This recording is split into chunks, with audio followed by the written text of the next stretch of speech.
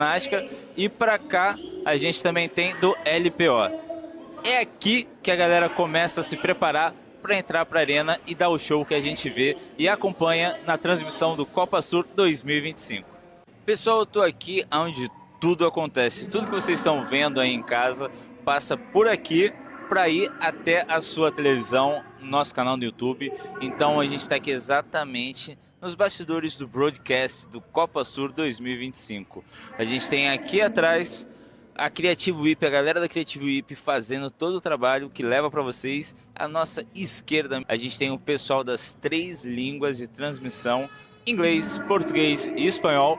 E à minha direita a gente tem todo um equiparato, todo um momento de CopaCast. Tudo isso você pode ver aqui no nosso canal e acompanha um pouquinho das imagens de tudo que acontece aqui. Pessoal, entre as ativações que o Cross Social está trazendo para a Copa Sur, a gente tem hoje um torneio de LPO da Confederação Carioca de levantamento de peso. Ontem a gente teve a criançada brincando no piso de competição e hoje a gente está tendo um torneio com crianças e adultos fazendo levantamento de peso. E como vocês já sabem, levantamento de peso inclui o snatch e o clean e jerk. Confira com a gente.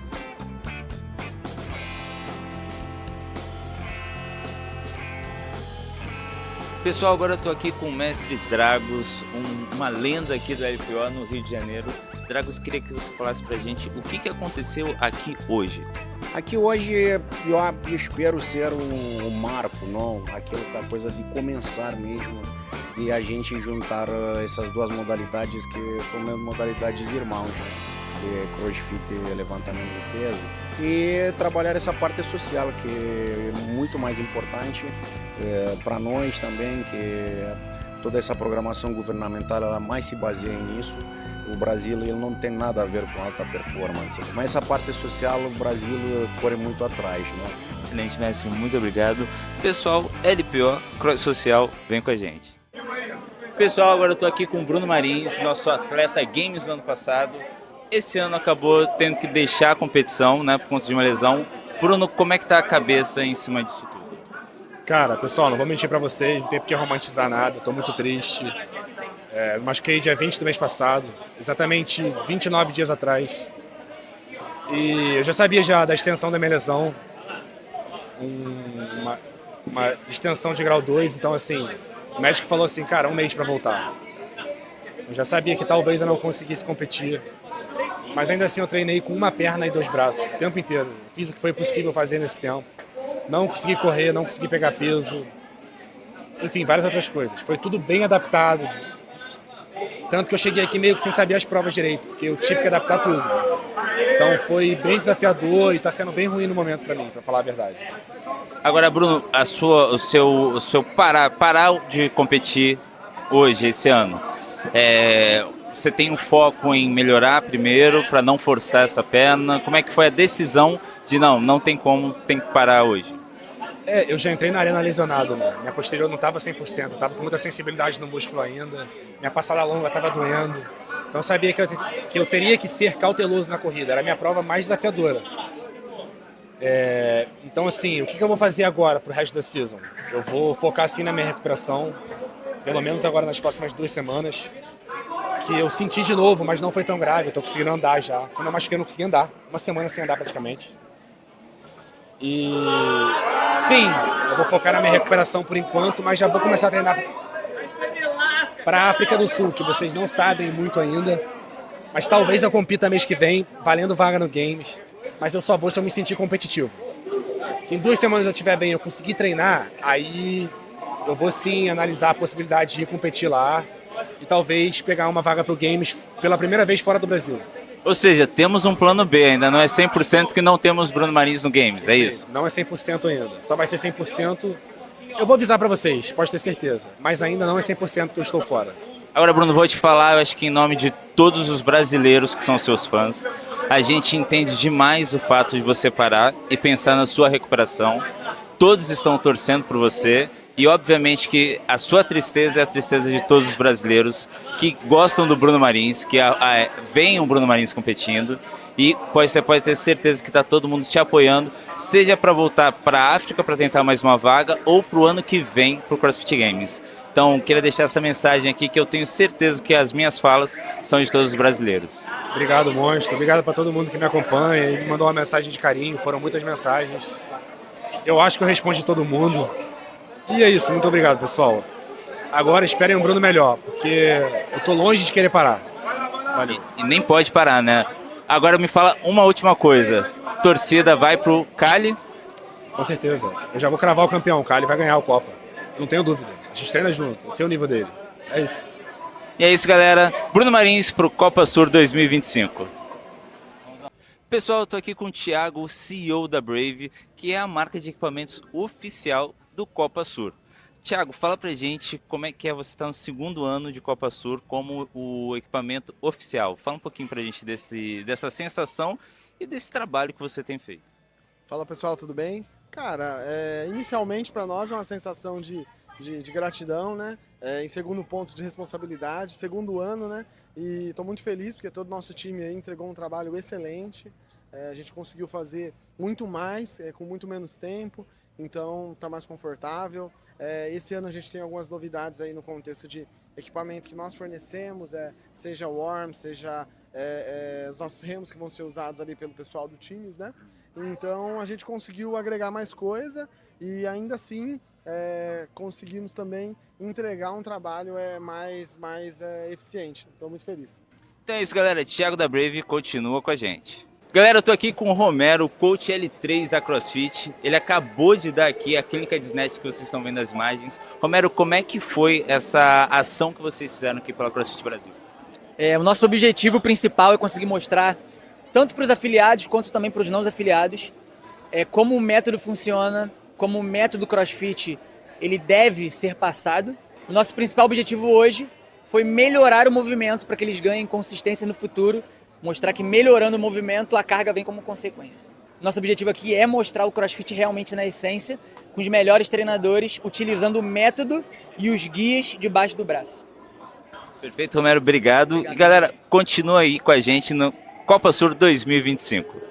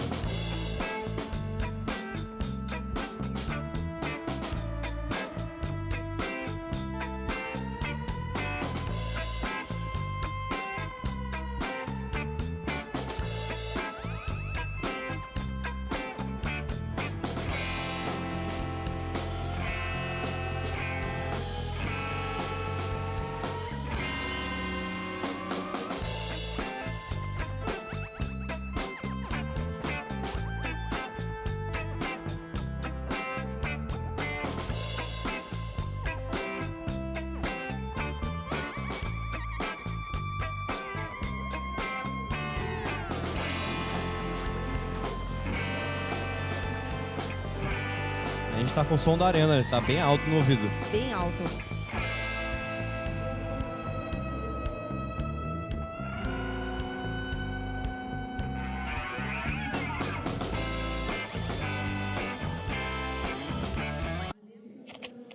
Welcome back to the 2025 Copa SUR, the CrossFit semifinals from the Arena Carioca 1, the Olympic Park in Rio de Janeiro. It is a beautiful day. We had some amazing individual events yesterday, but Indeed. Kelly, today is the final push. Today is going to be very exciting because today we have some very spicy workouts for everybody. Yesterday was very exciting as well. We saw some very heavy loads going up from these athletes, and we saw everybody basically losing their legs on the echo bike and the bar muscle ups. But today we have a classic that's going to be very interesting to watch, which is the Mayhem 2 event, which is a heavy ISABEL. And for all the CrossFitters watching, we know how bad ISABEL can feel with a regular load. It's going to be very nice to see them hitting this heavy. This is obviously the elite athletes, and so of course it has to be the heavy version. Yesterday, though, just like Kelly said, they were collapsing at the very end of the finish line. We had interviews seated with Fabio Brocco, and words just not coming because only emojis. All the intelligence was trying to recover the feeling in the athlete's legs. Today, the arms are going to suffer, though. Today's a very upper body centered day. We have legless rope climbs, seated legless rope climbs, and that's going to be a challenge for these athletes. But the final is going to be amazing. This is the final day. It's the final push. And so if you have anything extra left in that tank, you have to finish strong. Let's get ready to go. Let's get ready to start. Let's go.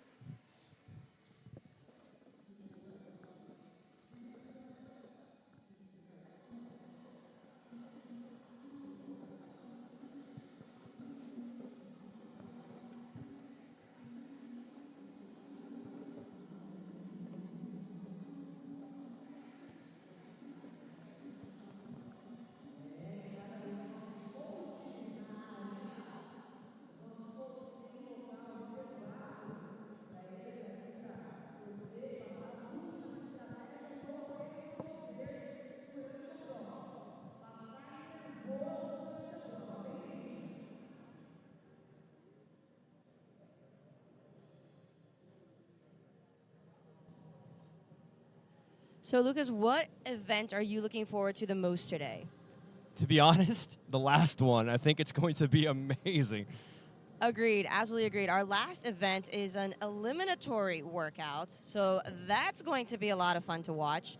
Let's see who's going to be cut each round. It's going to be, this is literally going to be a race to the finish. This last workout is such a sprint. They have only 2 minutes for 5 elimination rounds. It's going to hurt.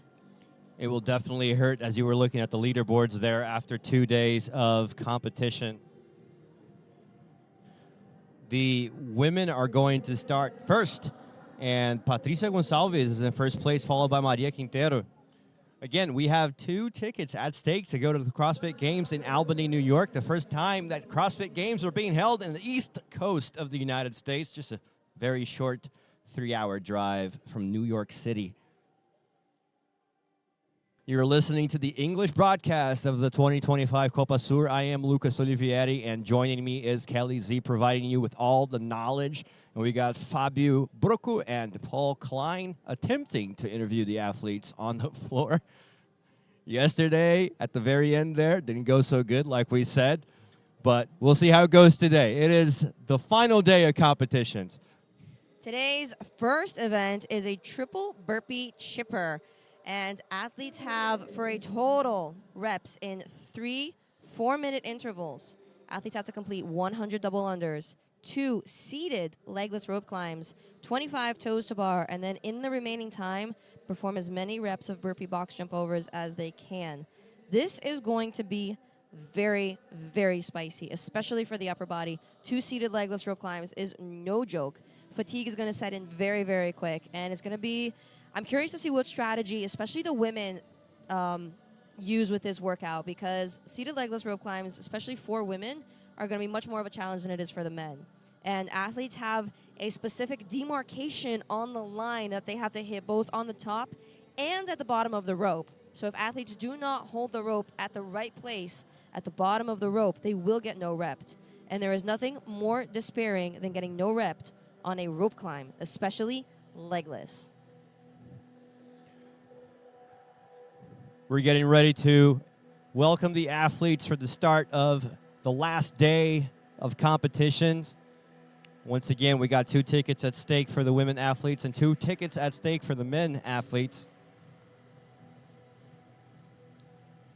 And after 2 days of competition, Patricia Gonçalves and Maria Camila Quintero are leading all women. You're looking at Heat 1, the lane assignments. In lane 1, we got Rebecca Mendes. Lane 2, Nilmari Comenares. Lane 3, Rafaela Prado. Lane 4, Sofia Estrada. Lane 5, Lilian Cava. Lane 6, Emily Andrade. Lane 7, Amber Davi. Lane 8, Tamilis Duarte. Lane 9, Aline Sanefuji. Lane 10, Salome Boveda. This is the triple chipper. Say that 3 times fast. I'd really rather not try because this early in the morning, it's not going to come out. even 2 times fast. Heck, even 1 time fast. That is a tongue twister. Triple burpee chipper. If anybody at home tries to do this 3 or more times fast, please drop a comment. I'm sure the workout itself is harder than a tongue twister. No va a estar Rebeca Méndez en el 2, Nilmari Colmenares. 100%. En el carril número 3, Rafaela Prado. En el 4, Sofía Estrada. 5 para Lilian Cava. This is a 6, very Emily Andrade. grip-heavy 7, workout. Amber Davi. You consider 8, the Tamiles double Duarte. unders, 9, the seated Aline legless rope Sanefuji. climbs, followed by those toes to bar.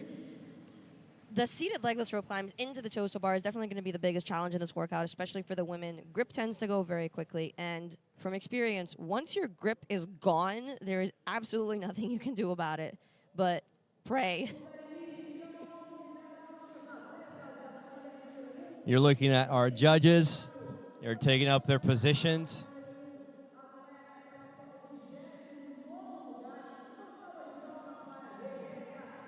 And our athletes are being introduced one by one.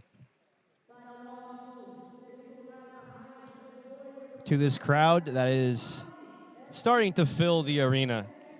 It is early on a Sunday morning, Easter Sunday. I want to wish you all a happy Easter and lots of chocolate. Chocolate eggs, which probably cost less than real eggs. And that's actually something that is particular to Brazil, which maybe many of our viewers at home watching the English broadcast are not aware of if you're watching from overseas. Brazil has a very strong chocolate egg culture. And I mean, these are not regular sized eggs.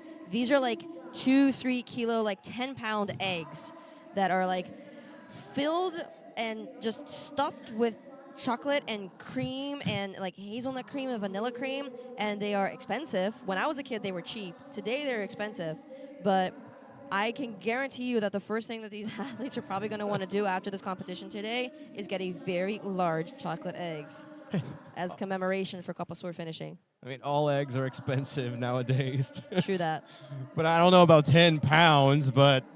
Have you not seen some of the sizes of these Are eggs? you kidding me? I buy them for myself. I don't wait for people to gift them to me. I can't. See, I'm lactose intolerant, so I can't have I'm so chocolate. sorry.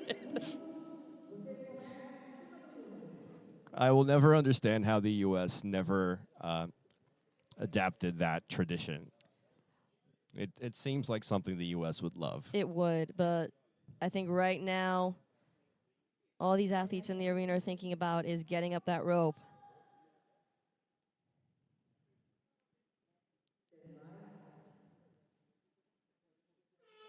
And here we go. We're off to the races. It is Heat 1 of Event 4. Athletes start off with 100 double unders before heading up that rope 2 times. Hitting the toes to bar next and finishing off with max effort burpee box jump overs. We have 2 more heats for the women after this one. So 3 heats for the women, 3 heats for the men on Event 4, the triple burpee chipper. And right now for this first set, we see athletes doing pretty smoothly on those double unders. Once fatigue hits in, though, we're almost guaranteed to see athletes start to break those double unders and trip up. It's going to be a very cardio-heavy workout. Burpee box jump overs are just a guaranteed way to spike your heart rate. And even though athletes have 1 minute rest between each of the rounds they have to perform, getting your heart rate stable again and back into a regular pace so that you can then hit this workout for max effort afterwards, it's going to be a challenge. This is not going to be an easy workout in any way, shape, or form. As you saw there was a little bit of a technical issue with the lettering that you had, the information of the workout on your screen, but now it is corrected. Emily Andrade, the first to finish her rope climbs and onto her toes to bar. Emily Andrade, who is known for having very clean, very technical, and very quick gymnastics. Last year, she was the star performer for our ring muscle up workout on the final day. You might notice that rope has two red markings on it. One is higher than the other one, and that is the difference between the women workout and the male workout. At this moment, we have all the women all running onto their sets of toes to bar, and Emily Andrade already moving on to her max effort burpee box jump overs. We only have 1 minute on the clock. Each round is 4 minutes. So that is 3 minutes that Emily Andrade has to perform burpee box jump overs. This is going to hurt. It's very important to maintain a pace for this first round. As much as you want to come out hot, if you come out too hot on this workout, these next 2 rounds are going to be absolutely insufferable. And she did. She came out really hot. Just now joining her are the other athletes. We have Amber Davi to her right. And athletes have to move their box.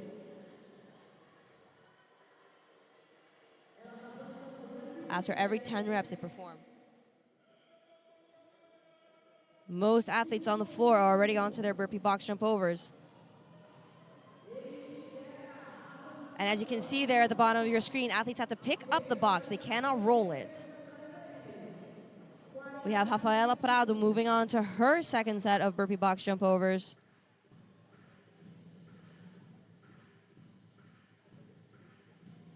Tamires Duarte also moving. You got 30 seconds left in that first round. Lilian Cava moving. Adine Sanefuji as well.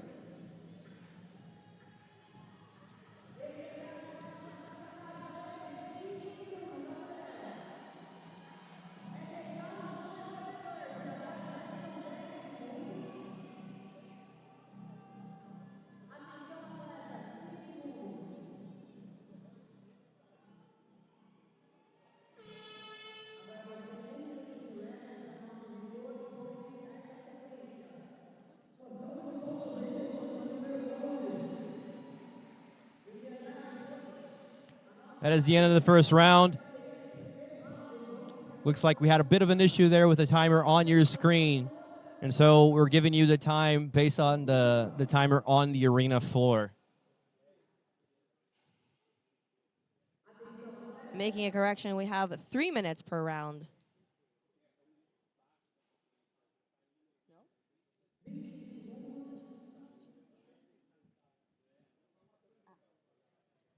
Correction again, it is 4 minutes per round.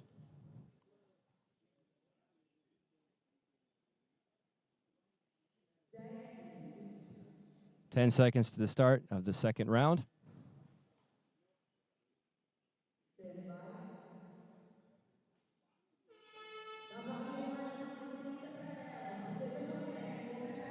The first round was led by Emily Andrade with quite a big lead. Let's see if she can keep it up for the second round.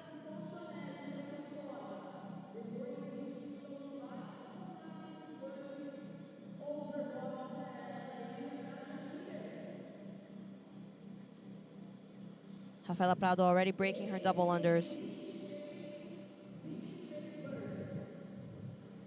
And once again, this is a time cap of 14 minutes.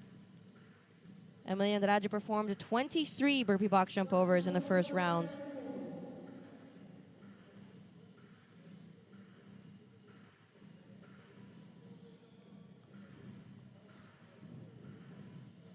coming up on the 1 minute mark, and this time it does look like the timer on your screen is synced with the timer on the arena floor.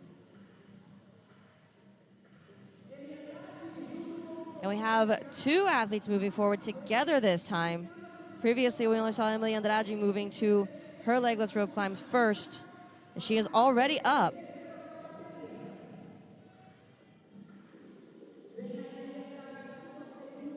For the descent on that rope climb, athletes are allowed to lock their feet on the rope.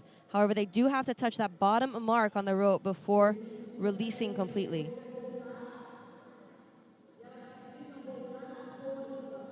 And they have to finish each rep seated. And you're looking at Emily Andrade going to her toes to bars. It's still her show.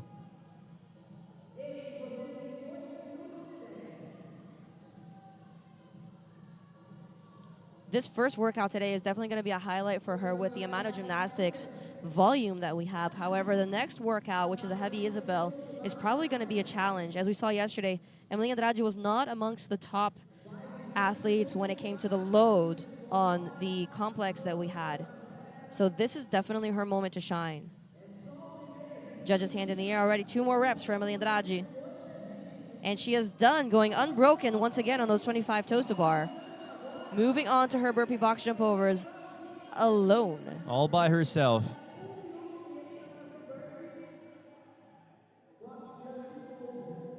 And as you can see, she is not speeding up on these burpee box jump overs. She is maintaining a pace so she can maintain in motion to the end of this workout. This is a 4-minute workout for 3 sets, 1 minute rest in between each. Creeping up on the 3-minute mark with 1 minute to go on this second round. We see Umber Davi also on her set of burpee box jump overs. Emily Andrade moving her box.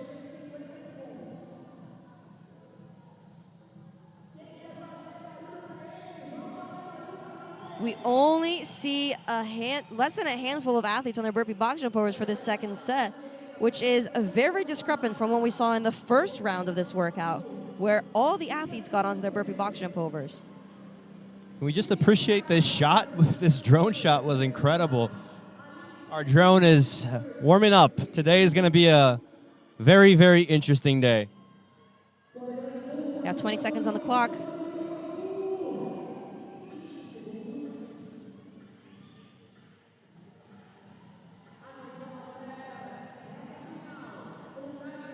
Five seconds left. Lilian Cava speeding up there. And that is the end of round 2. Athletes now get a 1 minute rest. Emily Andrade opening a very large lead in this event. We only have 1 round to go. Many athletes still have their boxes much closer to that rig than they would desire.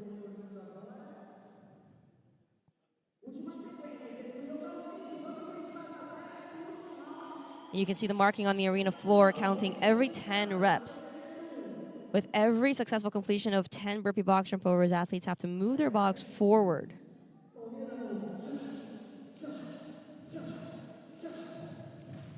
Nachi Graciano on the floor calling on the crowd to start clapping, and of course they do so.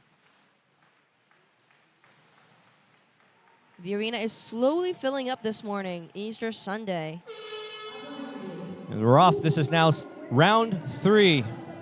Third and final round for these women for event 4. Their first event of the day, last day of CrossFit COPA SUR 2025.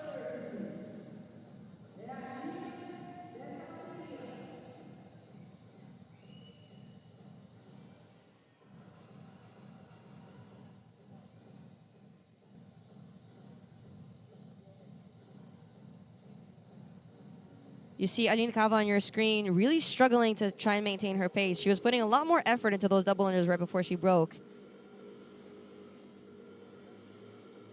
Umber Davi also breaking her double unders. Tamires Duarte to her left as well. Rafaela Prado also taking a break. Far left of your screen is lane 1 is Rebecca Menges.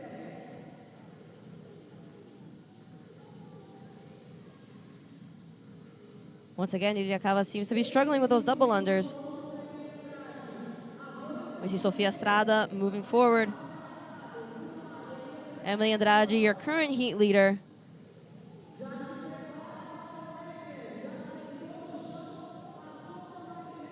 This last set of legless rope climbs is going to be a challenge. And you can see athletes taking a breather there in seated position. Emily Andrade is already on that rope. Rafaela Prado using that hip drive to get up that rope. Once strength is gone and you fatigue, that hip drive, that kip on the rope is definitely helpful to get your body swinging and you create that momentum to drive yourself upwards. And you see athletes locking their feet on the rope to come back down as long as they end that rep in seated position. All athletes are now done with their double unders. Emily Andrade done with her ropes. Once again, moving forward by herself to her sets of toes to bar. Thus far, she has done her toes to bar 25 reps unbroken. Let's see if she maintains that for the third and final round of this workout.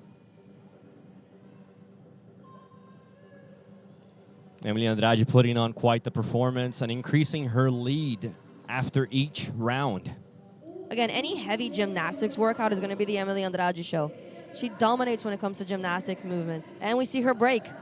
We see her break for the first time. Umberdavi also on her set of toes to bar.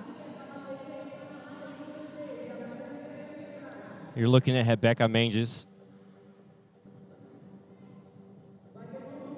Hand in the air for Emily Andrade. 2 reps to go. And she's off. Final set of burpee box jump overs. She is alone on the arena floor with her. It's Emily Andrade and her box. And she has just over 50 seconds.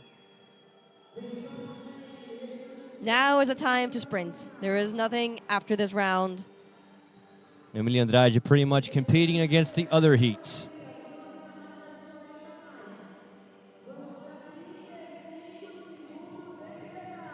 We got 35 seconds on the timer.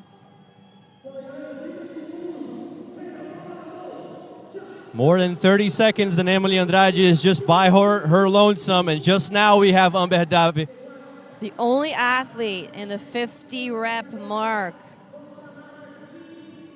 And she's moving. She is moving by herself. And the crowd is getting behind her and pushing her. Wasting no time, just getting onto the floor and just knocking out those reps at this point. She's got 3 seconds. Go time. And thanks the crowd. Emily Andrade is your heat winner for heat 1 of event 4, the triple burpee chipper. That was impressive, to say the least. That is a good way to wake up. I don't know if that's a good way to wake up, but that's one way to wake up. And she definitely woke everyone up. Quite the performance, Emily. You'd see on the floor, Fabio Broco is already talking to Emily. Fabio today is in all pink, making it real easy for me to find him. Fabio Broco looking fabulous this year. He always looks fabulous. He does. You're watching the slow motion of Emily Andrade putting on her show.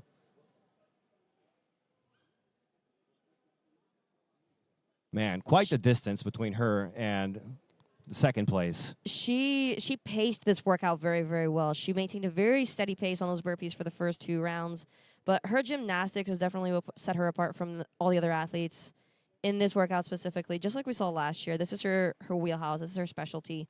Those toes to bar were no issues for her. She only broke the toes to bar on the 3rd and final round. And she was up and down that rope in no time. Emily Andrade iniciando esse domingo numa bateria que não favorece muito e uma prova que pela quantidade de repetições. Você é uma atleta experiente, a gente te conhece muito bem. A gente quer saber como que está a Emily para esse domingo e qual foi a sua, como foi aproximar nesses reps finais aqui, 53 repetições na caixa. Eu sei que é um trabalho muito duro e ainda temos mais 2 provas pela frente. Eu acho que ainda não tenho palavras, né? A gente não vem numa boa competição, mas eu acho que eu estou dando o meu melhor e, independente do resultado, eu sei quem eu sou, eu sei o que eu venho batalhando para conquistar e eu acredito que tudo tem um propósito de Deus, né? Então, o que for para acontecer, vai acontecer. Eu sei que eu vou conseguir chegar ao Games, porque é o meu propósito, é a minha vontade, eu batalho todos os dias por isso. Eu acho que todas as meninas que estão aqui são merecedoras e que estão fazendo também um belo resultado. Eu acho que só de estar aqui já é excelente. Em relação à prova, eu já sabia que tinham movimentos que eu tenho dominância, então eu fui com a cabeça de que eu quero vencer essa prova, independente da minha dor. Então, a gente está iniciando o domingo, acredito que foi um bom resultado e ainda faltam 2 provas. Olha, a gente sabe também quem é a Emily Andrade, fica despreocupada em relação ao público, tá aqui o carinho da torcida e cabeça forte, tá bom? A gente tem muito ainda para ver aqui na competição. Vamos para a próxima bateria.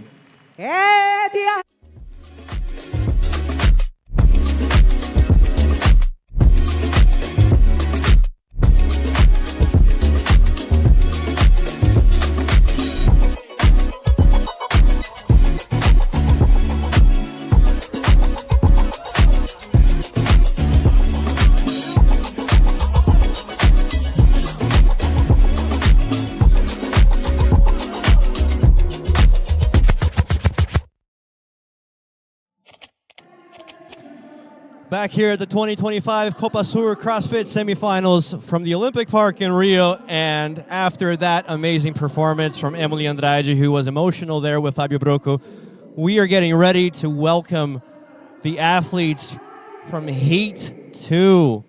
Heat 2, looking at your lane assignments as the athletes get welcomed into the arena floor. On lane 1, we got Bruna Baksix. Lane 2, Letícia Vitor. Lane 3, Pamela Gifoni. Lane 4, Amanda Andrade. Lane 5, Bia Gonzalez. Lane 6, Gabriela Lucchi. Lane 7, Lucia Verietti. Lane 8, Priscila Gorges. Lane 9, Kilia Pafian Marchand. And lane 10, Carolina Martinez.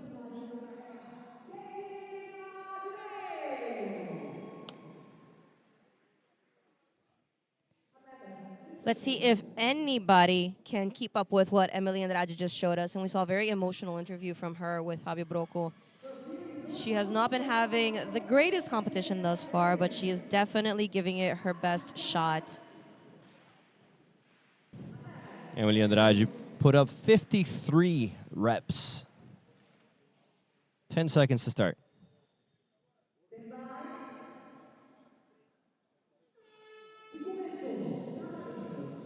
And here we go. Heat 2. This is the triple burpee chipper. I said that faster this time. Let's see how you are by the 3rd heat. I'll have a lot of practice. By the 3rd heat, I want to hear you say it 3 times fast. 3rd heat of the men athletes? Or? No, the women. This is the final day, Lucas. You can't drop the ball now. Worth a shot. I had to ask. Once again, you're tuning in to the English broadcast of the 2025 COPA SUR CrossFit semifinals. I'm Lucas Olivieri. Joining me is Kelly Z with all the knowledge, and Fabio Brocco and Paul Klein on the floor interviewing the athletes. We will later have a special guest, just like we had yesterday, so don't go anywhere. Athletes are all on their set of 100 double unders before they head to 2 legless rope climbs. And we see athletes moving on. Bruno Box, all athletes are already onto their set of 2 legless rope climbs. The first one up is Lucia Viretti in lane 7.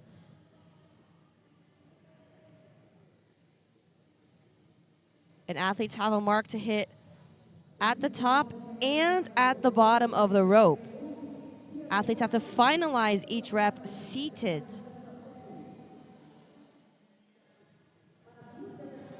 You see 2 markings on the top of that rope. The lowest marking is for the women and the highest marking is for the men.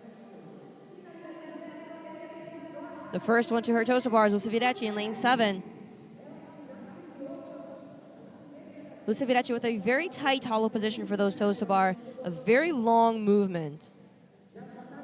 Much like we saw for Emily Andrade, no speed on these repetitions, but consistency.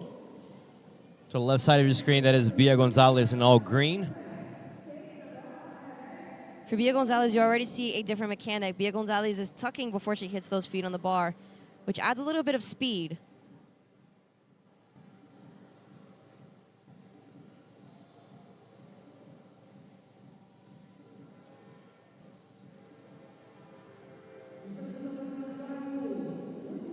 Now, a longer, more dragged out movement where you're really leaning into that hollow and arch position is going to allow you to hang on to that bar a little bit better.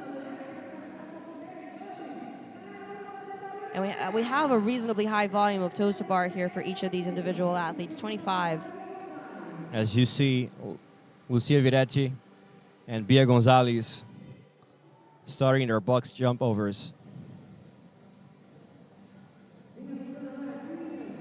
And a reminder that athletes have to move their box every 10 reps they complete. They cannot roll the box. They can't drag it. They have to pick it up and walk with it.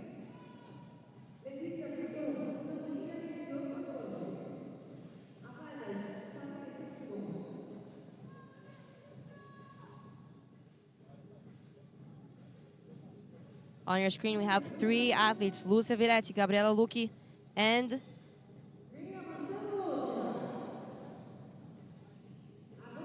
Bia Gonzalez moving forward.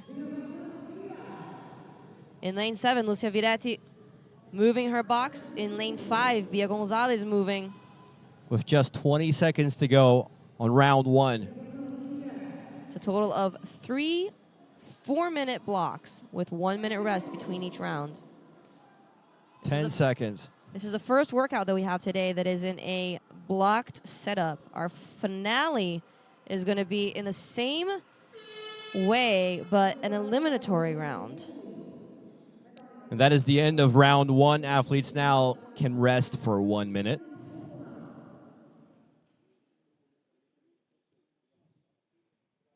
Again, even though athletes have a 1 minute rest between these rounds, it's really not that much time to recover, especially fatigue from forearms on those toes to bar and those legless rope climbs.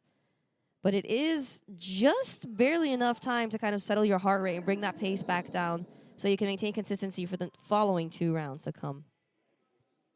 And after round 1, you saw Lucia Videtti take the lead. We'll see if she can increase that gap. 10 seconds to start. Bia Gonzalez is right behind her.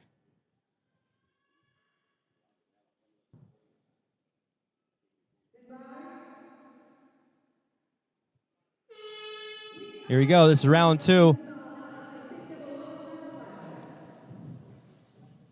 In lane 5 is Bia Gonzalez wearing the really strong green. And to her right side on lane 4, we have Amanda Andrade, who's actually wearing army green. So there are 2 athletes wearing green. We've seen a lot of matchy-matchy outfits this weekend.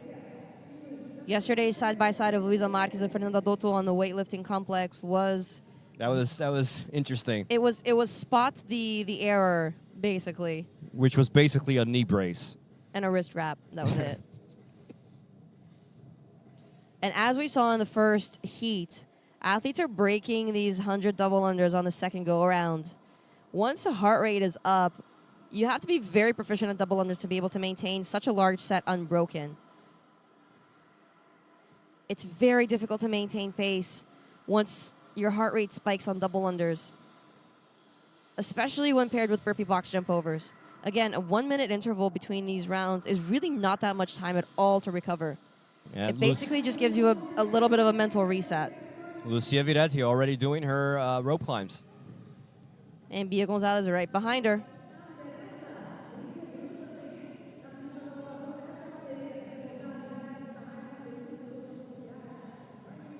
And so is Gabriela Lucchi.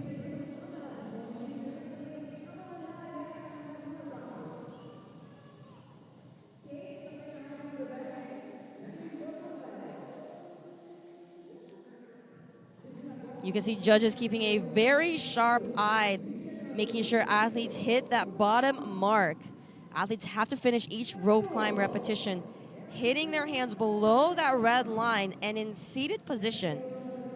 The last thing you want in a workout like this is to get no reps on a rope climb and have to head back up, especially legless rope climbs. Lucia Viretti. All alone. All by herself. And it seems like she is building that lead a little bit. Now we do see Kylia Papillon-Marchand coming up behind her, though, on those toes to bar.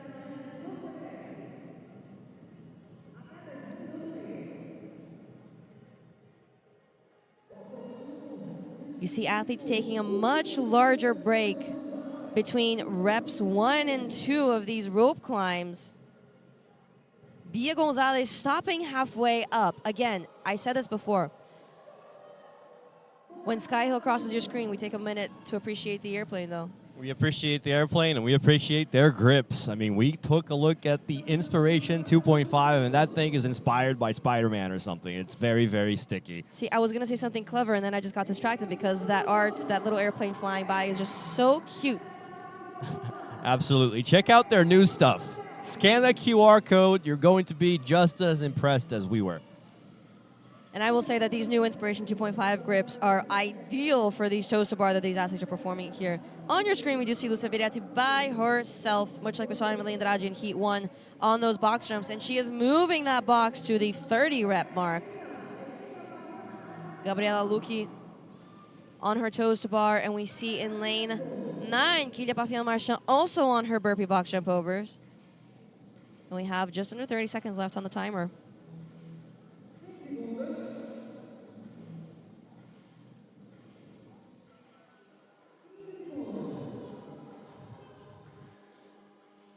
Just 10 seconds to go. And we were just informed that those Sky Hill grips are down to their last sets in stock. So if you were considering it, if you were mulling it over, if you're like, do I need a new pair of grips? The answer is yes, go buy them now. They only have 10 left. So go get them. Now's the time, people. It's Easter Sunday. Give yourself a treat. Buy a new pair of grips. As we see that drone running through like an obstacle course. Our drone is honestly the star of the show this weekend. Athletes get ready for their third and final 4-minute block in this workout. The triple burpee chipper. 10 seconds.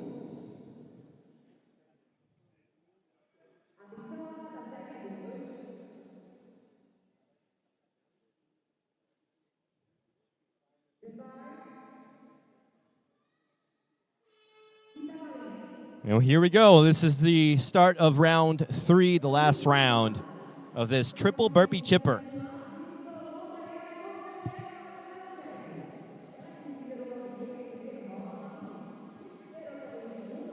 Athletes have to do 100 double unders before heading into 2 legless rope climbs. And we see almost all athletes starting to break those 100 double unders at this point.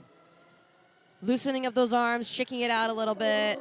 Shoulders are definitely taking a beating in this workout. Even if you are professional double unders and you focus that movement on wrist motion and not shoulders, you're still going to tense up a little bit, especially on your third set of 100 and all the other movements that we have in this workout. You're using your shoulders to climb that rope. You're using your shoulders on the toes to bar. You're using your shoulders for the pressing motion out of the burpee. It's a lot of upper body today. As you're looking at Lucia Viretti, it is so far a 2-woman race. It's her on lane 7, and fighting for first place in lane 9 is Kylia Papillon-Marchand. Lucia Viretti is presenting no issues with these legless rope climbs, though. It's very impressive to watch. Whereas we saw in Heat 2, most athletes were taking a very long break between the 2 reps, and a couple athletes even stopping halfway up. Lucia Viretti is very precise and downright strong. It takes a lot of upper body strength to perform this many legless rope climbs seated. In the previous round, we saw Lucia Viretti start those legless rope climbs before Kilia Machan did, but then Kilia reduced that gap on her toes to bars. Lucia Viretti solo once again on the toes to bar.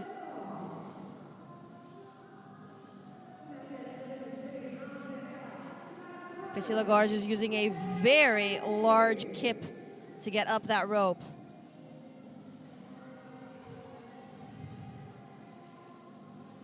And stopping halfway up. Legless rope climbs are very fatiguing. Once your forearms go, once they're done, there's absolutely nothing you can do about it. It's all about grip. Lucia Viretti still the only athlete doing toes to bars with just over 1 minute and 10 seconds to go. 5 reps left. She's almost done, and she will once again be the first and potentially only woman in Heat 2 to hit her burpee box jump overs.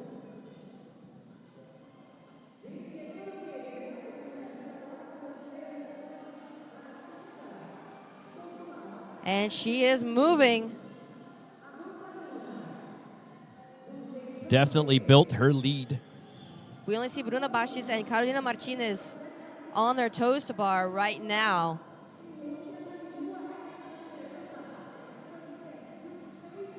All other athletes are still making their way up the rope. With 30 seconds to go. Lucia Viretti moving her box forward. Lucia Viretti competing against the other heats now.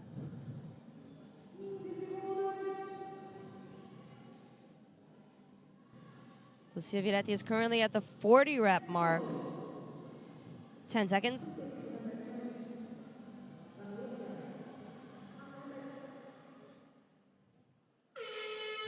And that's it. Round 3 is over, and so is the heat. Lucia Viretti, the only athlete we saw make it to her burpee box jump overs on the third set, much like Emily Andrade. However, Emily Andrade did still have an advantage. She moved to the 50 rep mark. Emily Andrade completed 53 reps.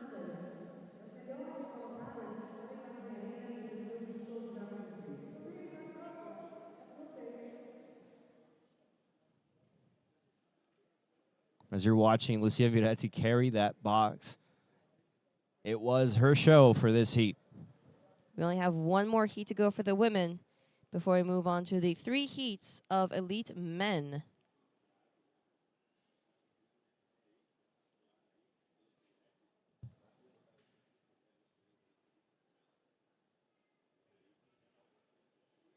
And we are, of course, going to hear from Lucia Viretti.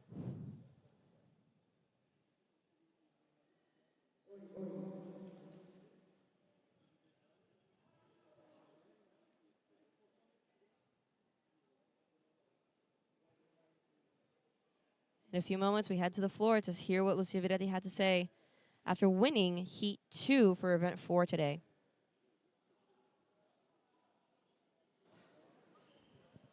Lucia, desde Argentina. Sí, muy cansada, bajo mucho agotamiento, hacer muchos burpees, sí, una técnica muy increíble de los rope climbs. ¿Qué sueles pensar cuando tienes que hacer muchos burpees? Principalmente cuando hay una otra batería, otro hit. ¿Qué sueles pensar en esta hora? No pienso en el otro hit, intento seguir el ritmo que sé que puedo llevar para no quemarme y eso, seguir mi ritmo, el ritmo que puedo sostener. Cuando viste esta prueba pensaste, es para mí. Sí, o sea, era una prueba que me gustaba, la practiqué en Argentina y nada, tenía ganas de hacerla. Perfecto, Lucia Viretti desde Argentina. Vamos então para a próxima bateria. Felicitações, gracias. Yo, I got a lot of shit to say, so I'ma do this every day. I'll be writing things until I'm fucking buried in my grave. 6 feet deep under, but my body won't decay. Cause my messages are timeless, so they'll put them on display. Oh yeah, I rap with a certainty, I have a sense of urgency. A message for eternity, for everyone internally. I had some people burning me, but now they fucking learn to see I ain't the one to fuck with. Now they looking nervously, and I don't really care what you think of me respectfully. You can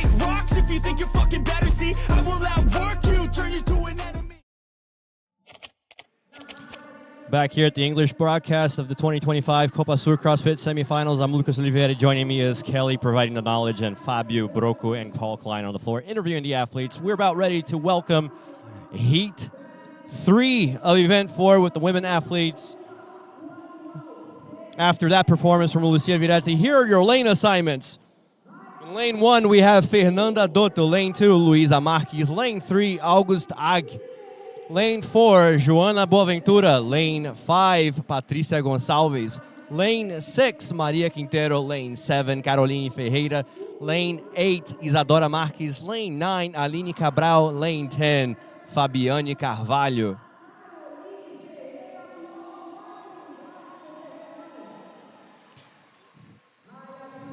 And of course, in this heat, we will have your competition leaders.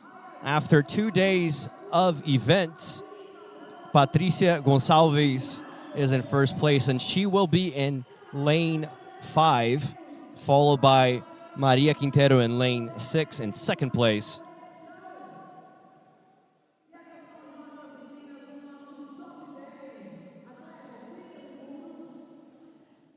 This third and final heat for the women for Event 4 is definitely going to be a spectacle. We have some very strong athletes here, including our event leaders up till now. And the crowd is clapping, getting ready for the show that they are about to watch. The arena is slowly starting to fill out on this Easter Sunday morning.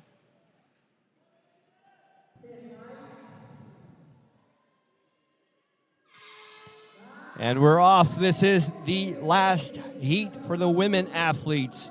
The last heat of Event 4.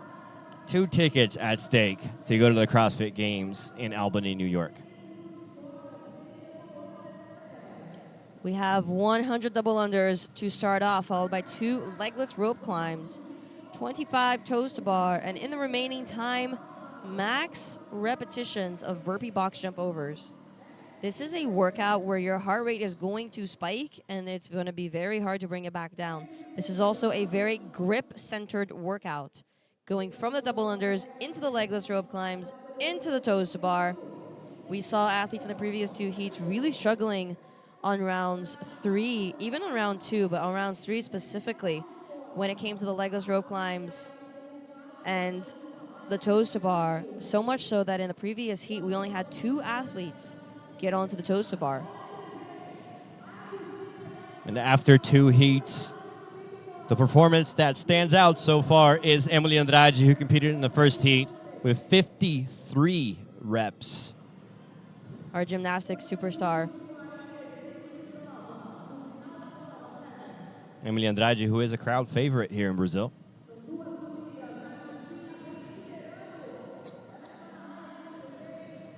Now, legless rope climbs, and this is valid for both men and women, are a bit of a two-edged sword because you need to be strong enough to be able to pull your body weight up the rope, but if you're too heavy, that is going to be very challenging.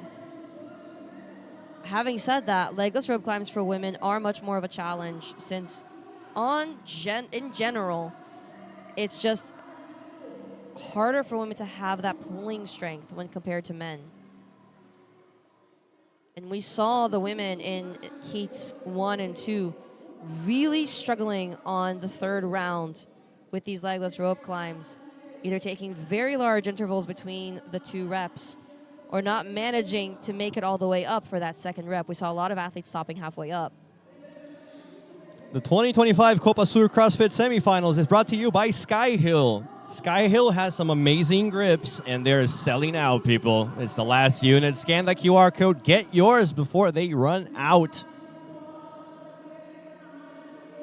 Free shipping, by the way. Just got that information. It's like, wow. And we see August Hogg solo on her burpee box jump overs.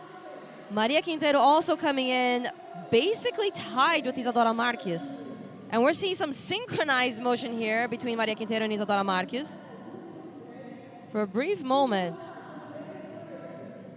as expected, the first heat, the last heat of our top athletes, really pushing the envelope here. With just over 50 seconds to go in this first round. August Hogg moving that box forward. August Hogg, who was the star of yesterday's complex, hitting 230 pounds for 3 cleans, 2 front squats, and a jerk, winning that event. She started today in 5th place overall.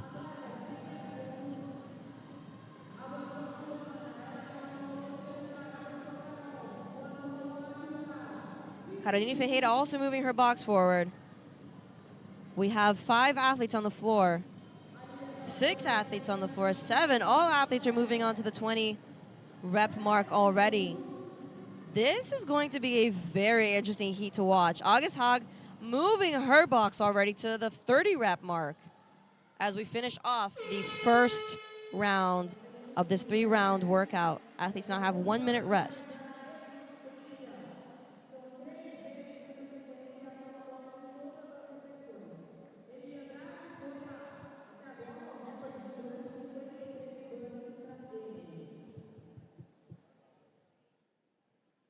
And after that round, the 2 boxes that are the furthest on the arena floor is Luisa Marques and August Hogg. 30 seconds to the start of the next round.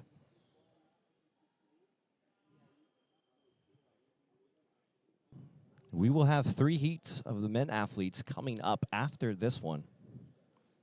And again, after 2 heats, the mark to beat is Emily Andrade with 53 reps. That is hard to even fathom. August Hogg seems quite determined, though. She's moving at a very quick pace. Again, we saw pace and rhythm drop drastically between rounds 1 and 3 for the previous 2 heats. Then again, we do have the 10 strongest athletes in the competition at this moment on the arena floor. We see Fernanda Dotto struggling just a little bit with these double unders. The thing about double unders is if you break, if you start to trip up and you start to get frustrated, it is absolutely the worst thing that could possibly happen and the worst thing you could do, because the more frustrated you get with double unders, the more you're going to start tripping up. So if you trip up, take a second, take a few deep breaths, recenter, refocus, and then get back to it. And I leave that as a lesson to everybody who's trying to learn double unders. The more frustrated you get, the worse it's going to be. Take a moment, be zen about it, and get back to work.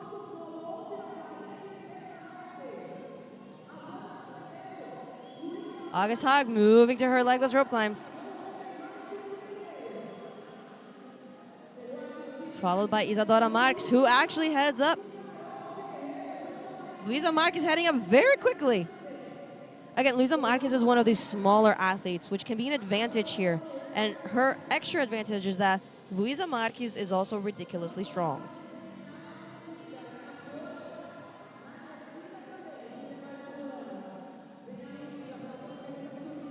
August Hogg taking a larger break between her first rep and her second rep on those legless rope climbs.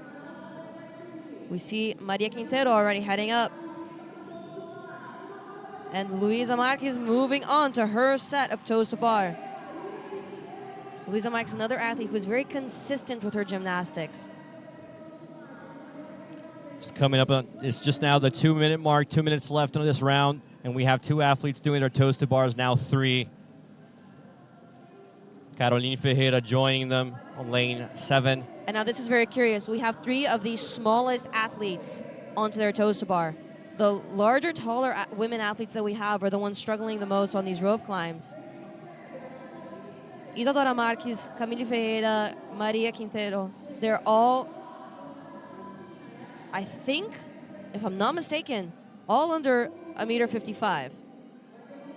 Maybe, I think Camille Ferreira is 157, so they're all around 5 foot, 5'1".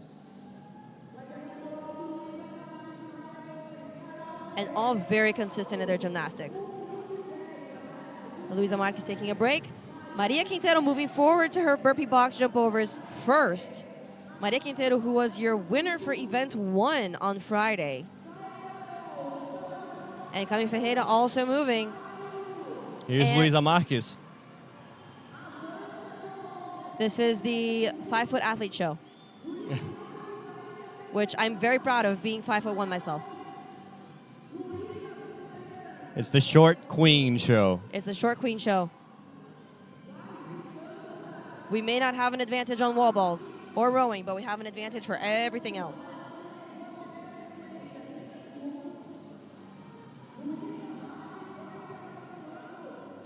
"30 seconds left on the clock. And we see our short queens moving very consistently and very quickly through these burpee box jump overs. Luisa Marques moving that box forward, followed by Maria Quintero.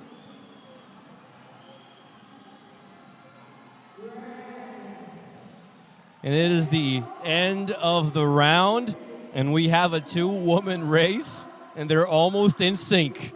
And I would not put it past Cami Ferreira to start speeding up dramatically in this final round.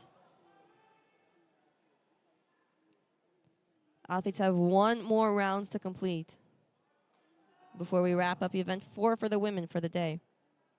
You just saw Maria Quintero on lane 6 and Luisa Marques on lane 2 advancing those boxes almost simultaneously. And the crowd is clapping. We are filling out this arena very quickly now. And everybody is ready for a show,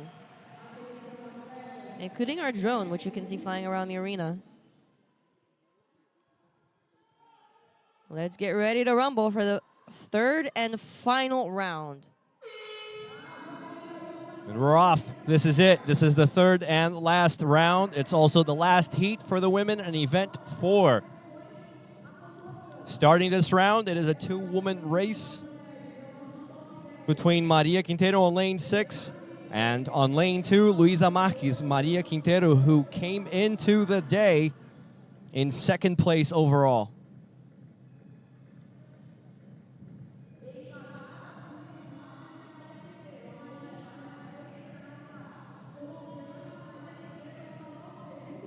Athletes breaking up these 100 reps double unders for round 3, much like we saw in the previous 2 heats. By the time you hit round 3 of this workout, your heart rate is spiking, your forearms are tired, your shoulders are done.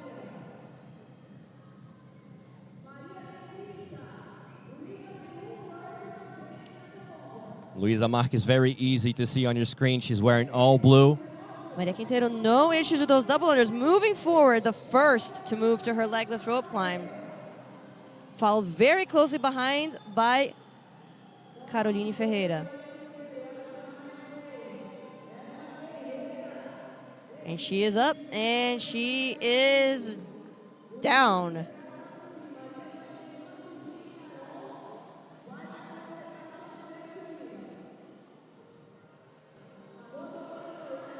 And that is Luisa Marques. Curiously enough, all 3 of these short queens are all Mayhem athletes. They must know our guest that we had yesterday. There's something in that Mayhem water. It's called programming by Rich Froning. And of course, we're talking about Coach Facundo, who we had on yesterday. Yes, and Coach Facundo is probably feeling very proud at this moment. If he stops by our booth again today, we might pull him in for a quick conversation. Maria Quintero, the only athlete doing her toes to bars. Caroline Ferreira heading up that rope for her second rep.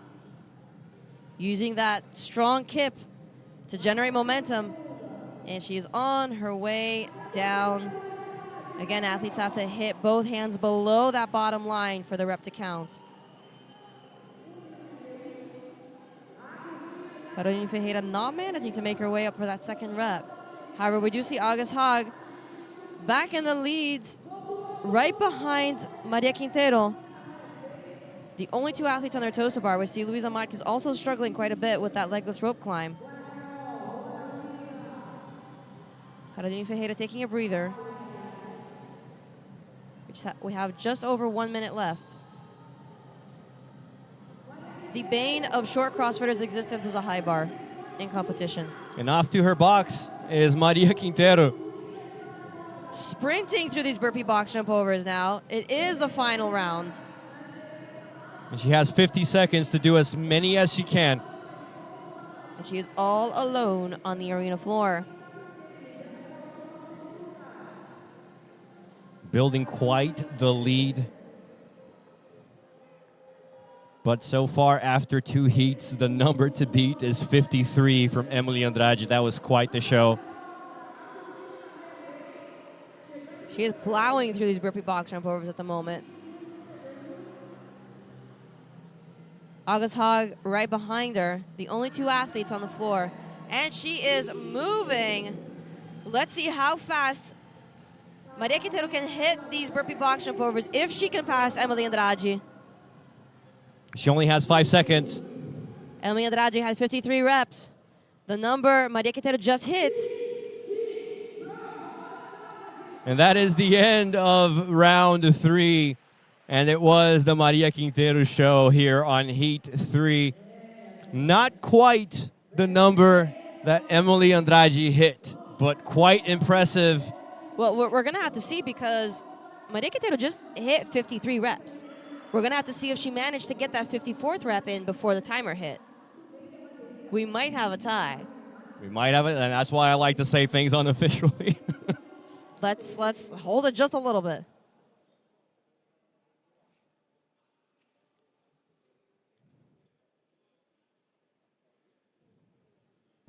You're watching the slow motion of Maria Quintero. Of course, we're going to talk to her. But do not go anywhere. Event 4 ended for the women, but it will soon start for the men. This is going to be a very interesting event for the men. If you are joining us on this English language broadcast, please don't go anywhere. And leave a few comments, if you can, in our live chat. Let us know what you're thinking. Let us know who you're cheering for. Let us know if you love or hate burpees. Normally it's a hate. I like to go against the grain. I Estou love aqui com burpees. Quintero. Empezamos o último dia de competência. Estás brigando por uma vaga en los CrossFit Games. ¿Cómo estás se sintiendo ahora? En este momento me siento agradecida. Primero, gracias Dios por permitirme estar acá, hacer lo que me gusta. Segundo, a mi familia, mi papá y mi mamá, que son mis mayores fans.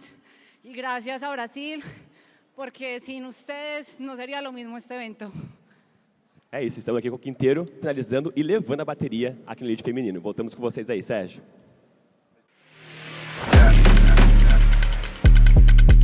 Do it like that. Do it like that.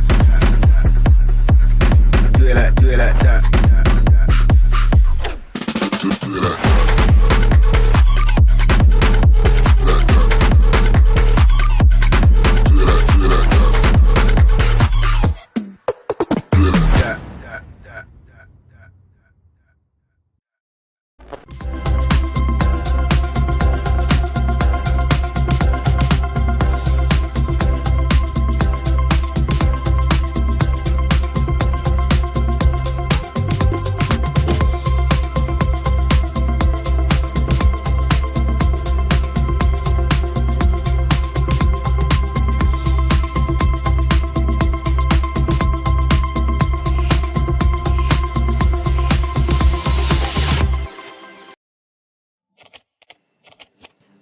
All right, back here at the 2025 CrossFit COPA SUR semifinals from the Arena Carioca, won the Olympic Park here in Rio, which held the 2016 Olympics. You just saw the women finish event 4. We're still waiting for the official result from Maria Quintero.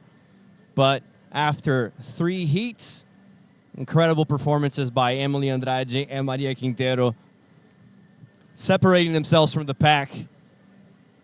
We're about ready to welcome the male athletes, though.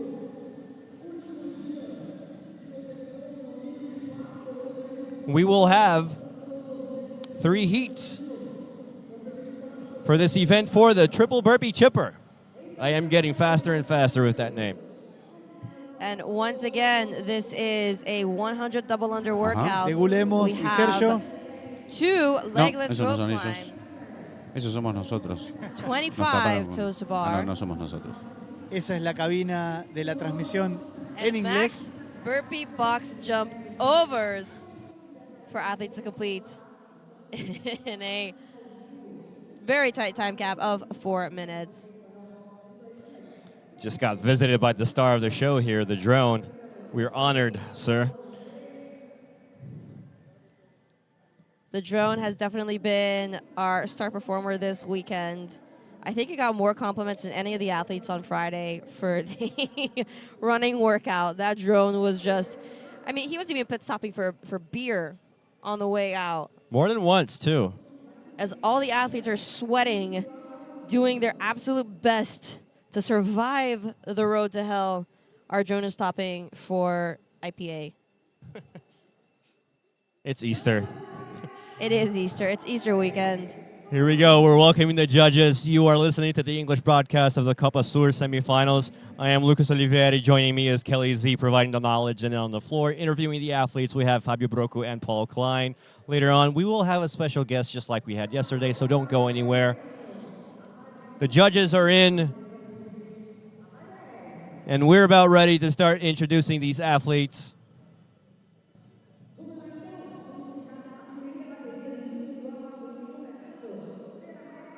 If you are just joining us, make sure to stay in your seats. Today promises to be a very exciting day. All right, here we go. This is Heat 1 for the male athletes event for the triple burpee chipper.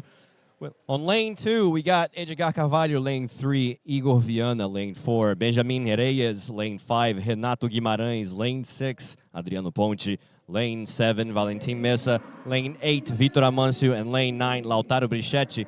Coming into the day, your leader after 2 days of events is a Hiki Moreira with 276 points, followed by Kalyan Souza, 260 points. Again, there are 2 tickets at stake to go to the CrossFit Games held in Albany, New York for the first time in the East Coast of the United States. Unfortunately, though, we have had 2 male athletes have to withdraw from the competition. We had Bruno Marins withdraw on day 1 after aggravating a hamstring injury that was pre-existing and was worsened by the first event. And then yesterday, unfortunately, we had Benja Gutierrez withdraw after the complex event.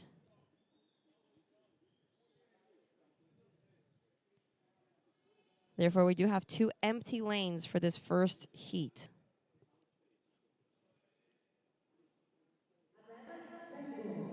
Ten seconds to the start.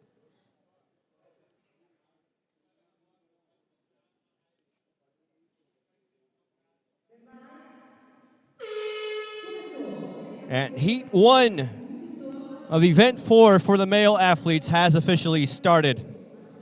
They have to do 100 double unders before doing 2 seated legless rope climbs, and then 25 toes to bars, then maximum burpee box over jumps with a time cap per round of 4 minutes. There are 3 rounds. Athletes have a 1-minute break between each of those rounds, but that 1 minute really isn't much.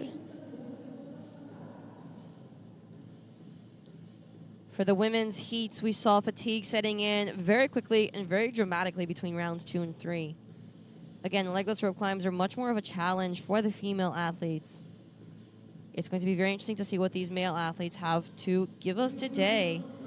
Again, you see 2 markings on that rope there. Women had to hit the lower mark. Men have to hit the higher mark.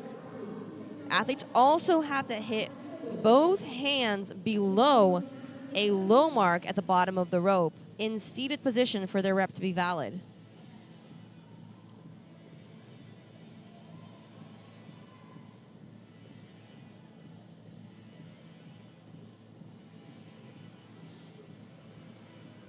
And as I stated before, legless rope climbs are a 2-edged sword. You want to be strong enough to be able to pull your entire body weight up elegantly, let's say, but you don't want to be too heavy because that will hinder. It's just more weight to pull. It's more weight to pull up.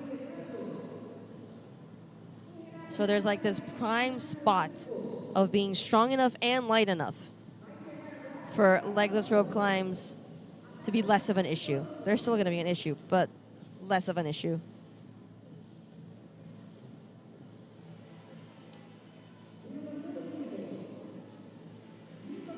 So So on your screen, you have a QR code for the IRC app. IRC providing the best top-notch gymnastics information that you need. And if you download and you access the app while you are here with us this weekend, you have 30 days of access to all the necessary information for you to improve your toes to bar, your rope climbs, your bar muscle ups, your handstand walking, all of which we have seen this weekend on the competition floor. So if you're having issues or struggling with any of that, I highly, highly, highly recommend getting that IRC app downloaded and used and not taking a tumble on the box jump. That was Igor Viana on lane 3. These boxes are very high for the men, but thankfully they are cushioned. I mean, he took a tumble, but he's advancing that thing. He got right back up and just kept moving.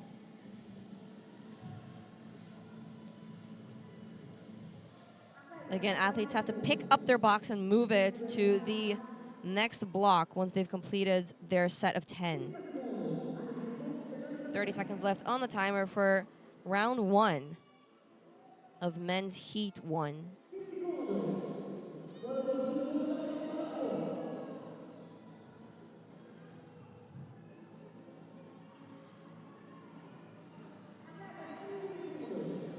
$15 seconds left in round 1. And Igor Viana advancing that box. Along with Renato Guimarães in lane 5. That is the end of the first round. They now have 1 minute to catch their breath. Or try to, anyways. Or try to. Burpee box jump overs are probably the quickest way to spike your heart rate. And then when you have to go from those back into double unders, you have to have very good breath control. If you know how to properly pace and know how to keep your heart rate in check, it's much easier to get through a workout like this. If you speed through it and you sprint and you let your heart rate spike, it's much harder to control. Especially when you have double unders followed by a pure strength movement, like seated legless rope climbs.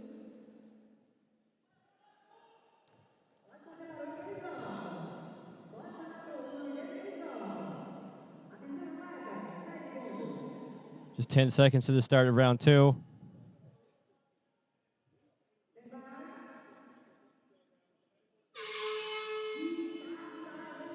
And round 2 has officially started. And you can see athletes were panting before getting back to those ropes.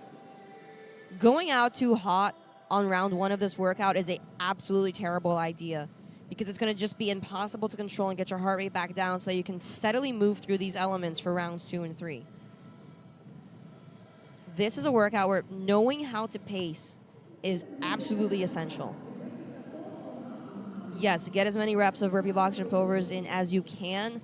No, do not let it affect the fact that you still have 2 more rounds to do after round 1.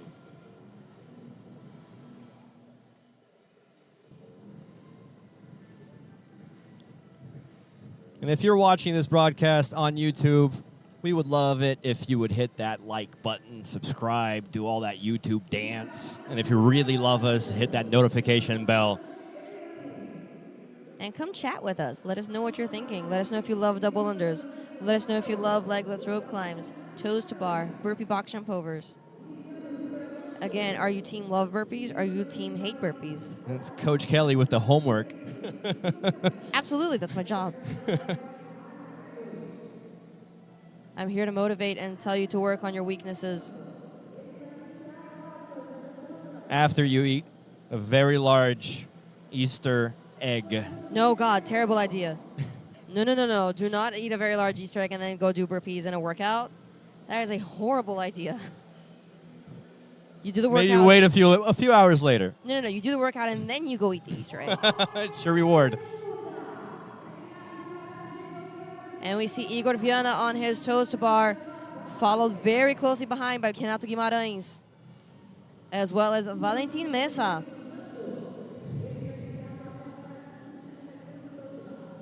And if you pay attention to the movement from Igor Viana and Renato Guimarães, for example, you're going to see very different techniques. Igor Viana has a much longer arch and hollow position. Renato Guimarães is doing a tuck and kick. Again, each has a place in the workout. The tuck and kick is much quicker, but it's also going to fatigue you much more. A long, steady toes to bar is much more consistent.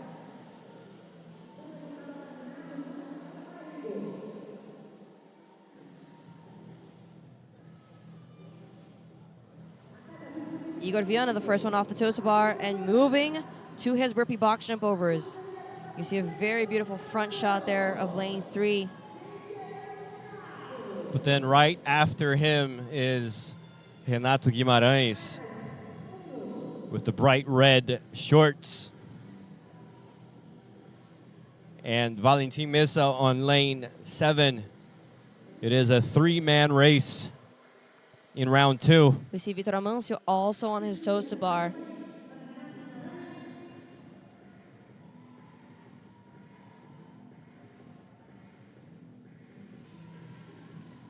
With just over 30 seconds left in round 2, we'll see who advances at first. And it is Vitor Amancio advancing his box first.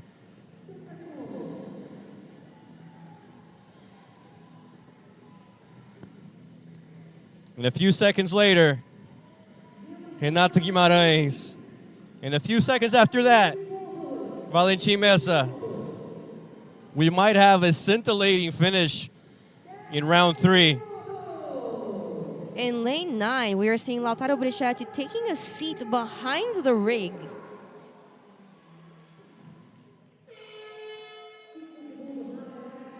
As well as Benjamin Reyes.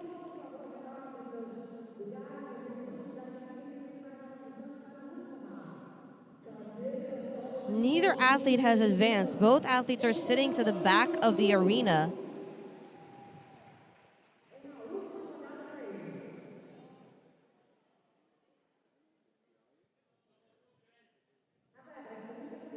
And I am currently going to do some investigating to find out what is going on our arena floor for Heat 2.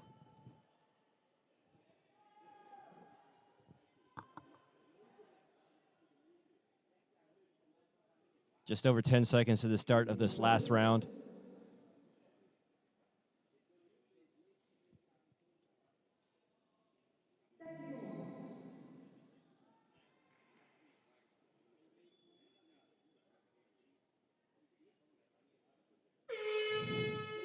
And here we go, it's the last round.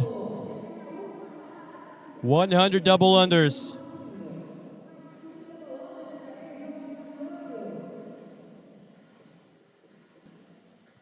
After 2 rounds, it is a 3-man race. In gray, you're looking at Igor Viana. He's consistently taken the lead in the first 2 rounds of this workout. Athletes are now on their 3rd and final round of 100 double unders, 2 seated legless rope climbs, 25 toes to bar, into max effort burpee box jump overs in the remaining time of 4 minutes.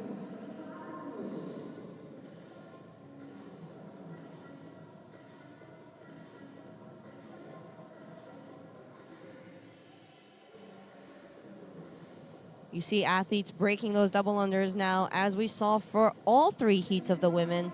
By the time you hit round 3 of this workout, your heart is beating very, very fast. And it is not because of all the chocolate that these athletes are going to eat after this competition. After all, it is Easter Sunday. We see 2 athletes at their legless rope climbs. And that is Renato Guimarães with the bright red shorts.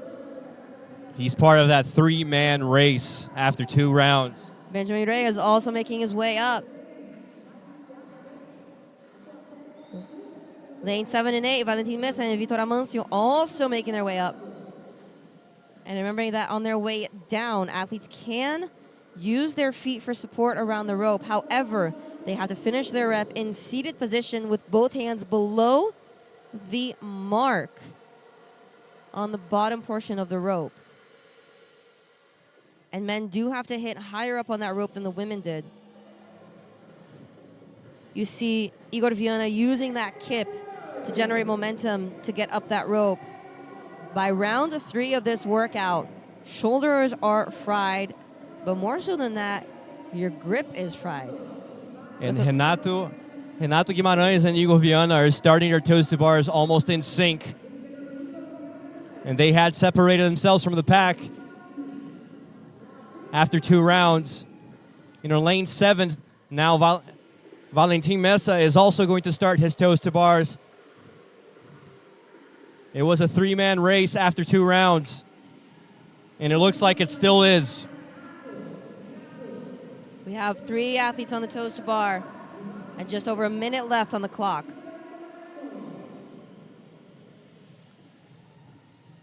Great color differentiation here on your screen. Very easy for you to follow.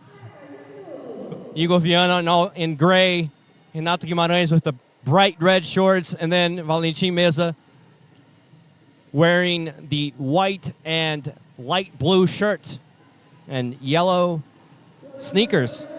And Vitor Amancio also on his toes to bar. Edgar Carvalho joining them as we have less than a minute left on the timer, 40 seconds for these athletes to finish these 25 toes to bar and move on to their burpee box jump overs. And there we go, Igor Viana is advancing to his box. Solo on the arena floor. And it's a sprint. Now you give it all you got. Third and final round. And here's Renato Guimarães. And Valentin Mesa. It is still a 3-man race. 15 seconds left on the timer. Igor Viana advancing alone. With 5 seconds left. Just keep moving. And time, and it looks like Igor Viana winning that heat. This is the first heat win for Igor Viana this weekend. And a beautiful drone shot right there of our athletes taking a moment to breathe. Igor Viana with quite the performance there at the end with a second win and separating himself from the pack. It was a 3-man race after 2 rounds, but he increased that gap and it eventually became a battle for second place at the end there. Igor Viana, who actually took a tumble at the very beginning. That might have been his lucky tumble.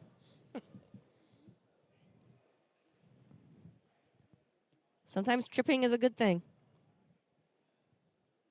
However, I am still in investigation mode to try and find out what happened exactly to Lautaro Brichetti in lane 9 and Benjamin Reyes in lane 4, who took a seat behind the rig. So, folks, if Tô aqui com ele, Igor Viana, começando muito bem o último dia de competições. Vai ganhar bons pontos nessa prova. Como é que está se sentindo para encarar esse último dia de competições aqui na Copa Sul? Bom, com essa primeira prova estou bem feliz, porque é uma das que seriam boas para mim. A outra seria a última de ontem, mas eu tive a infelicidade, meu grip parar de colar o velcro nele mesmo. Aí eu perdi bastante ponto nela e fazer o que der hoje para recuperar. Aparentemente comecei um pouco melhor do que eu esperava, então estou feliz. Esperar as próximas 2 baterias aí para ver como é que eu vou ficar no geral. E agora a expectativa para o ISABEL que está vindo pela frente? Essa não é uma prova que não é nem um pouco boa para mim, então vou tentar ir o mais longe possível, que qualquer rap que eu fizer, para mim já vai ser satisfatório. É isso, Igor Viana levando bateria aqui no Copa Sul.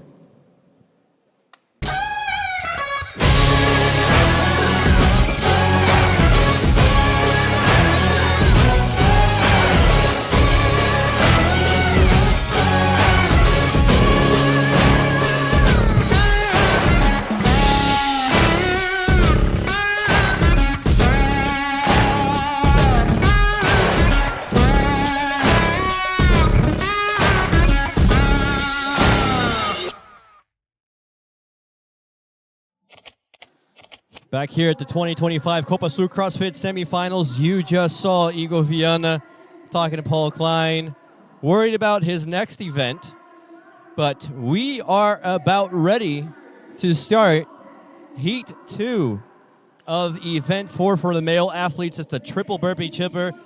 Here are your lane assignments for Heat 2. Lane 1, Martin Afonso Fuentes Baca.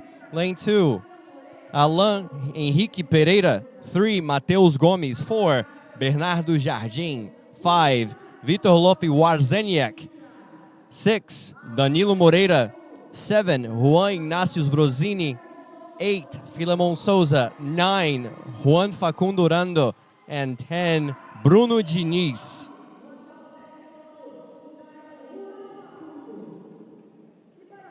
If Heat 2 is anything like Heat 1 was, we're in for a show. We had a three-man race there at the end with Igor Viana taking his first Heat win of the weekend. He did say that yesterday's final event of bike and bar muscle-ups, our Mayhem Event 1, was actually a good event for him. However, the Velcro on his grips was not sticking properly, which ended up causing a little bit of a technical difficulty for those bar muscle-ups. And you're looking at Vitor Warzeniak, who actually put on quite a dominant performance yesterday, the day after his birthday yesterday, with 3 minutes and 17 seconds after event 3 and breaking records. He took that record right away from Krenikov. And here we go. Heat 2 has officially started. 100 double unders, followed by 2 seated legless rope climbs and 25 toes to bars, and then the maximum burpee box over jumps with a time cap per round of 4 minutes and a 1 minute break between rounds. Our first heat for the men, we saw the same thing that happened for the women. Between rounds 2 and 3, fatigue set in, and those rope climbs became much more challenging. However, we did see a bit more speed on the first round for those burpee box jump overs, which ended up spiking heart rates. And it was very impressive to see those 3 men manage to maintain their pace after that. Let's see if if our men here on the arena floor for Heat 2 are going to adopt that same strategy or not. We do have Martin Afonso Fuentes Baca already on his legless rope climbs, as well as Mateus Gomes. All of our athletes have now moved on to that legless rope climb, which for round 1 probably feels okay. Round 2, not so much. Round 3, definitely not.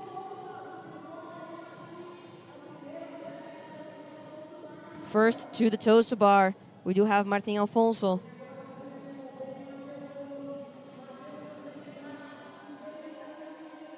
After 30 bar muscle ups yesterday, doing 3 sets of 25 toes to bar is definitely not comfortable for grip. For midline, I can guarantee you these athletes are feeling their core to some extent today. And they still have a very grippy workout after this. However, they will be gripping the barbell for a heavy ISABEL Mayhem Workout 2. Here we go, lane 1. Martin Fuentes Baca is moving on to his box.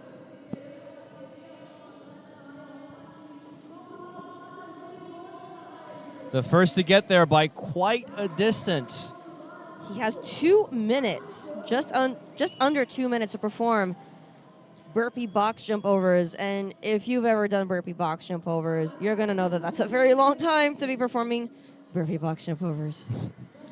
And just recently, Mateus Gomes joined Martin Baca. With Alain Henrique Pereira making his way to the box, as well as Danilo Moreira. Only one athlete left on the toes to bar, which is lane 10, Bruno Diniz. The 2025 Copa Sur is sponsored by Stalhart, the official Echo Bike distributor in Brazil. Ride like a rogue. It's available now at the Copa Sur. Scan that QR code to check the exclusive deals that they have going on. Unfortunately, the athletes do still have a meeting with the Echo Bike today after they had a very unpleasant encounter with it yesterday. But if you do have a meeting with an Echo Bike, make sure it's a Stalhart Echo Bike. Athletes advancing their boxes to the 20 rep mark, as we have 30 seconds left on the timer to finish up round 1 of event 4 for today. This is a much closer race than we saw in Heat 1 for the men. Absolutely. On lane 1, Martin Afonso Baca actually started those box jump overs and he's before moving. people, but he was overtaken apparently by lane 3, Mateus Gomes. Mateus Gomes wasted no time moving that box and managed to edge a couple reps ahead of Martin Alfonso Fuentes Baca. That was savvy. That was savvy. That was very quick. Good choice of word there, Kelly. Savvy. He moved that box and he was on the floor quicker than anything we've seen this weekend thus far. Except maybe Vitor Varseniak on the bike yesterday. Yeah, that was impressive. Athletes now have a 1-minute break. Catch their breaths. I don't know if I'd call it a break or a moment to consider your life choices. Maybe text your family, say that you love them. Ask him to bring chocolate. Do not forget my Easter egg.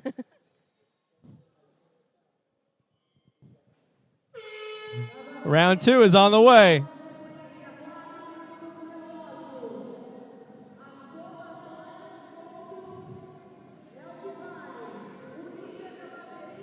Hearts are officially racing at this moment.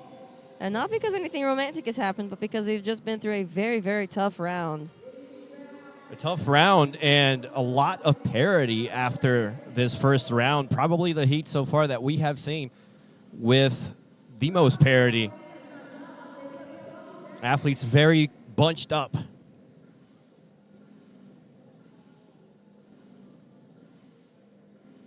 We already see lane 7, Juan Inas taking a break on those double unders.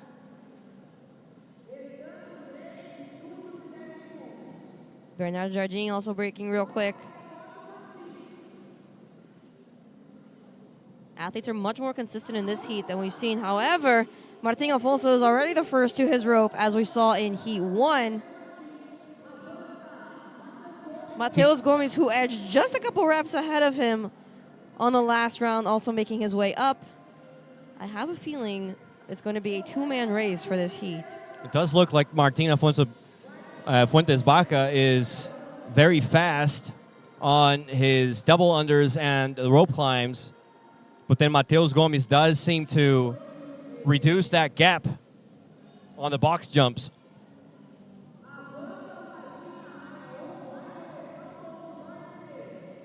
Martin Alfonso, the first to his toes to bar.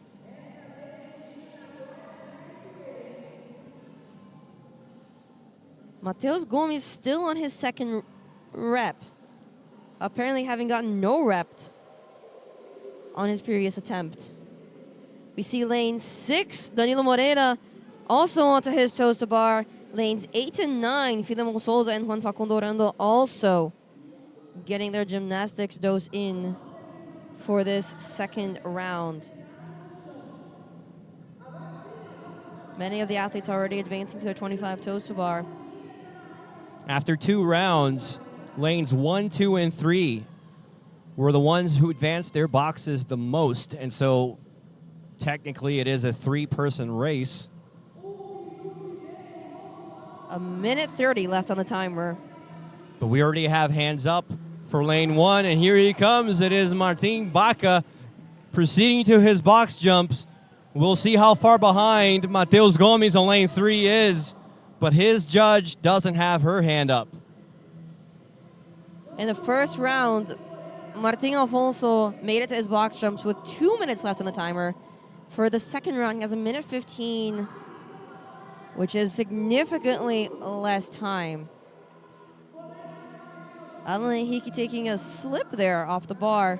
Good thing they have mats underneath for a smooth cushion fall. And on lane 6, we have Danilo Moreira, who is catching up to the leader. Martin Alfonso moving his box forward. And just now, Mateus Gomes starting his jumping.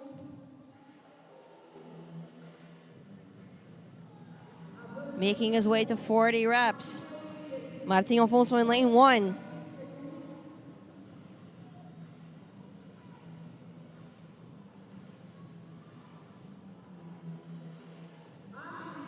with 15 seconds left.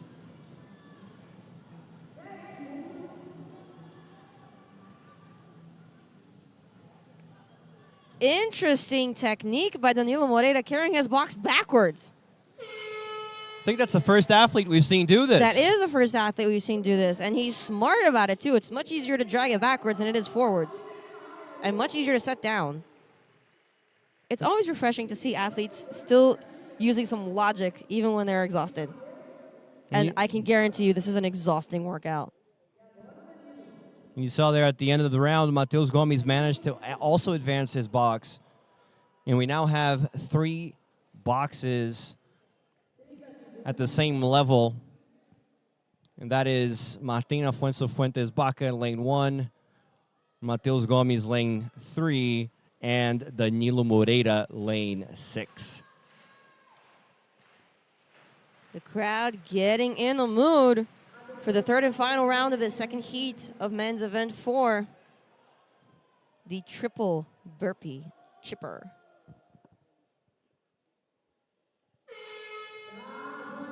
Last round, let's go.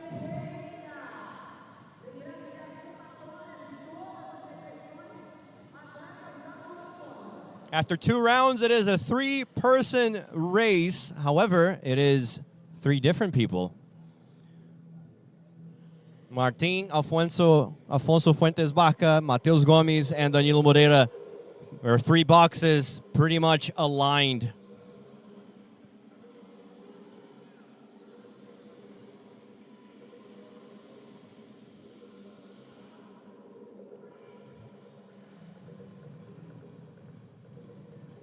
Athletes are starting to break up these 100 double unders. Maintaining a high volume double under at a good pace after 2 very challenging rounds is no joke. It hurts. It's unpleasant. Your shoulders are tired. Your lungs are tired. Kelly really selling these workouts. There's no hiding the fact that these hurt. That's why only the elite athletes are performing them.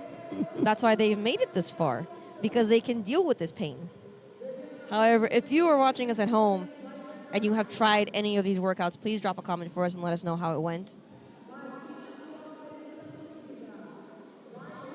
Not going to lie, though, I would like to try this workout. I'm not a fan of double unders, but I would try this workout just for giggles. You know, I can imagine your comments, Kelly. I tried it. It was amazing. I felt so good. No. You're never going to say I felt so good after a CrossFit workout. Those 2 things do not go together. However, we come back and we do it again anyways. That's right. The comment is, I can't wait to do it again. Much like Facundo mentioned when he was with us yesterday, CrossFitters have a very weird mentality towards pain and discomfort. It's horrible. We love it. We do it every day. Why? I have no idea. Who knows? Danilo Moreira, lane 6, and Martín Baca, lane 1, pretty much neck and neck. And we have lane 8, Filemon Souza, also coming up to his toes to bar.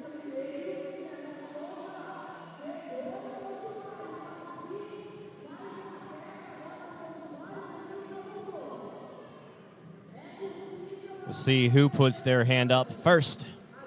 Lane 10, Bruno Diniz, also on his last set of 25. Oh, and it looks like lane 1 and lane 6, they both have their hands up. Ooh, this is going to be a 2-man race. Folks, do not move. We have 1 minute left on the timer for max effort burpee box jump overs. Now you sprint. You see Martín Alfonso asking for the crowd support as he now sprints onto the floor and over that box, finishing his set of 40 and moving. With 40 seconds to go in this last round, remember Danilo Moreira has that unorthodox box carry. 30 seconds. Unorthodox, but very clever. Very clever indeed, and I want to see him pull it off again. We've seen clever and savvy in this heat, and I love it. I'm here for it.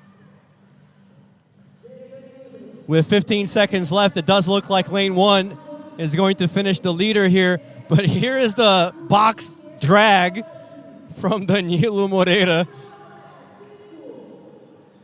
And he just flew right over that box. Oh, Danilo Moreira is doing the ultimate burpee box jump over, flying right over that box. That is what I call max effort. That is what I call max effort to finish up the last round of this workout. Danilo Moreira worth the price of admission here. That's what we're here for. Danilo Moreira, thank you. Just incredible. That was fabulous. Finishing second, but doing it in style. Have you ever seen a backwards box drag, Kelly? Yes, I have. But the way he suddenly pulled that one out of his sleeve, that was just fabulous. So there you go. That's the end of the heat. Martin Afonso Fuentes Baca finishing the heat leader. But then also with a great performance, Danilo Moreira. Receiving much deserved love from the crowd for that very exciting finale. Quite the showman here. Hay que luchar a brazo partido para mantener el liderazgo en una prueba con muchos retos. ¿Cuáles son los retos de una prueba como esta? En verdad es mantener un ritmo y llegar con esa consistencia al final. Porque a medida que pasan los rounds, se va fatigando el antebrazo y va pensando más los toes to bar. Entonces eso, consistencia desde la ronda 1. ¿Has planeado, has entrenado en su casa antes de venir acá? O sea, no lo hice completo, pero sí, siempre hago mucho trabajo de legs, porque es algo que siempre sale, la verdad. Perfeito! Vete a descansar, que seja muito agotado. É isso, então vamos para a bateria principal do Elite masculino.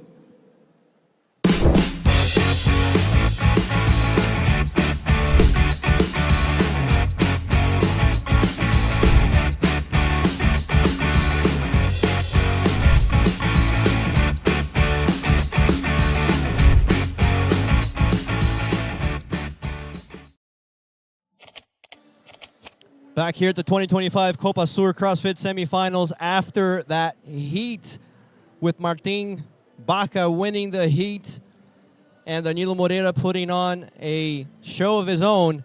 We are about ready to welcome the last heat of this event.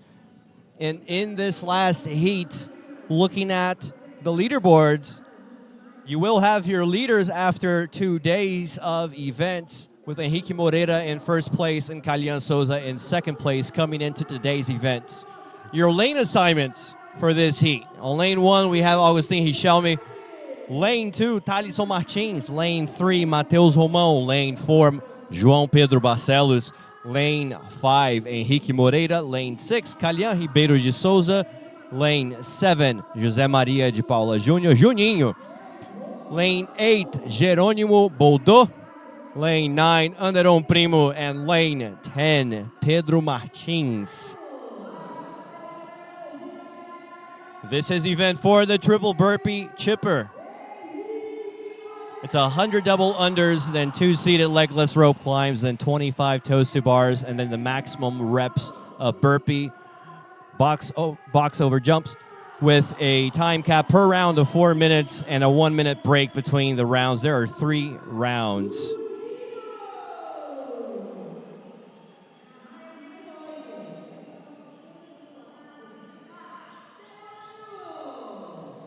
We see Henrique Moreira setting down 2 ropes,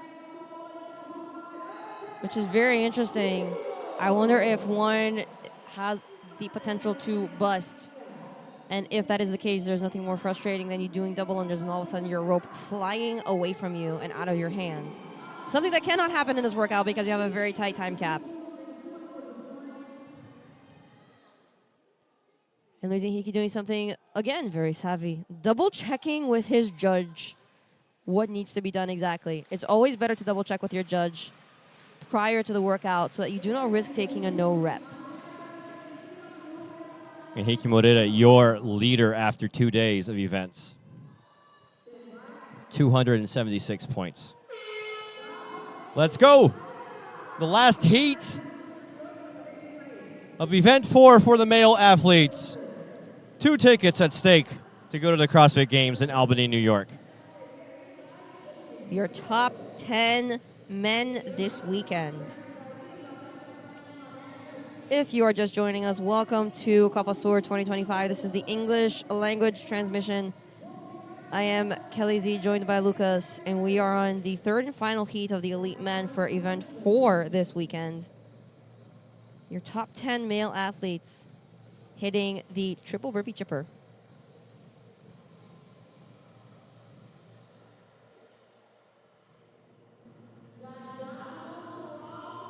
Athletes soon to be wrapping up their first 100 double unders in this workout. We already have a hand in the air for Luis Henrique Moreira as he is the first to head to his rope. Very close to Kalyan. Your current first and second place leaders. And to the left side of your screen on lane 4 is João Pedro Barcelos, who came in third after 2 days of competition. Luis Henrique moving on to his toes to bar. João Pedro Barcelos with him. In lane 2, Thaleson Martins.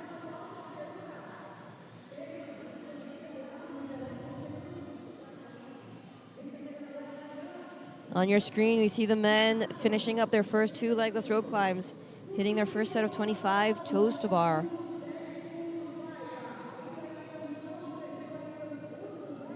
We'll see who advances their boxes first. No hands are up yet. And as I finish my sentence, a hand goes up for your current competition leader, Luis Henrique Moreira.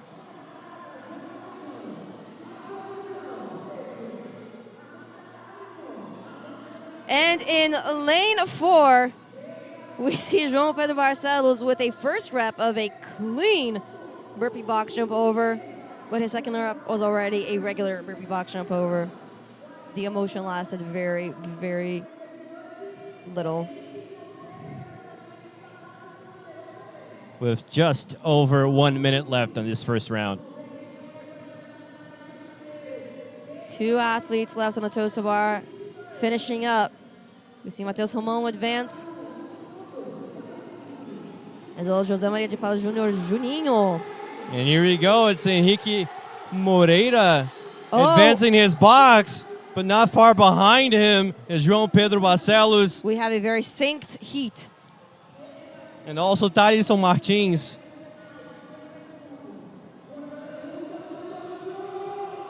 Most athletes moving on to their 20 rep mark with 40 seconds left on the timer.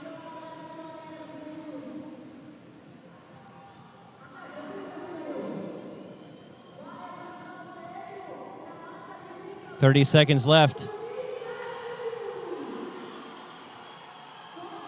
The crowd is starting to get loud here in the arena at Arena Carioca 1 in Rio.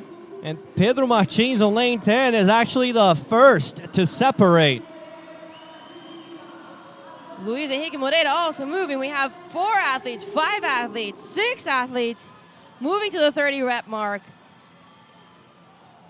3, 2, 1, and that is the end of round 1 for event 4 in this final heat for the men.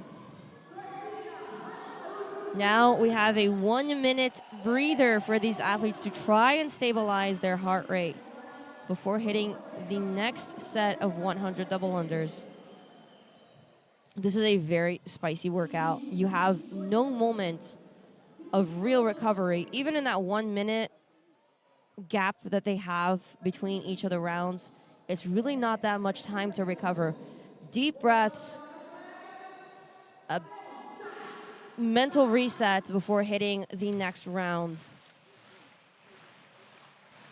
The 2025 COPA SUR CrossFit semifinal is sponsored by Powered by Coffee, the official supplier of all athlete and staff uniforms, and of course, coffee.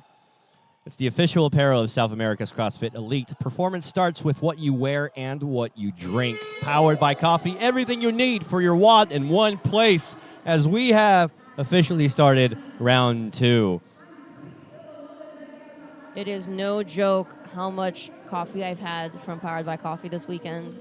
She is not joking. She does drink a lot of Powered by Coffee. She is Powered by Coffee. I am Powered by Coffee. I am the walking example of Powered by Coffee. You might be able to score yourself a sponsorship here, Kelly. I'd love that. Powered by Coffee. If you're listening to this English language broadcast, hit me up.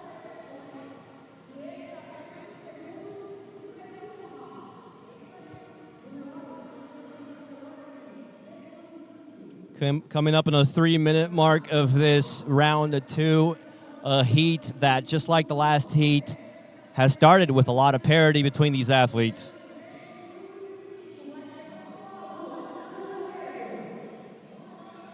And we see Kalyan heading first to his rope climbs for this second round. Your current second place in the competition. And the crowd went wild there because Kalyan is one of the favorites here. And not a stranger to the CrossFit Games.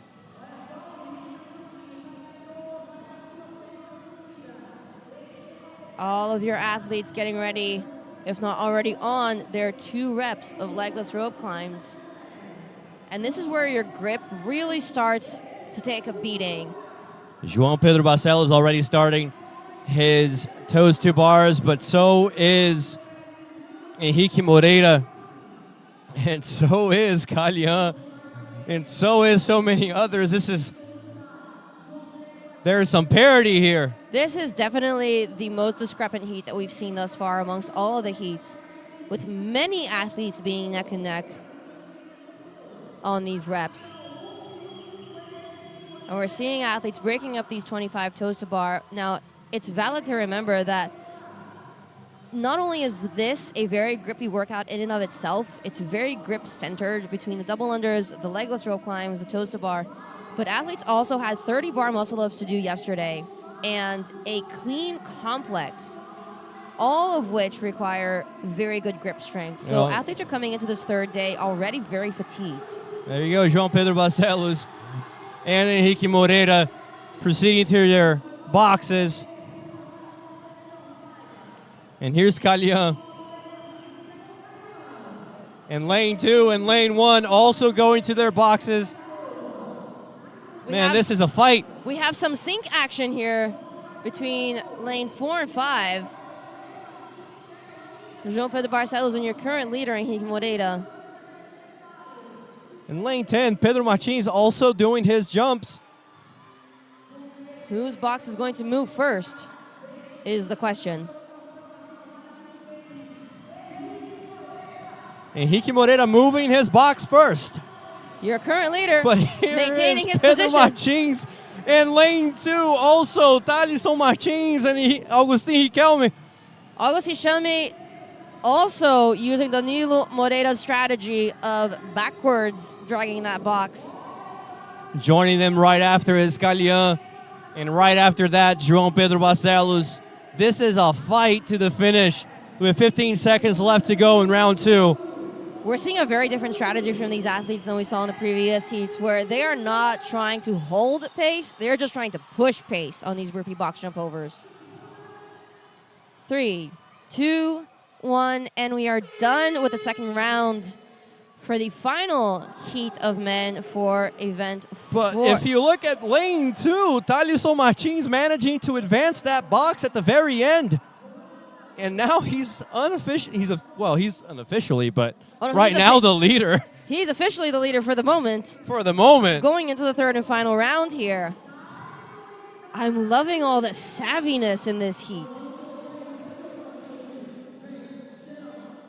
Jack Sparrow would be very proud of you for using that word so many times. It's such a good word, though, and it's the best one I can use to describe these athletes. They're just being savvy about it. Well, folks, this is shaping up to be quite the round. A lot of parity here from start to finish. 10 seconds to the start of the third and final round. I bet that these athletes are just going to bolt on those burpee box jump overs now because we have such a close competition between these athletes.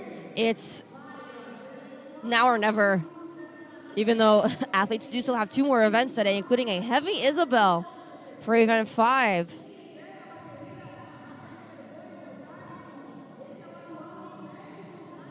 They're leaving it all out on the competition floor for this 3rd and final heat. And we've seen much more consistency in these double unders for this heat of men. Very few breaks.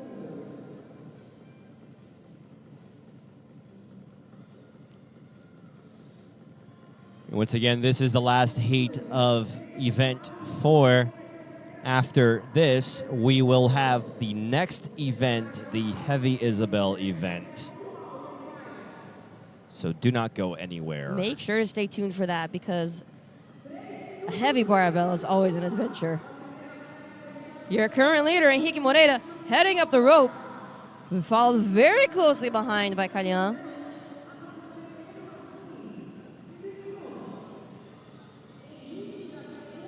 And I can guarantee you these rope climbs do not feel pleasant in the least at this moment.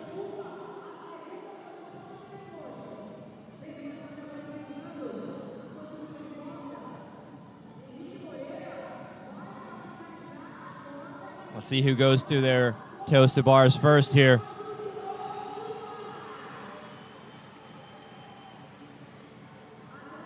Henrique Moreira. Henrique Moreira getting to that bar first.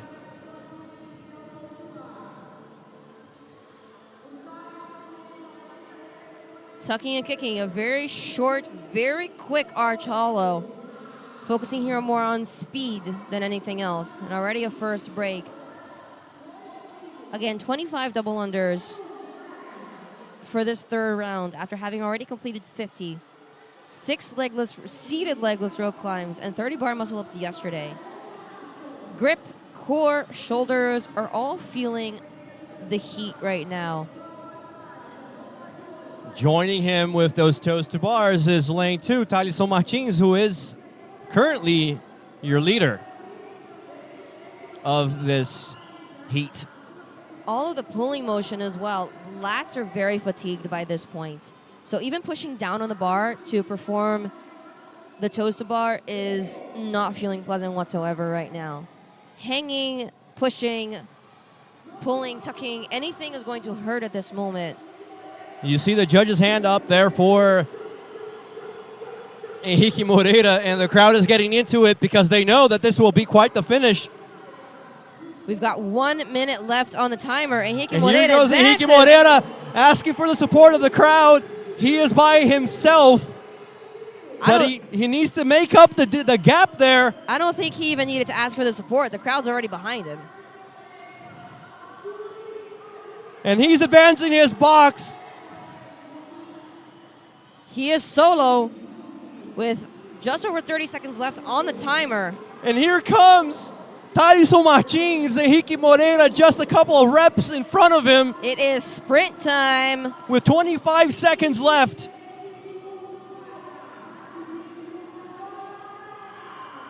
Henrique Moreira bouncing off the floor on those burpees.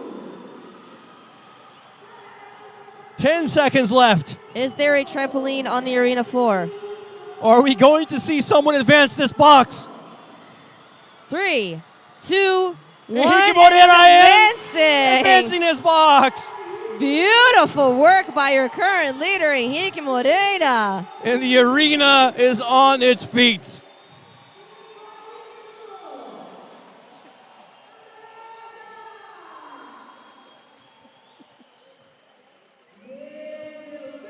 Well, that was scintillating. Henrique Moreira taking a break on the floor.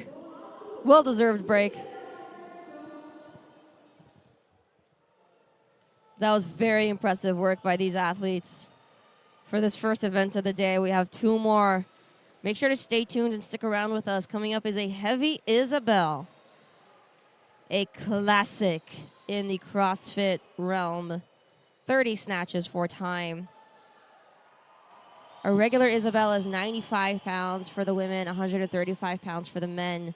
Today, however, we have 155 for the ladies and a grand 2:25 for the men with a 9-minute time cap. This is Mayhem Event 2.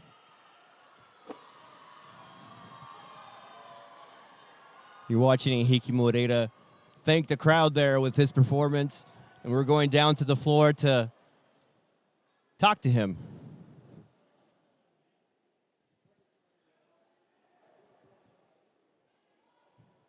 Right now, all I can say is wow. That was thrilling.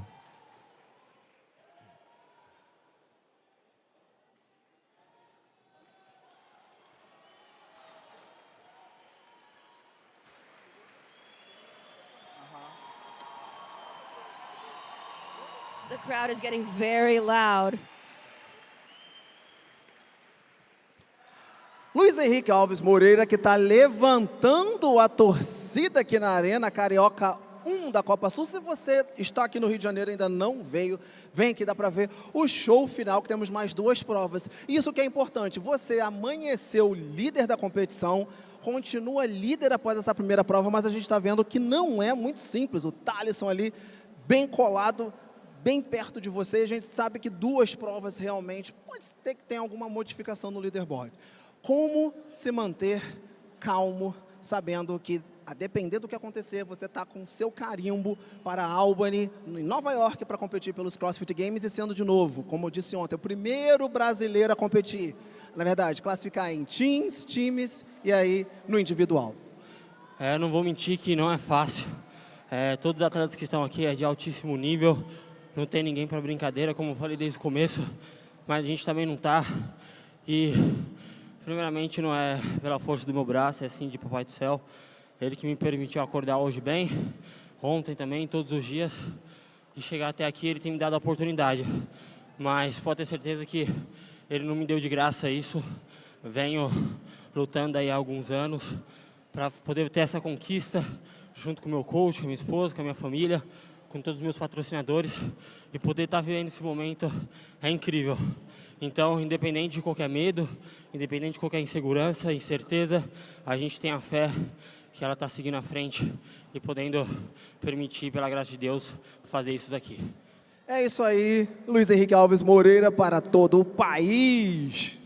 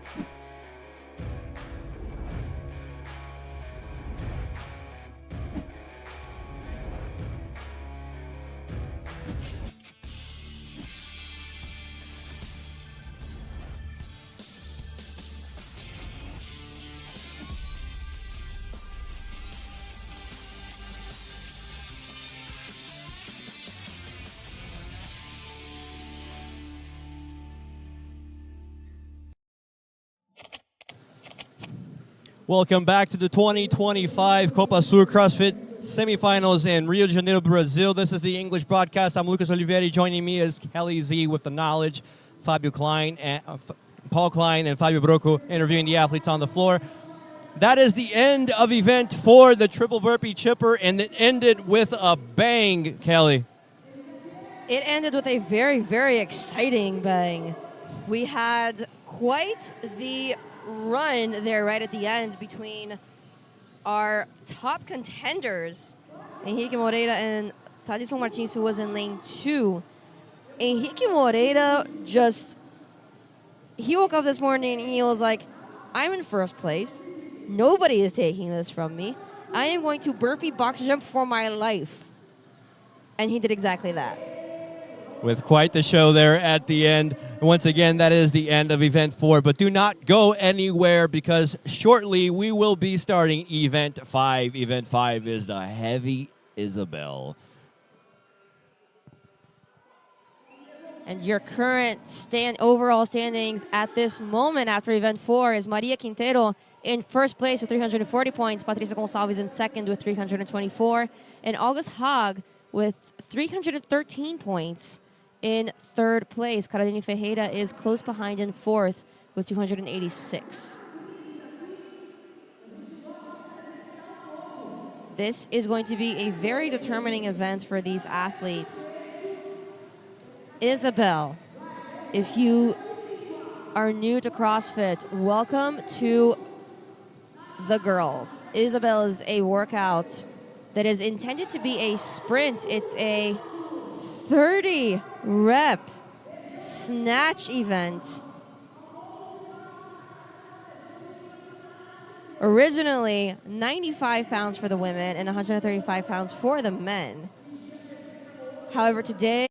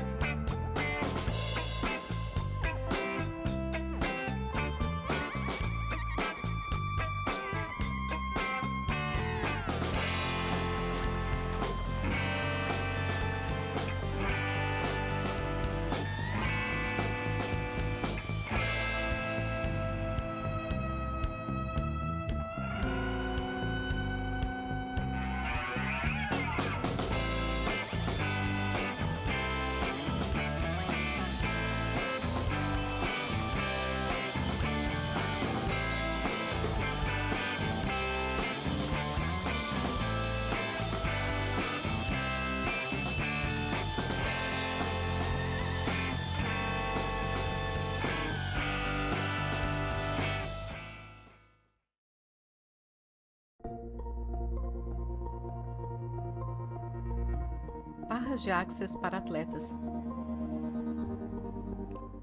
Atletas profissionais têm um alto grau de necessidade de desempenho. E o desempenho é o principal, não apenas para eles, mas para a equipe. Há fatores estressantes relacionados ao desempenho, porque é para eles como eles podem ter um desempenho melhor e também a consciência de como a equipe espera que eles atuem, como os técnicos esperam que eles desempenhem e como os espectadores esperam que eles atuem. Portanto, as necessidades de gerenciar essa pressão pelo desempenho são imensas. E embora o treinamento atlético os leve a um certo nível, esses outros elementos podem prejudicar o desempenho máximo. Uma coisa que está clara é que há um alto grau de associação entre estresse e desempenho. Portanto, os atletas de alto desempenho têm um nível de estresse que outras pessoas não têm necessariamente em suas vidas. Uma das coisas que esse estresse do desempenho faz é criar uma desregulação cerebral e, com isso, pode criar um nível de foco e concentração que não é o ideal. As barras de access são algo que pesquisei por mais de 12 anos e o que elas fazem é acalmar o cérebro criar um relaxamento profundo no corpo e também regeneração. As barras de Access são um processo único, realizado por um profissional que toca levemente pontos da cabeça, criando uma barra e um campo de energia que libera os fatores de estresse. A pesquisa mostrou que as barras de Access reduzem a velocidade dos padrões de ondas cerebrais. As barras de Access são um processo que permite que o desempenho apareça, porque é um nível profundo de relaxamento que acalma a mente. Na verdade, os atletas têm a oportunidade de ter um alto desempenho, sem a ansiedade e o estresse do alto desempenho que teriam de outra forma.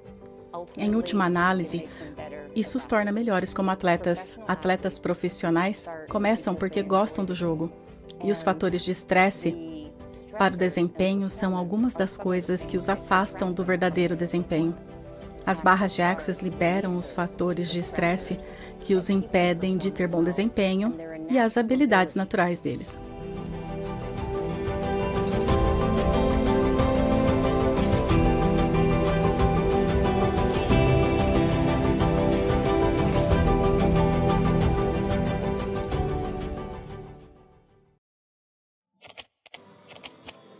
Então, assim, 155, você tem que ter um PR de pelo menos, aí vai, 1,85, por aí, de squat snatch.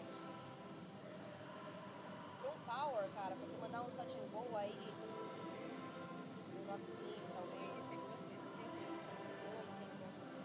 Assim, pra... isso aqui teria que ser 70%. Eu tô fazendo você, eu tô em pé, tô chamando, tô aprendendo, todo mundo. Eu tô aprendendo com você. Eu falei assim, ó, eu trouxe o Sérgio, Master Yoga. Mas eu não sou o Sérgio. Eu sou o Sérgio que tô em pé, berrando aqui. Mas eu mandei minha planilha. Mandou. É muito... No grupo. Você tá no grupo do broadcast? No início. Agora vem cá. Nossa, Baby Shark, cara, é sério? O Laurato do chat ficou putinho e... Ficou putinho e abandonou. Mas e o Ben Areias? Também ficou sentadinho lá atrás. Mas aí eu acho que ele só travou. Travou mesmo? É, porque tava bem... Tava sofrendo bastante. Não, porque quando eu vi que os dois estavam sentadinhos atrás, eu assim... Que pessoa? What the fuck? Aí eu vou fazer a investigadora. Mas como ele tá na última bateria mesmo, foda-se, porque... Na primeira bateria mesmo, foda-se, ele tá na comunicação. Bem, na verdade, é que o nível dele é bem abaixo do restante, né? Então... Nossa, cara, cada esses trem tá acontecendo. Eu assim, não tô vendo nada, ninguém tá falando nada. Não. Que incrível isso nunca aconteceu. Agora você consegue me ouvir? É, eu consegui me ouvir também. Porque eu não, mano, teve uma hora que tava conectado com o microfone da Faiga. Uma puta que meu pariu, gente. Pelo amor de Deus. Tava eu e o Lucas aqui no sofrimento. Eu tenho muita dificuldade de entender o que a Faiga fala. Eu tenho dificuldade de entender o que a Faiga fala e ela berra, cara. A Faiga berra. Ela fala o nome dos atletas e eu fico, não entendi o nome dos atletas. Eu falo, cara, eu sou muito ruim pra português. Ah, não, é a enunciação dela. Ela é uma fofa, ela é uma fofa. No auge da corrida ela falava, eu falo, quem é? Não, ela é uma fofa. Mas é muito difícil de entender como.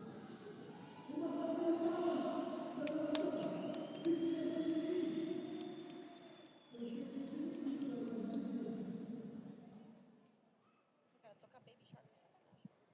Deixa eu fazer uma foto nossa. Vamos? Pera, deixa eu ficar feliz com o headset.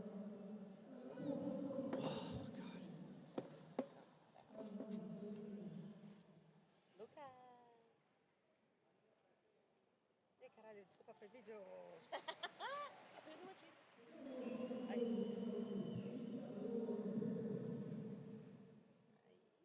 Esse cabelo não tem erro. Não tem. Não tem. Eu nunca mais vou tentar com esse cabelo na vida. Postei um story naquele primeiro dia, aí me perguntaram se você tava de anime. Provável. Você pode Quando eu pintei meu cabelo de rosa luvinha, uma menina veio me abraçar no shopping, como se eu falei, eu acho que eu tô parecendo um personagem de anime. Não sei. Dá pra fazer cosplay fácil. É que eu não tenho dinheiro pra fazer cosplay, né? Cara, Enrique Iglesias.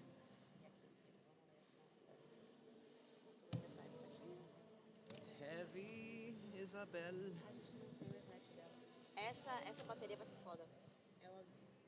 Essas meninas, acho que tirando a Rafa Prado, elas não têm um LPO muito forte como o Neo. Você quer introduzir a Fernanda? Posso introduzir? Aí você fala com você?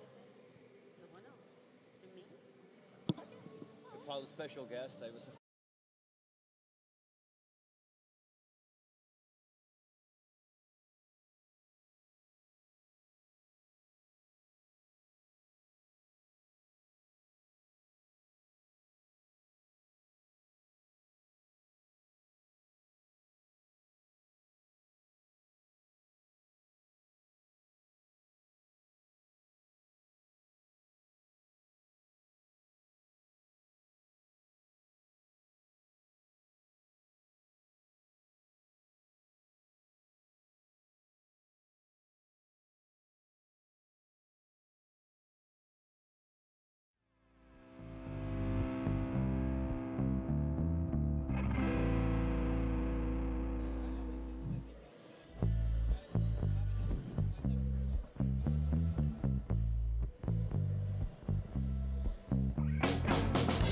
Back here at the 2025 CrossFit COPA SUR semifinals.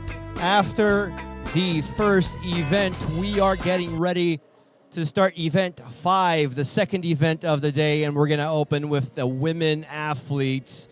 This is the English broadcast. I am Lucas Olivieri. Joining me is Kelly Z, providing the knowledge on the floor. We have Fabio Brocco and Paul Klein interviewing the athletes, but we also have a guest of honor right now with us. We do. We have our extra data secret info guest. Fernanda is joining us right now for our heavy Isabel.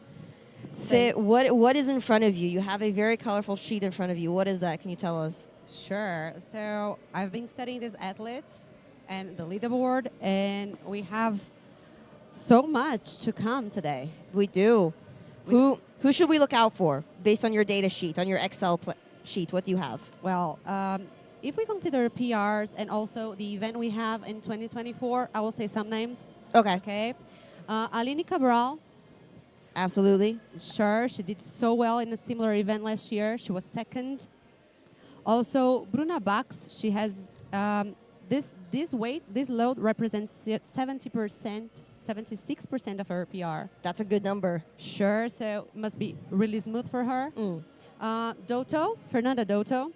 She's also, she's the strongest athlete in the field. So her snatch PR is 97.5 kilos. Ooh. That would be 215 pounds. That's almost a 100 kilo snatch, which for women is very rare. That's a very rare feat. Totally. We don't see that. Totally. And Luisa Marquez, we cannot forget, she's a very experienced athlete. Yes. And she was third in a similar event. She moves this weight so well, and her snatch is 93 kilos, which is 205. Is going to be probably very easy on her. Again, seeing women with a snatch that's over 200 pounds is rare across the field, especially here in Brazil. It's not a number that you see very often associated to the female athletes. Having said that, I think that we also need to keep an eye out for August Haag, especially after her performance in yesterday's clean event, where she took the event with a 230-pound clean front squat jerk complex. Yeah, she's doing great. It's her first time as an individual. I don't have her snatch PR here that I could share, but we can see she's a very strong athlete. She's doing so well. She's sitting in third place right now, so we can totally be watching her. And August Haag is sitting very close to the top of the leaderboard at the moment. So if she wins this event, she will inch her way ever closer to the top spot on the podium. Right now we have Maria Quintero in first place, who tied yesterday with Joana Boaventura, who were the first and second place leaders yesterday. So let's see what this event has to offer us. Now, again, this is a heavy Isabel. Regular Isabel is 30 snatches for time at 95 pounds for the women and 135 for the men. Heavy Isabel is 155 pounds for the women, 70 kilos, and 225 for the men, 102 kilos. As you look at the lane assignments for this heat, we have on lane 3, it is Rebecca Menges, then lane 4, Nilmari Colmenares. Lane 5, Rafaela Prado, lane 6, Tamílis Duarte, lane 7, Aline Sanefuji, and lane 8, Salomé Boveda.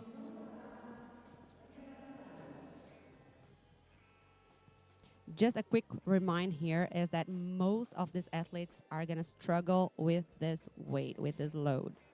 For this first heat, I would venture to say we're going to see a lot of squat snatches happening. This is a very tough weight for women normally to power snatch. We might see that in the later heat, in the first heat. For this initial heat, though, we're probably going to see a lot of squat snatches, which I would honestly recommend. The more challenging the weight is, if you have the option of catching it below parallel, the better. You're going to be able to stabilize easier. You're going to be able to pull more. I am curious to see if in our main heat we're going to see any barbell cycling. However, right now I find it very difficult. We're probably going to see singles across the board. 100%. So for most of these athletes, we'll see like 95% of their PR. Okay, so I don't really know if they will be able to complete this workout under a 9-minute time cap. What do you think? I'm not sure. This is a very tight time cap for such a heavy snatch. Let's see how this goes. I think we might have a few athletes not closing out this workout. We may have 1 or 2 if they can manage to maintain consistency. A regular Isabel is supposed to be performed under 3 minutes. It's supposed to be a sprint. This is definitely not going to be a sprint. Sure. It's going to be a showcase of technique, stability, mobility. Is not just strength. Absolutely, especially if these athletes are going to be squat snatching. Mobility is going to play a very large key here. But any workout that is a heavy load on the barbell, technique is king. Sure. About ready to start this heat here. The athletes are obviously getting into focus. 30 seconds to start the heat.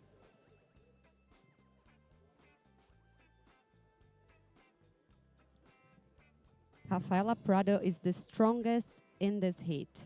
Yeah, I think we should keep a very sharp eye out for Rafa Prado in this workout. Sure. Her boyfriend is also her weightlifting coach. Yes. What a nice combo. And I happen to work with him, and he's a very good weightlifter. Amazing. And here we go. The heat has started. This is heat 1. And we do see some power snatches. We do see some power snatches. Let's see how long those are going to last.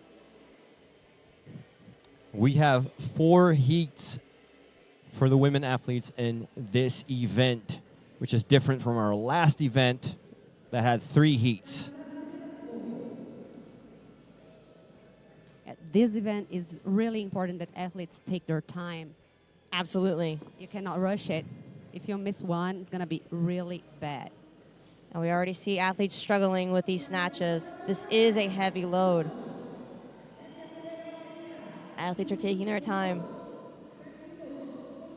Again, in a workout like this, you really don't want to get no reps because that's energy wasted. And the more energy you waste with a heavy barbell, the less you're going to have for the next one, and you're going to start missing rep after rep, and that is extremely frustrating.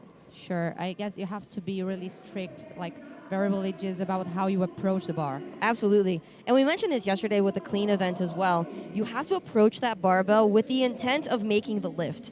If you approach any barbell, especially a heavy load, already thinking to yourself, I'm not going to make it, you can guarantee you're not going to make it. Exactly. You're watching Tamílis Duarte separating herself from the pack. And this is very refreshing to see because out of all these women on the floor right now, Tamílis Duarte is not the biggest built, but her technique is very good. She's got a very strong pull. Exactly. Oh, and we see a helicopter snatch there from Salomé Boveda. Unfortunately, that was a no rep, though. And that was a very deep squat. From Rafa Prado. That was a very deep squat from Rafa Prado.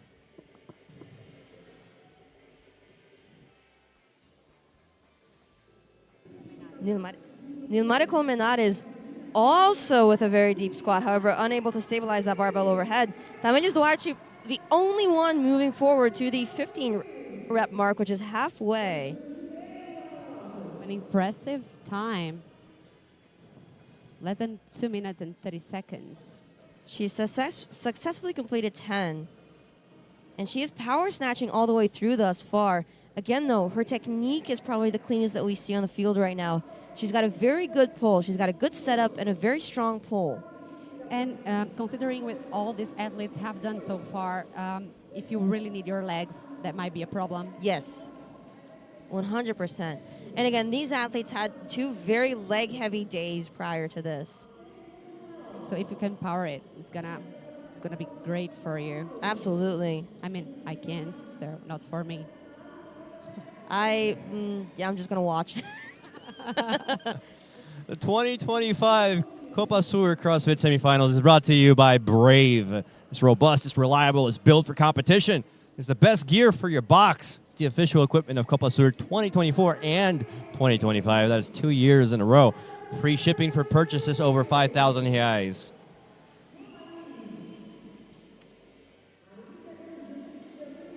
We are coming up to 4 minutes on the timer. And Tamires Duarte switching to a squat snatch with a little bit of a walk. A very well-timed walk, since she did have to move that barbell forward anyways, having successfully completed 15 reps, half of the reps necessary to finish this workout. Again, this is a 9-minute time cap for 30 snatches at 155 pounds. Yeah, you can see that she's really doing the same thing time and time again. Yes. She takes a deep breath, and then she touches one hand and then another hand, and then she pulls. And that's interesting that you say, Faye, because we see that across many weightlifters. Every weightlifter has their ritual when setting up at the bar. Exactly. So you'll see, like, sometimes, you go one hand in the other hand and then foot. Some do foot, 2 hands on the bar. But it's always the same ritual, the same standard when approaching the bar. Do you have yours? I do, but I don't actually know what it is. Like, I have to be observant of it. I was thinking about that as I was saying it. I was like, what's mine? Do you have yours? Yes, I tap on a cockroach every time with my right foot. That's very good logic, I think. You can never go wrong with stepping on cockroaches. I would, dare I say that if you do encounter an actual cockroach, then you're ready for war? Well, I would probably run away, though. I grab the bug spray. Stepping on cockroaches just makes a mess.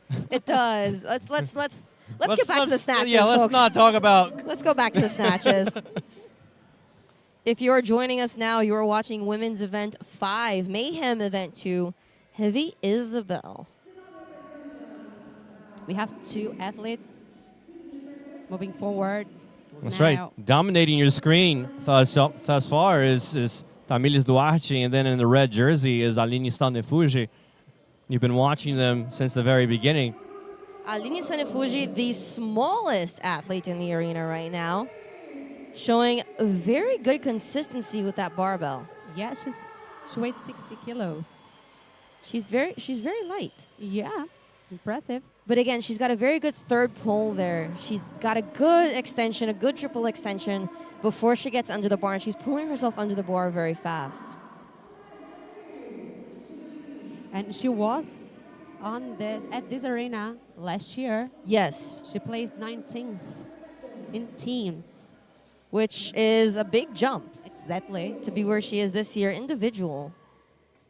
And this is something you see across this competition. So scale athletes, team athletes going up to Absolutely. RX, and then teams, and then individuals. So this is amazing.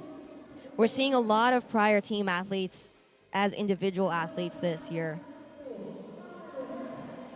If you pull it, if you can pull this bar overhead, just save it. Yep, exactly. Make sure you got a good firm lockout. Pull yourself under the bar as quick as you can. With just under 2 minutes to go on this time cap of 9 minutes. Aline Stanefuji battling, trying to stabilize that bar overhead, however, missing it behind her. Tamires Duarte taking a second to breathe. Less than 2 minutes. She's at the 25 mark. 1 minute and 30 seconds. And there you go, almost in sync on your screen. I guess at this point, it's really good if you have someone beside you. Yes. Absolutely, it's motivating. But this is the type of workout where, as good as it is to have that motivation, you have to maintain a very good level of concentration. Because that adrenaline can be both a hand and a hindrance. It's true. It can help you like in the first 2 minutes, but then all you got is your technique and consistency. Exactly. And patience. That's one thing that at least I've heard every single weightlifting coach that I've ever had say to me, be patient with the barbell. Don't rush it. Hands up. And the crowd is getting behind Tamires Duarte. 30 seconds to go. Several degrees of separation here between Aline Sonifuji and the athletes behind her. The crowd is loud. 15 seconds on the timer for Tamires Duarte to hit at least one more rep. Oh. Missing it, unfortunately. Well, there's still... Oh, not anymore. Aline Sonifuji barely making it into the final set. Very, very beautiful and consistent performance by these two ladies. Separating themselves from the rest of the pack. It was a two-woman show here after the first heat of this event 5, the Heavy Isabel event. Just like the Mayhem Classic. If you watch the Mayhem Classic, you know what this entails. We do have one athlete later on with the men who knows exactly what this entails. August Richelme, who was in the Mayhem Classic a couple weeks ago, will once again be redoing this workout, much like yesterday's Mayhem Workout 1, Echo Bike and Bar Muscle Ups. And as always, we are getting ready to talk to Tamires Duarte eventually. I should end that with eventually every time I say it.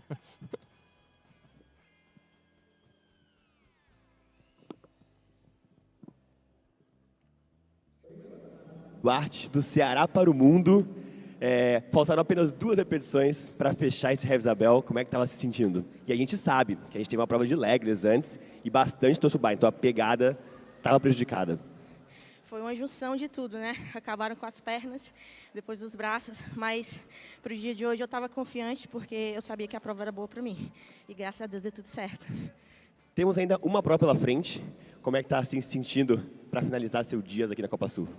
Continuo confiante, como diz a minha psicóloga, o resto já passou e agora foco na próxima. É isso, gente. Tamires Duarte, fechando aqui o Heavy Isabel.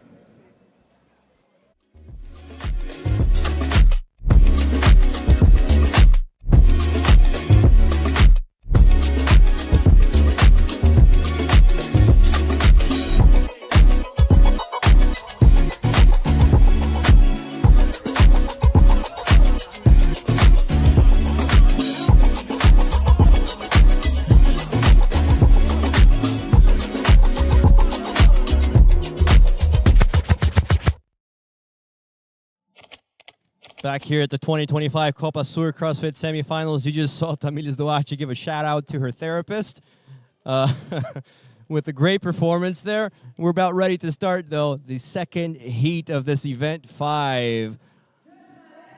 Looking at your lane assignments, on lane 2, we got Sofia Estrada, lane 3, Lilian Cava, lane 4, Bruna Baxix, lane 5, Letícia Victor, lane 6, Kilia Pafião Marchant, lane 7, Carolina Martinez, lane 8, Emily Andrade, and lane 9, Amber Davi.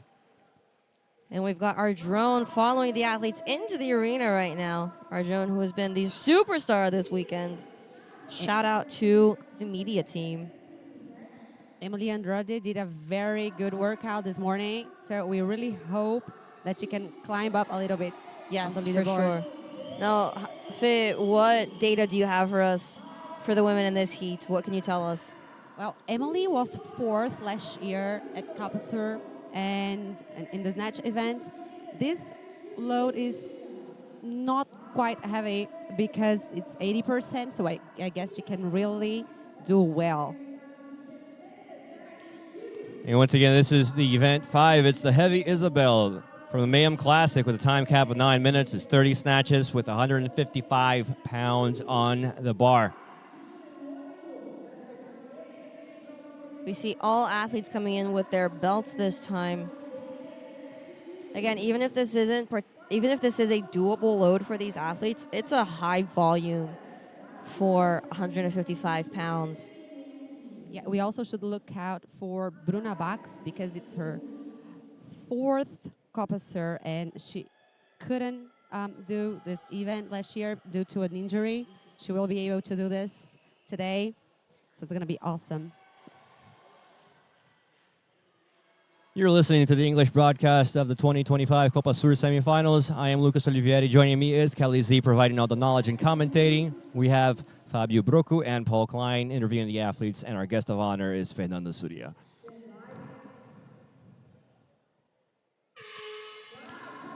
Heat 2 has started. Heat 2 of 4, unlike the previous event that had 3 heats. And we already see a difference in this heat. Athletes are already hitting the bar much quicker than we saw in the first heat.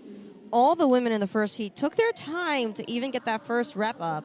Yeah, Sofia Estrada just missed hers. However, we can see that her PR is 70 kilos, so it's going to be a struggle for her.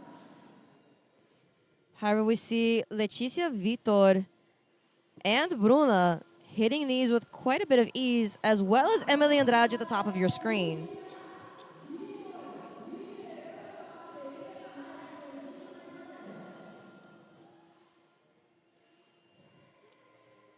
Leticia Vitor already moving her barbell up. And she is smooth and steady with that barbell. Solid pull. As well as Carolina Martinez. Emily Andrade taking a no rep. Unable to lock out. And Amber Davi stopping at the high pull.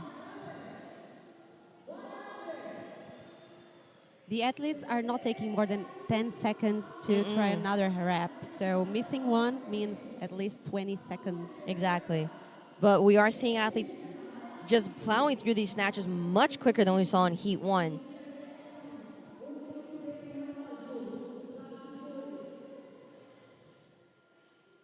That's a chance for many athletes to climb up on the leaderboard. We know that today we have 2 more events, right? This one and another one. So it means a lot for these athletes. Absolutely. That's right. Do not go anywhere after this event. We will have my personal favorite event, the one that I'm looking forward to the most, because it's a last person standing type of event, which is always fun. It's going to be wild. Don't go anywhere, folks. Get your popcorn ready, though. Leticia Vitor making those snatches look easy. Smoothly, like moving to a squat snatch, but not yet. She's in like a high squat position. Exactly.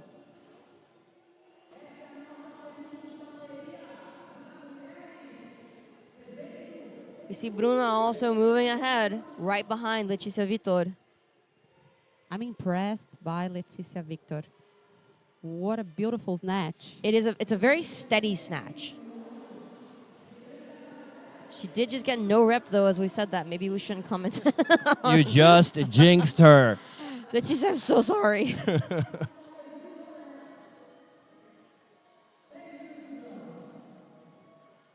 She's already in the 20 rep area, past halfway point. What I love to see about these athletes is their overhead position. Absolutely.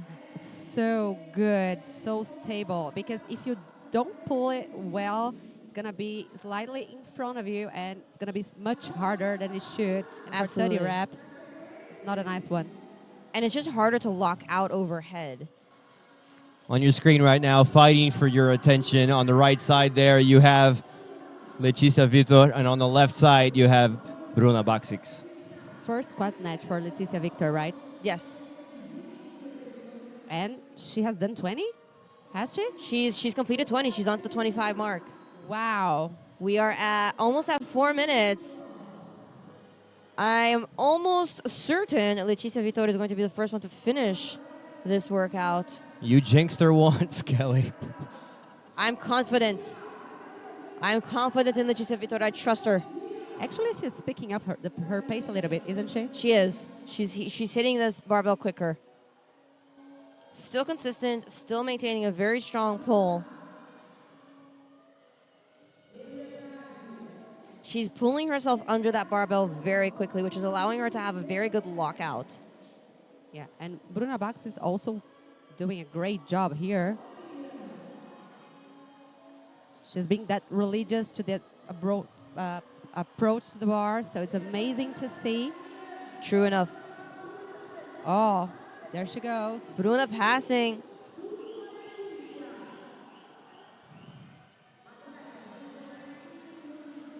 It is a two-woman race here in Heat 2. We're at the 5-minute mark. 4 minutes to go. It's got a 9-minute time cap. They're going to crush it. Leticia Vitor moving to her last set of 5 reps. Leticia Vitor going to be our first female athlete to close this workout. She's made these snatches look so smooth. 4 more to go for Leticia Vitor. So much power.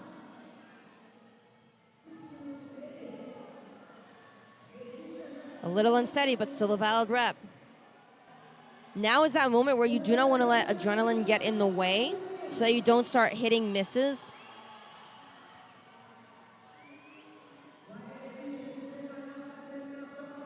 With just over 3 minutes to go. 2 reps down. More reps athlete, Leticia Vitor, and her first appearance as an individual. Bruna also moving forward. We got 2 minutes left on the clock.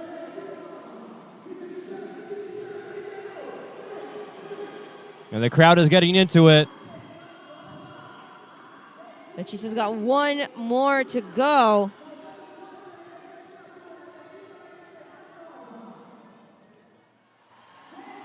She's done with 6 minutes and 30 seconds, unofficially thanking the crowd.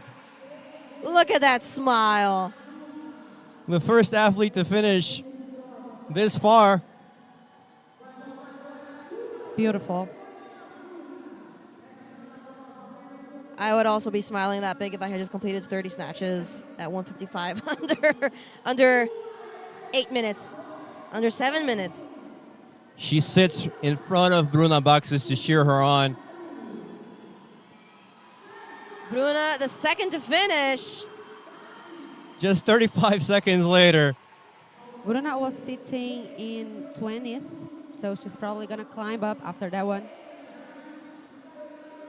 And a very excited victory dance there from Bruna.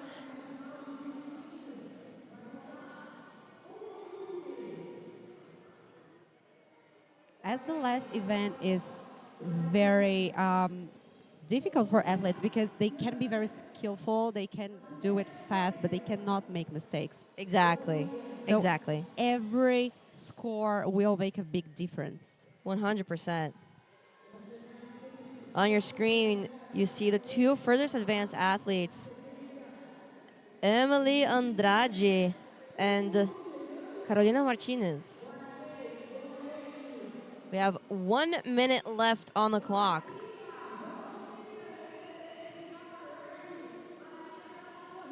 We see to the top left of your screen, Amber Davi taking a seat on her barbell. Unfortunately, unable to complete the first 5 reps at 155. Advancing to her last set of 5 is Carolina Martinez in lane 7. With just over 30 seconds to go. We also see in lane 2, Sofia Estrada struggling to hit her first 5 reps. However, Faye, you did say that this was her 1 RM, correct? Correct. Correct. She's struggling to do her PR a few times to set her new PR 5 a few seconds. times. Exactly. And Carolina missed one. Emily Andrade sneaking one last rep in there before the timer stops. But that is the end of the heat. And after 2 heats, we've had 2 athletes finish their snatches. And that was heat leader Letícia Victor, followed by Bruna Baksix. 2 great performances. You're looking at them right now on your screen in slow motion, thanking the crowd. Letícia, who has a background in jiu-jitsu, which was very evident by her stability.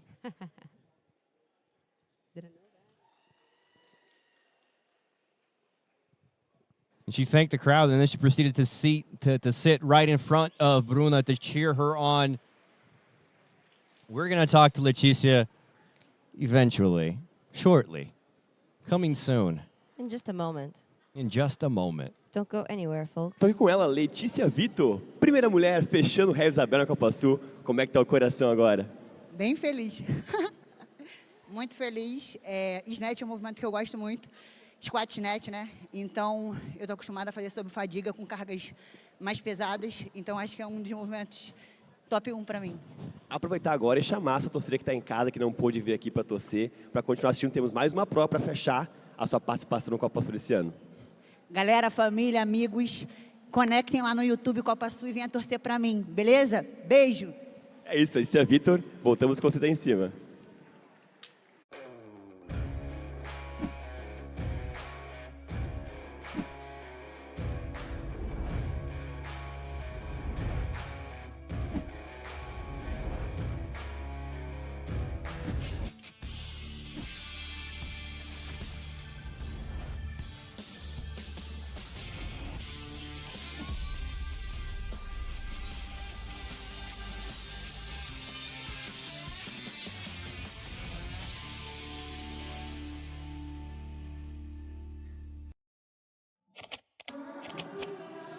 Back here at the 2025 Copa Sur CrossFit semifinals.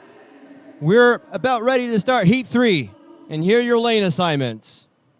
We got Pamela Gifoni, lane 2. Lane 3 is Amanda Andrade. Lane 4, Bia Gonzalez. Lane 5, Fernanda Dotto. Lane 6, Fabiane Carvalho. Lane 7, Gabriela Luque. Lane 8, Lucia Viretti.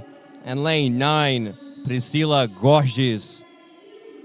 Let's see how these athletes are going to be able to finish this workout. Like, probably faster than our previous heat. Probably. This is your second best heat for this event.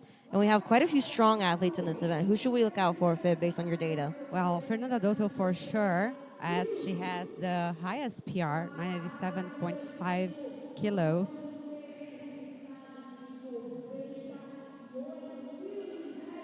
She did have an injury in her wrist, and she had to stop for a year or so, almost 2 years. So, but she's doing really well right now. So I totally bet on her. She had to operate her wrist a while and was out of the game for a little bit. But I had the chance to talk to her coach yesterday, and he, from what this is insider information, folks, from what we discovered. She sat down with him yesterday after the first event of the day, and she was told to leave everything out on the floor because every second counts. This is a you only got one shot moment, Eminem style. And if she was not going to leave it all out on the floor, then don't do it. So she's coming into this day, to this last day of competition, just ready for the battle. Yeah, yesterday she finished in 9th, and after the first event of the day, she's sitting in 15th. So for sure, she knows what she gotta do to recover a little bit. And you see Fernanda on your screen right now And she is definitely going to tackle this workout with grit. So keep an eye out for her on this heat. It's the start of Heat 3. Again, this is the heavy Isabel from the MIM Classic. The time cap of 9 minutes, 30 snatches with 155 pounds on that bar. So far, after 2 heats, we had 2 athletes finish. Let's see what happens in Heat 3. As expected, Fernanda Dotto with 0 issues on these snatches. She barely drops under the bar, though. She's pulling that bar very high, and she is catching this in a very solid power position. I like to say I have a toxic... And again, we've had a very forearm grip-heavy day already. For many of these athletes, I imagine just holding onto the bar and pulling is a challenge at this moment. And you see on your screen there, lane 5 is Fernanda Dotto, and she has kind of separated herself from the pack. She's very calm, cool, and collected with these snatches. You can see her there just taking a break, opening her belt, looking at the bar, setting up. Yeah, and if she really wants to move to the first hit, she cannot compare herself with the rest of the field. Absolutely. She has to think, like, what are the girls next hit doing? Exactly. She just needs to give it her best right now. And she just needs to focus on doing what she knows how to do well. And that is lift. And she's the first athlete to advance to the next section.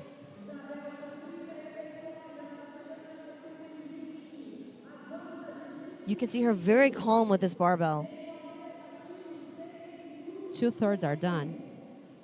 And watch her repetitions. Each one is the same as the previous rep. Nothing is changing, and that is essential for a good lift.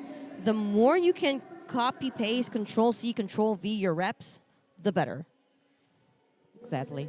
She's got a strong pull. She's hitting a good triple extension. She's getting under the bar very fast. You can see she's counting the seconds to go back.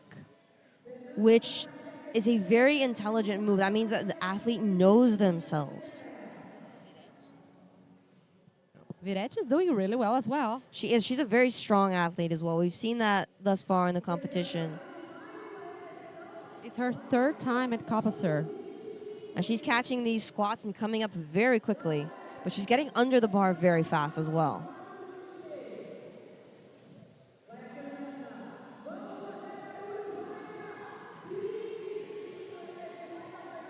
And here we go. Fernanda is advancing even further. We also see Pamela Gifoni and Gabriela Lucchi at the 15 rep mark. Yeah, I see Gabriela Lucas' snatches are looking better each rep. It's like she's warming up.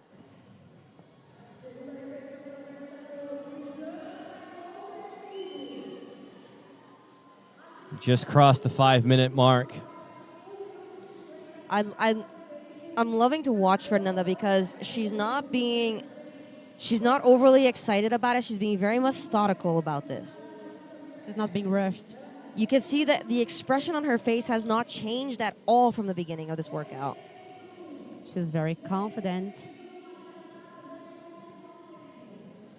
Lucia Viretti is coming out of a very quick bounce in that squat. Nice one by Gabriela. And I believe Fernanda, I think, has one more rep before she advances. Wow. And she there is she goes. advancing to the last set of 5. We haven't even hit 6 minutes yet, folks. Differently from last year, that if you could not accomplish in a certain amount of time, like every 2 minutes, you would just rest for the rest of the workout. A workout like this, you probably will try to do everything you can. Yes. In the time cap, right? Which can maybe not be the smartest decision. Yes, exactly. Last year's snatch workout was an eliminatory workout. However, this year we get to see these athletes go to the end. And there we go. And Fernanda has 2 more reps, I believe, to finish. Now it's the last rep. She has 10 seconds if she wants to be the event leader. She gets it. Has to cross the finish line. with, I think, 1 second. Beautiful. 1 second in front of Letícia Vitor, who was in the previous heat. Well done. You could see she was proud of herself, as she should be for this workout.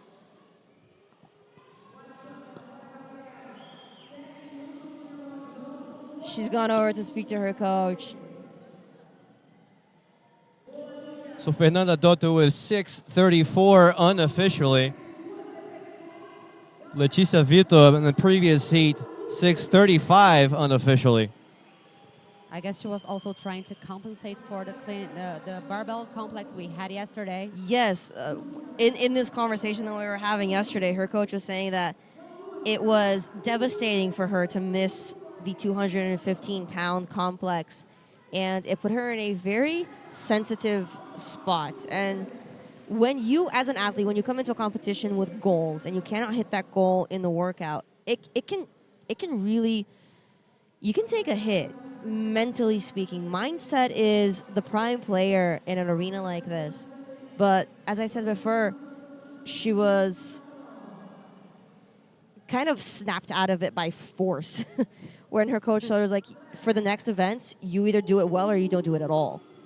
Yeah, and a coach has to know how to bring that mentality from their tough mentality from their athletes, you know. Depending on what they say, they can really ruin it. The coach and the athlete knowing each other well enough that you know how to properly approach a situation like that is essential. Like, if my coach came to me like that, I would just cry and be like, no, I'm done. I need a softer approach. Even if in the open, it's like, don't yell at me during the workout. Exactly, especially after an injury. But her coach knows her and knew how to bring that out in her, and she delivered. Amanda Andrade is in her last reps as well. She's gonna close that. Lucia Viretti also sitting at the finish line. We have 10 seconds left. Oh, no. Oh, no rep. 2 seconds. Oh, and a final no rep. You have to make sure everything is very stable. The overhead position is very solid before you stand up, but sometimes the clock ticks and you just want to go for it. Exactly. Getting overly excited is not always the best thing. On your screen, you can see the amazing triple extension that Fernanda Dotto has for each of those reps, and she maintained that from start to finish. And what a solid overhead position. 100%. Wow. Perfect lockout. Look at the expression on her face, too. It's just, it doesn't change. It's focus. Focus. Wow. She's attacking it.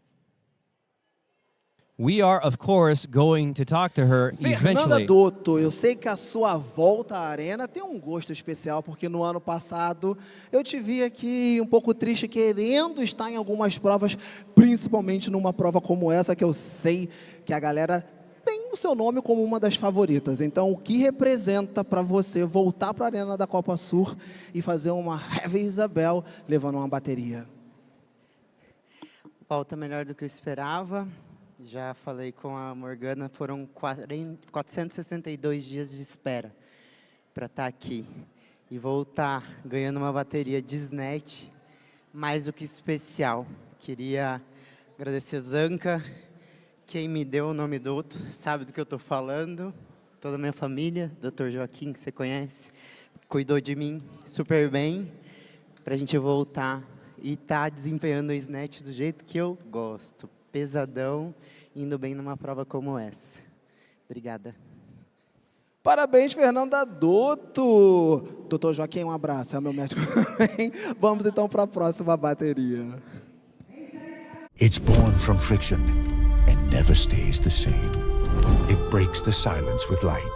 It warms, but it transforms too. A presence that moves without asking permission.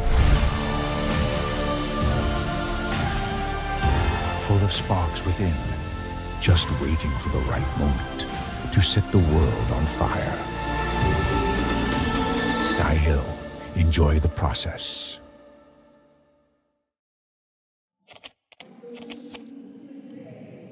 You just watched Fernanda Dozo grabbing that mic and thanking her doctor. We're about ready to start here. Heat 4. Heat 4 of Event 5. Looking at your lane assignments. We have on lane 2, Luisa Marques. Lane 3, August Hag. Lane 4, Joana Boaventura. Lane 5, Patricia Gonçalves. Lane 6, Maria Quintero. Lane 7, Caroline Ferreira. Lane 8, Isadora Marques. And lane 9, Aline Cabral. Our top 8 athletes. Our top 8 athletes. So this is going to be a very interesting heat to watch. Now, I'd like to draw attention to something. As you saw Fernanda getting interviewed by Fabio Brocco on the floor, we had her stats up on the screen, and she weighs 70 kilos, which for the mathematicians out there is 155 pounds. Therefore, Fernanda lifted her own body weight 30 times under 7 minutes. 30 seconds to the start of this heat. This will be the last heat of Event 5 for the women. But do not go anywhere. We will have 4 more heats with the male athletes. 10 seconds. Maria Camila Quintero, who's the leader, right? And she's a former, she's been to the games as an individual athlete and teams athlete. A lot of experience being displayed here. Without a doubt, a heavy barbell workout is no mystery to Cami Quintero, as she starts power snatching her snatches.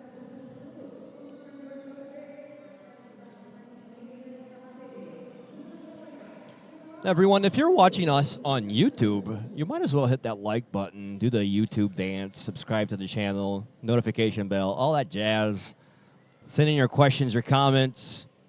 Kelly wants to know your favorite workouts. I want to know if you are a Isabel or a Grace person. What do you prefer, cleans or snatches? Are we ready for this conversation? Patricia Gonçalves doing a great job here, you know? You can see that snatches are smooth for her. Patricia Gonçalves, who at the moment is sitting in 2nd place. Maria Camila Quintero in 1st, and August Hag sitting currently in 3rd. August Hag, who put on an amazing performance in yesterday's clean complex.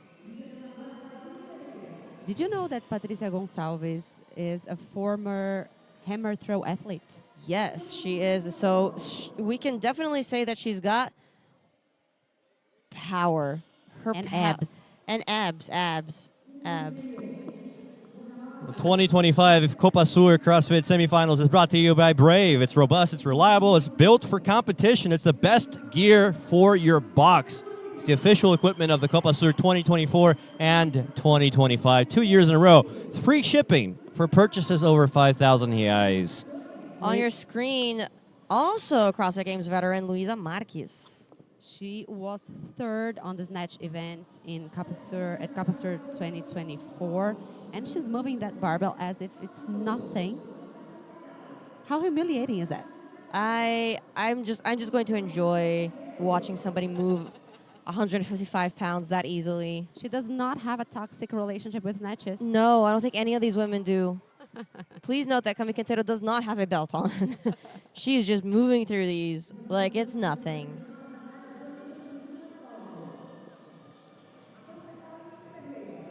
Luisa Marques with a very stable overhead position, catching all of these snatches in squat.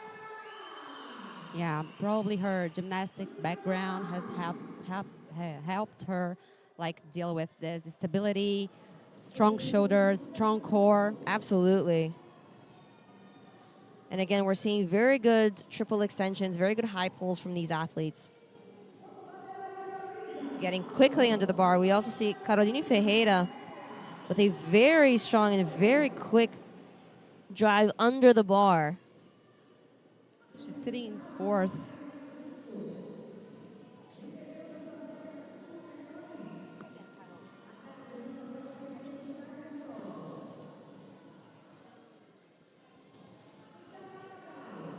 We see Luisa Marques and Aline Cabral, as well as Cami Quintero, already at the 20 rep mark.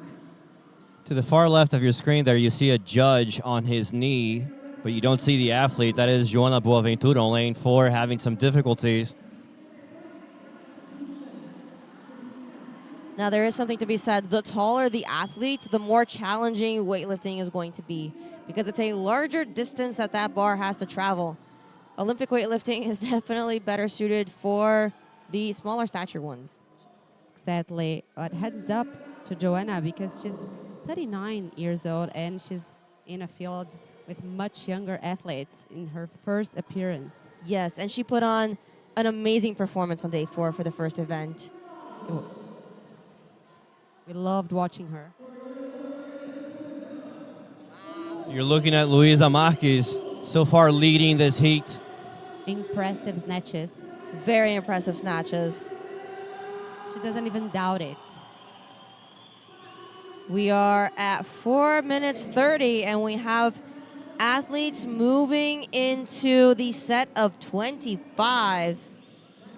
On the blue shirt there, that is Maria Quintero. Luisa Marques moving on to her final 5 reps in this workout.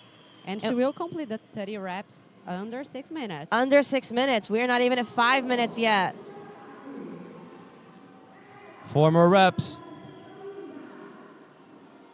That's so smooth and solid. Very smooth. And each rep has been the same. We have seen no difference in the reps from Luisa Marques. She's sitting in 5th place. So if she wins that one, we can see her on the top 2. Just 2 reps for her.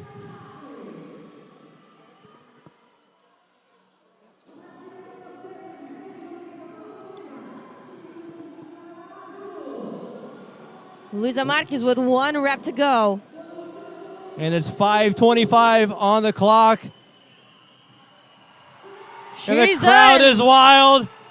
Steps on the red at 5:33. 5:33 unofficially. Domination from Luisa Marques to win the event. Squat snatches from start to finish. Consistent, solid, strong pulls, quick under the bar. Beautiful lockout. I love watching a smooth snatch. It's so pleasant to the eyes. For sure. And Patricia is coming also to finish her last set of 5. And Maria Quintero is on lane 6 there in the blue. And Arena Cabral all the way at the end. It's going to be a fight now. Maria Quintero could finish this in 2nd place overall in this event if she manages to do it under 6:34. Caroline Ferreira also moving. 5 reps to go. You cannot be overconfident here, but you cannot miss any second. Or any rep. Maria Quintero gets no rep. For stepping over the line. And Patricia is so strong. She's doing power snatches, almost muscle snatches. And she's been doing it from the very beginning. Touching the red is Maria Quintero with 6:54 unofficially. 2 Mayhem athletes over the finish line. Patricia Gonçalves over as well.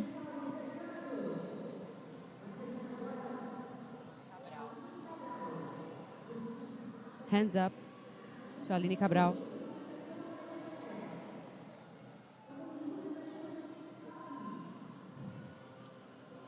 Augustina Haag with 1 rep left. And she's through. Caroline Ferreira is doing really well dropping under the bar. I love to see how fast she can be. She's very quick and she's stable. And she's over.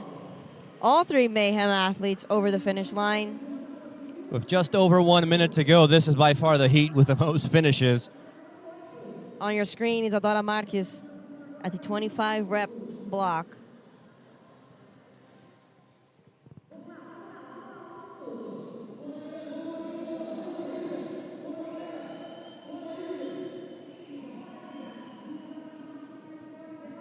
Isadora Marques still power snatching, 155. She's sitting in 6th place and she's snatching at 85%. She has about 40 seconds. Power snatching at 85%.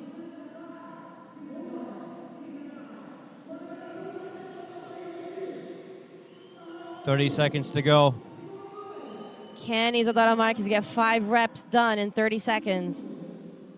Probably not. 4 to go. Every rep will count now because we don't know how many these athletes have been doing in the other hits, so she has to fight through.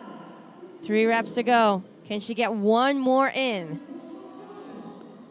And that is time for our final heat of event 5. Heavy Isabel for these elite women. Luisa Marques putting on quite the performance, quite the dominant show here. 5 minutes and 33 seconds, taking the overall lead of the event. We are going to talk to her shortly. You can see the focus and confidence in her eyes. We could see from all of the finishers for this event, there was a level of almost stoicism across the board. Just methodical, patient approaches to each and every single rep and making sure each rep was the same as the previous rep. Exactly. And we could see that sometimes the best clean and jerk doesn't Eu mean the best estou snatch. com ela, é um orgulho poder entrevistar a própria sobrinha, essa é uma curiosidade que poucas pessoas sabem, né, Lulu? Luisa Marques, a questão toda é que você é uma atleta muito consistente há anos, né? Para quem está só acompanhando agora, a Luisa já representou o Brasil várias vezes na categoria Teens, e se um ano nós tivemos uma terceira vaga nos CrossFit Games para a região, foi muito devido ao seu resultado, às demais meninas também. E você veio aqui numa consistência, com um sorriso no rosto, fazendo um Heavy Isabel. Eu queria só saber, assim, porque a torcida vai à loucura, você vai sorrindo. Eu vi sua mãe aqui no final, a minha irmã aqui do lado. Então, compartilha pra gente aí, eu sei que você tem um recado especial também para dar. Bem, não é fácil, a vida de atleta, assim, não é fácil. Tem dias que você simplesmente está no fundo do poço, tem dias que você está muito bem, tem temporadas que você está animada, tem temporadas que não. Já passei por todas essas fases e o que eu tenho aprendido a cada ano mais é que eu preciso estar aqui para me divertir, além de qualquer coisa. Além de vencer, além de qualquer outra coisa, eu preciso estar aqui porque eu amo estar aqui e não porque é uma pressão e uma obrigação. Então, eu acho que isso faz total diferença. E tem muito mais ainda por vir. Eu quero mandar Feliz Páscoa para todo mundo e um beijo para o meu irmãozinho, meus 2 irmãozinhos, o Miguel e o João Gabriel. É isso aí, Luisa Marques, para vocês. I got a lot of shit to say, so I'ma do this every day. I'll be writing things until I'm fucking buried in my grave. 6 feet deep under, but my body won't decay. Cause my messages are timeless, so they'll put them on display. Oh yeah, I rap with a certainty, I have a sense of urgency. A message for eternity, for everyone internally. I had some people burning me, but now they fucking learn to see I ain't the one to fuck with. Now they looking nervously, and I don't really care what you think of me respectfully. You can kick rocks if you think you're fucking better, see. I will outwork you, turn you to an enemy.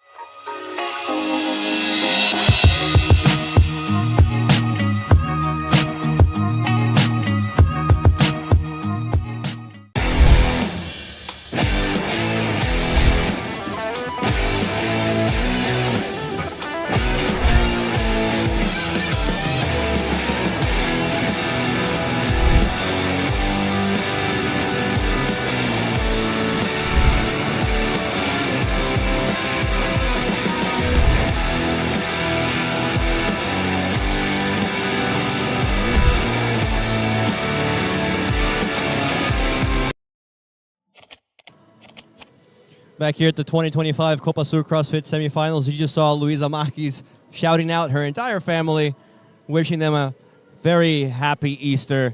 We are going to take a quick break, but we will be back soon with the start of Event 5 with the male athletes. Do not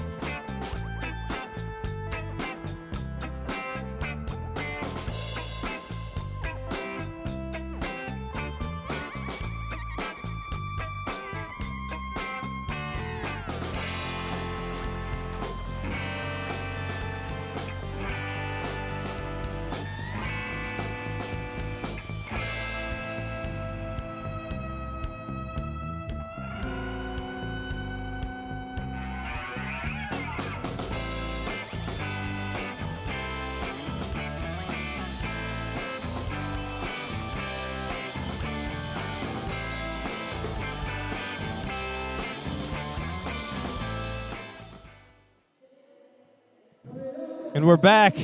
It's the 2025 COPA SUR CrossFit semifinals here at the Olympic Park in Rio de Janeiro, Brazil. Let's start. Let's start event 5 with the male athletes. This is heat 1 and your lane assignments. You're looking at your standings, your leaderboards after 5 events with Henrique Moreira and Calian and Thalisson Martins 1, 2, and 3. Again, 2 tickets at stake here to go to the CrossFit Games. This is the heavy Isabel. If you watch the Mayhem Classic, you know what this is. Now we have a very large lead from Henrique Moreira. However, between second and third place, we have only a 4-point difference. Everything can change here. Everything. And we're seeing the crowd get very excited with a Millennial Classic. That's I Want It That Way by Backstreet Boys. It is blasting through the speakers here, and no one can stand still. And if you're watching at home, I want to know, are you Backstreet Boys or NSYNC? That's easy for me. Yeah. Okay, Faye Backstreet Boys, Lucas Backstreet Boys. Yes. Sure. They were the first. They were the first. And not that it's mutually exclusive, because I do like both. Yeah, true. But there's usually a battle. If you ask millennials, there's always like a preference. I guess Backstreet Boys just had like more boys I liked. Yes, exactly. I'm like that as well. I'm like that. However, there are some NSYNC songs where I'm like, this is forever going to be a bop, and nobody can take that away from me. Bye. I just have a boy band playlist, and it's just everything. Westlife, Backstreet Boys, all the boy bands. Westlife. Is that true? Oh, you're not being ironic. No. This is true. This is true. We've had a lot of musical moments up here in the broadcasting booth. In fact, I want more boy bands. We don't have enough. One Direction. I cannot say much because I am a huge boy band fan. For those who do not know, I am feliz BTS cumpleaños, Army, Agus. so Está cumpliendo. I'm all about the boy band. Can't say I'm Army, but I do love them. You're listening to the English broadcast of the 2025 COPA SUR CrossFit semifinals. I'm Lucas Oliveira. Joining me is Kelly Z commentating, providing the knowledge. We have a special guest of honor, Fernanda Surian, the data scientist. And on the floor interviewing the athletes, Fabio Brocco and Paul Klein. And we have hands in the air right now in the arena as we're listening to Backstreet Boys. How can you not like this? Impossible. So many good memories. I want it that way. That'll be demanding. You know, I do like girl bands too. Just saying. I would say that's what these athletes are thinking right now as they approach the bar for the snatch. I want it that way. You come up. Nobody talks Hanson. Hanson. However, we had Hanson playing in the arena in day one. Day one, we did have Hanson playing because Lucas and I looked at each other and went, "Oh my god!" Is this Hanson? They were my favorite. Double take. They were my favorite. I only know one song though. It's Bop, and that's it. I think everybody only knows one song. No offense to Hanson. All right, judges are in position. Here we go. Your lane assignments. Lane 3, Edgar Carvalho. Lane 4, Igor Viana. Lane 5, Benjamin Reyes. Lane 6, Valentin Mesa. Lane 7, Vitor Amancio. Lane 8, Lautaro Brichetti. Faye, based on your data, who do we need to keep an eye on? Victor Amancio has the heaviest snatch. We already know having the heaviest snatch doesn't mean you move well, but he does move well. And he was a former rugby player. Which means he knows how to tackle heavy things, folks. He's not afraid of a barbell. He's not afraid of anything heavy. I can guarantee you that. I know quite a few rugby players who have now transitioned into CrossFit. And if there's one thing they are not afraid of, it's a heavy barbell. The difference here is that we have 225 pounds on the barbell now. Just over 100 kilos. How many reps can you actually squat snatch at 225? You guys watching us. I think we're going to find out today.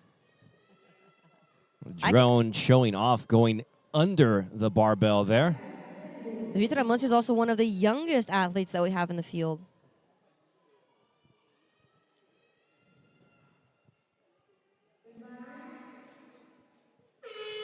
And we're off. It's the first heat for the male athletes. Again, 2 tickets at stake to go to the CrossFit Games in Albany, New York. 30 snatches, 225 pounds on that bar. Time cap of 9 minutes. It's the heavy Isabel. If you watch the Mayhem Classic, you have some familiarity here. Edgar Carvalho started his first snatch in a power position. Yeah, Amancio had his first one a bit shaky, but recovered the second one. Adrenaline. All the other athletes are squat snatching. Yeah. Again, taking their time with this bar. This is just over 100K. I guess the first rep, when the first rep doesn't go that well, is a bit scary, but you can really like shake it off and do. If your second one is better, you can just keep going. Exactly. It's very important to keep a good mindset. If you miss, if you're shaky, if it's not as stable and as solid as you wanted it to be, it's important to not let that knock you off. You have to keep a good, patient mindset and just think, okay, that didn't go as I wanted. That wasn't as stable. What do I need to fix for the next rep? Do I need to pull more? Do I need to get quicker under the bar? Do I need to lock out faster? Do I need to use more leg drive in the first phase of the pull? Yeah, you need to turn on your self-coach. Exactly. Something that these athletes are certainly able, because they're very experienced, even if it's their first time in this arena, for sure. They have been competing in the national scenario, which is full of very strong athletes. Absolutely. Lifting heavy is nothing new for these athletes, even if it isn't on the COPA SUR floor. But doing 30 reps of snatches at 225 is also not common, at least not in one go-round. You might often see it broken up into like 6 sets of 5, 5 sets of 6, sets of 3, but 30 reps, consecutive reps, Isabel at 225 is not something commonly seen. One step, you have to watch out. You cannot step on the line or all the effort will just vanish, but not from your body. And you do not want to get no-repped. Getting no-repped on a heavy snatch just shakes you up mentally, and you're just wasting energy. Edgar Carvalho has a very solid power snatch at this weight. Very solid. He's got a very good pull. He gets all the way up. He makes sure his hips are open. He's got very good leg drive. And Edgar Carvalho is one of the taller athletes.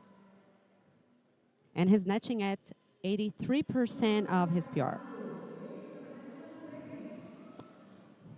His first appearance at COPA SUR was in 2024. He's had a few low finishes, like 26th, 28th, and 27th. So I'm sure he's trying to move to top 20 on this one.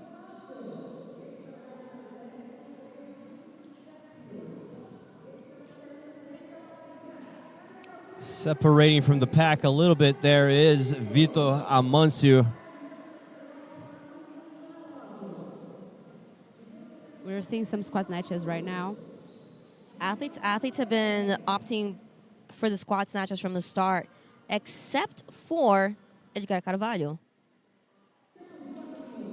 who is, and we're seeing a touch and go from Edgar Carvalho for 3 reps. Wow. We're going to see one more. No.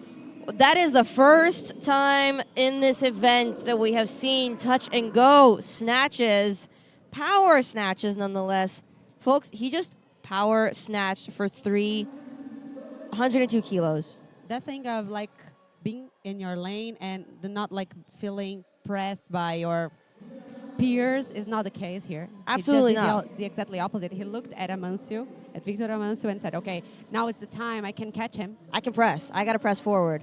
And he's confident in his movement, and confidence is key. Like I've said this a few times, and I will hammer this home.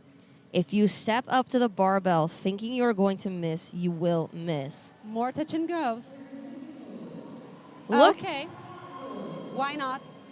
Edgar Carvalho just Blowing surprising our us all. minds. And he's really trying to catch Vitor Amancio. That's his goal right now. If he can do it, why not? Vitor Amancio on your screen. Already in the 25 rep block. The 2025 COPA SUR CrossFit semifinal is sponsored by Skyhill. It's the grips and accessories trusted by athletes on the floor, the grips that rule the arena. They have an exclusive COPA SUR 2025 collection, including the Inspiration 2.5. Incredible grip, super grippy, not built for endurance, but built for grip is what they told us. If you want things to stick, you want the Inspiration 2.5. Check it out. Something nice about these events that have like just one movement is that you can choose your all the accessories you feel like you should have. So you can see athletes feeling like after that work, all those workouts, you know, having a belt on you and maybe even weightlifting shoes will help you so much. Absolutely. And these athletes have just been doing a lot of midline work these past couple of days. There's been a lot of bar muscle ups, a lot of toes to bar. So your core is starting to feel it at this point, which is no surprise that a lot of these athletes have on weightlifting belts as accessories to help them stabilize the midline, especially when you're putting 100K overhead for 30 reps. And here we go. Vitor Amancio. And go from Edgar Carvalho once again. Vitor Amancio has 5 reps to go and just over 2 minutes.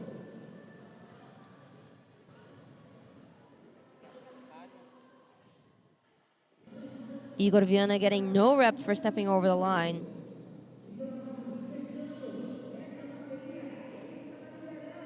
Edgar Carvalho doing everything he can to try and catch up to Vitor Amancio.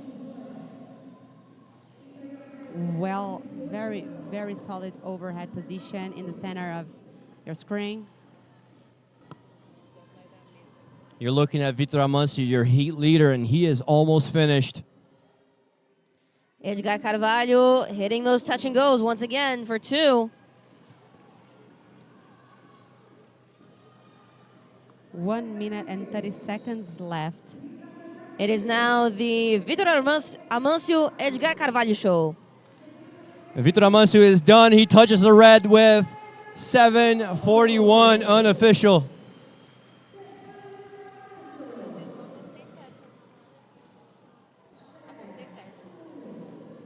We also have Benjamin Reyes in the last few sets, or last few reps. Very solid overhead position. He's got a wide grip on the bar. Yeah, as we can see, Carvalho had to wait a little bit to get in. So this is the problem of doing touch and goes, because they will make like tire your body from pulling and going down.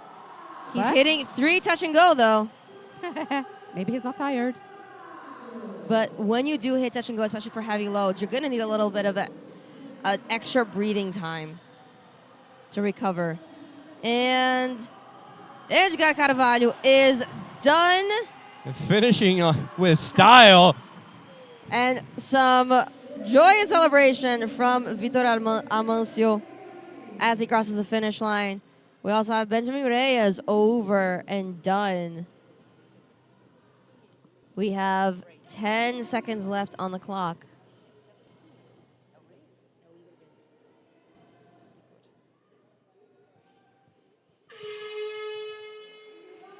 And time for this heat for the men. This is your first heat for Heavy Isabel Mayhem Event 2. You're looking at that slow motion shot of Vitor Amancio. Of course, we're going to talk to him eventually, but I just want to say our data scientist said he would win this heat, and he did. Very strong and solid athlete, you know. Young athlete as well, 21 years old. Anti-cardio social club. Okay. If you don't like cardio, it means your snatch is probably better than everything else. Could I get one of those shirts? It's the adequate t-shirt for this event. I feel like I should get one of those shirts. Vitor Amâncio, olha, você é jovem, mas não é inexperiente, já não é a sua primeira vez aqui na Copa Sur, e como teens você já competiu muito, tem coisas que só a experiência traz, né? Essa é uma prova que precisa de muita frieza, porque, de novo, é mais um clássico do CrossFit, um pouco piorado, que é a Heavy Isabel, e aí eu queria saber, né, você estava ali conversando, olhando, observando, você muda um pouco o seu esquema de acordo com o que você vê ali na arena, ou você faz somente o que foi combinado com o seu coach, planejado de início ao fim? Bom, eu acho que a gente tem que tentar manter o planejado, pelo menos até onde a gente vê que é possível. Eu acho que assim, eu comecei um pouco mais cauteloso, pensando em uma de cada vez, só que chegou nas 15, eu estava inteiro ainda, e eu pensei assim, bom, eu acho que a estratégia vai mudar agora. E aí eu comecei a apertar um pouquinho, porque eu via que estava confortável. E, bom, foi isso, uma carga pesada, mas é uma carga que você tem que ter muita frieza, como você disse, muita calma. E tenho certeza que os caras aí vão ir muito bem nessa prova também. É isso aí, Vitor Amâncio, para vocês. Uma salva de palmas e vamos lá para a próxima bateria.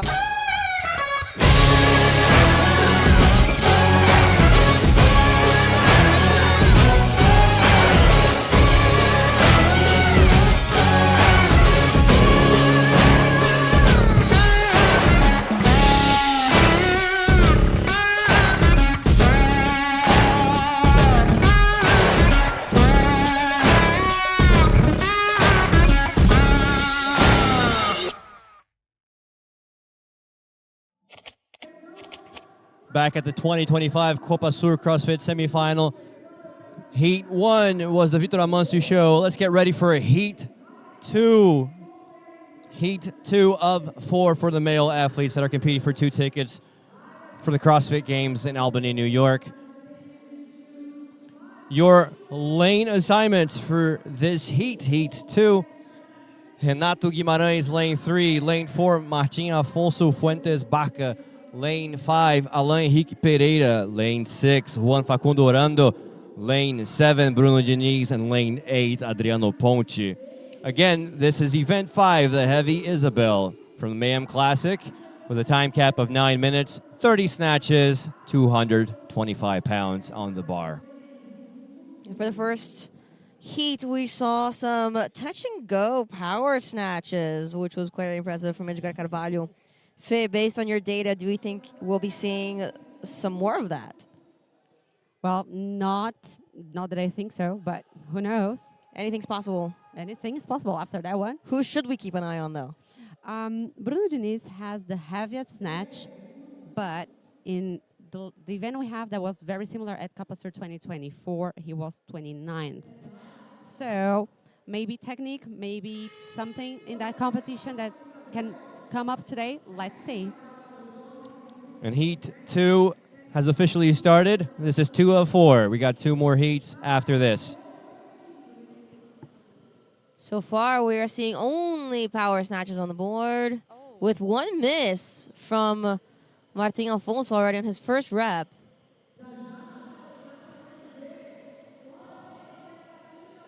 Solid power snatches from Juan Facundo and Bruno Diniz, as well as Renato Guimarães. Another one. We see a few misses. Yeah, sometimes like you get nervous, you overpull, and then you cannot stabilize. If the bar goes over behind you, one of 2 things has happened. Either you've pulled too hard and were not able to get into the bar quick enough and stabilize, or you haven't pulled hard enough, had to compensate with a drop that was too soon, thus unable to stabilize overhead again. And we have our first athlete moving on to his second set of 5. That is Renato Guimarães. Renato Guimarães from Vitória CrossFit. Wow. His PR is 116 kilos, which is 260 pounds. Which makes sense considering that he's pulling these power snatches very smoothly.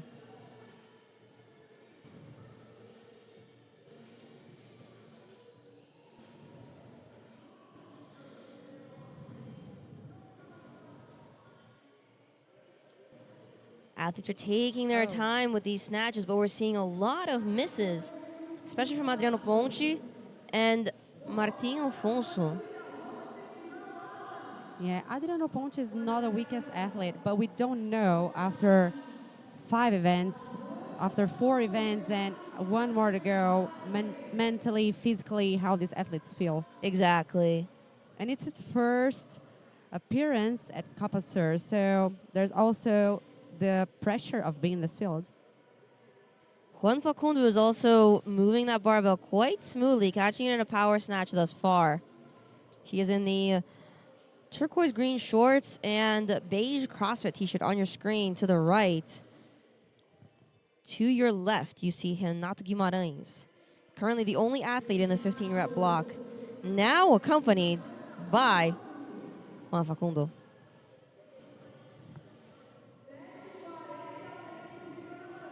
Athletes are taking more than 10 seconds to hit the barbell again. So it means it's heavy. It's heavy. And curiously enough, we're seeing much more challenge with these athletes than we saw in the first heat. It's true. Even though we can see very solid reps here. Another miss.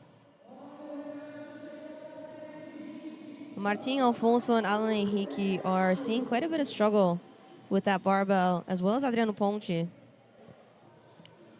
The 2025 COPA SUR CrossFit semifinals is sponsored by Powered by Coffee. It's the official supplier of all athlete and staff uniforms and, of course, coffee. Official apparel of South America's CrossFit elite. And performance start with what you wear and what you drink. Powered by Coffee, everything you need for your WOD in a single place. And if you're here with us in the arena at CrossFit COPA SUR 2025, I highly recommend you go get a frozen coffee smoothie from Powered by Coffee. I have had probably more than I should this weekend. Even though I said that I have a toxic relationship with snatches, it's one of the best ways to combine strength and mobility. So I love to see how these athletes display this mobility. And that may be one of the big issues that we're seeing with the athletes who are unable to complete their snatches today. Mobility is probably the key element for a successful snatch. For a successful overhead motion, whether that's even a shoulder to overhead, definitely an overhead squat, having adequate torso mobility, spinal mobility, shoulder mobility, being able to have that open position is absolutely essential for you to be able to stabilize overhead. If you do not have that mobility, locking out is going to be almost impossible. The bottom of your screen there is Juan Facundo Hando, and then at the top of your screen is Renato Guimarães, who is so far the leader of the heat. You were saying we are talking about like music and everything. What's your favorite kind of music to lift heavy? Oh, I have a playlist that Spotify created for me called The Rock Workout, and it's not Dwayne Johnson, it's rock music. See, for me to lift heavy, I have to be in a very lighthearted mood, because if I take myself too seriously, I'm going to start missing. So anything that's danceable, surprisingly enough. Anything I need that's like danceable, I like that. anything that's danceable. So like, you know, 90s pop, EDM, and like I said before, I'm BTS Army, so K-pop for me is great. I need something that I can get into the mood to want to lift a barbell. I might try this one. What about you, Fernanda? Loose hips might help me. Exactly. You know, you need that motion. I will agree with Lucas. Rock is a nice one for me. Yeah. Renato Guimarães is almost done here. Wow. Juan Facundo is right behind him, though. We are at 6 minutes 15 on the clock. But this is so solid. Renato's going to take that win. Again, like we saw in the previous heat, Renato has basically copy-pasted each of his reps. He's had the same pull. He's had the same triple extension. He's had good drive at the beginning of the movement and a very quick lockout. Look at that bar path. So Asking for the crowd support. And the arena gets loud. Last rep. And here he goes. Over the finish line. Touches the red at 6:50 after 2 heats. That puts him in the lead. Well done. Very impressive and very consistent work by Renato Guimarães. Yeah, and probably he has been working on that a full year, because last year his placement was 39th for a snatch event. He's been working hard. And you've been able to see that throughout the weekend. Renato Guimarães has been putting up a fight in each of the events.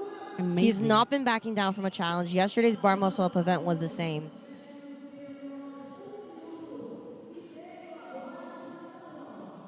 Ooh. Do not step on that line. Juan Facundo also nearing the finish line. We've got just over a minute left on the clock. And he has a few more reps to go.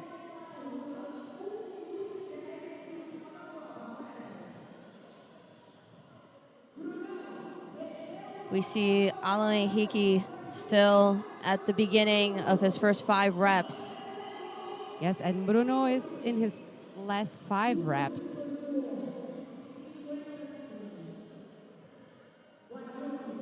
Left side of your screen is Juan Facundo Rando. Right side of your screen is Bruno Diniz. Almost in matching uniforms. And he's doing power snatches. He hasn't been doing any squat snatches. What makes me think that maybe he doesn't trust them. Either he doesn't trust the catch, the low catch, or he's opting for a quicker drop under the bar based on leg fatigue. These last 2 days have been very lower body centered, especially after yesterday's Echo Bike event. And they still have another Echo Bike workout at the final today, plus single leg squats. So a lot of these athletes could also trying to be sparing their legs for the final event today. Sure. And Bruno Diniz almost finishing, but not quite. Destabilizing on that last rep there. And it was the Renato Guimarães show. 6 minutes, 50 seconds unofficially. Puts him in the lead for this event after 2 heats with the male athletes. Quite a dominant performance where, of course, we're going to talk to him eventually, shortly coming up very, very soon.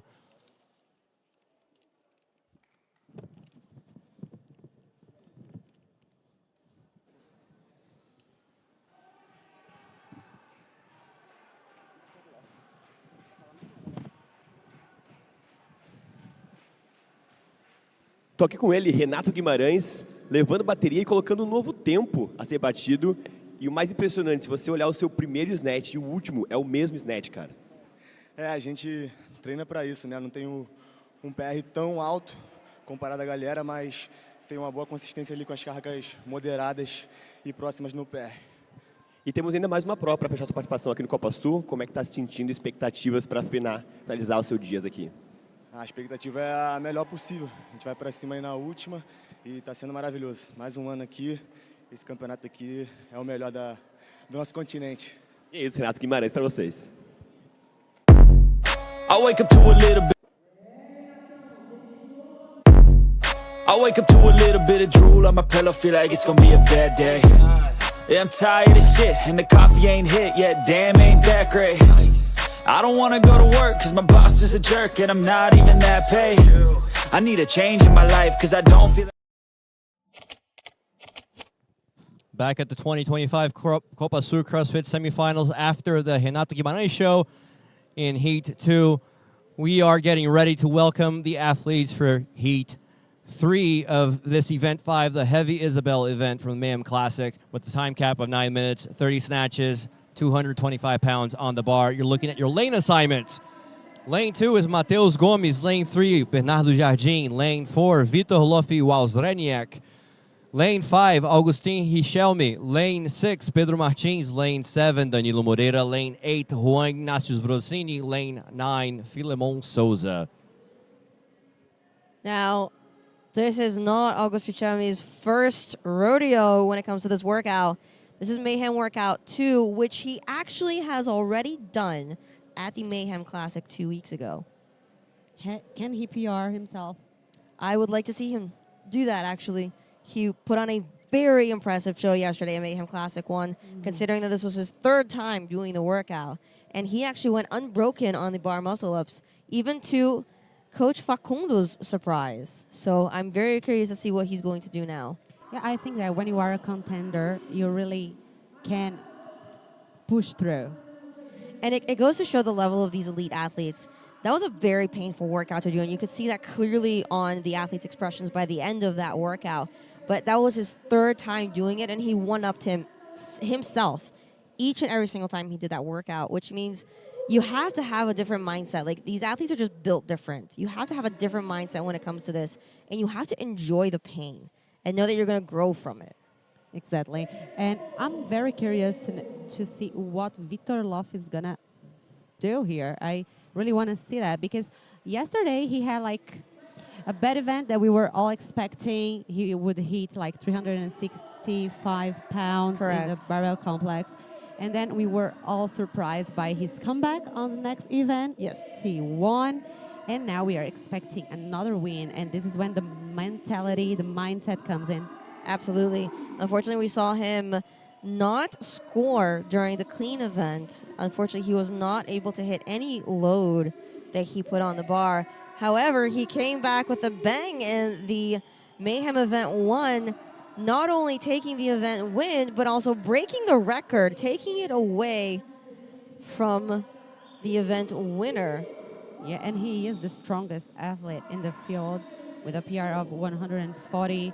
He's young. He's just turned 20, so has so much more to go. Exactly. He turned 20 on Friday.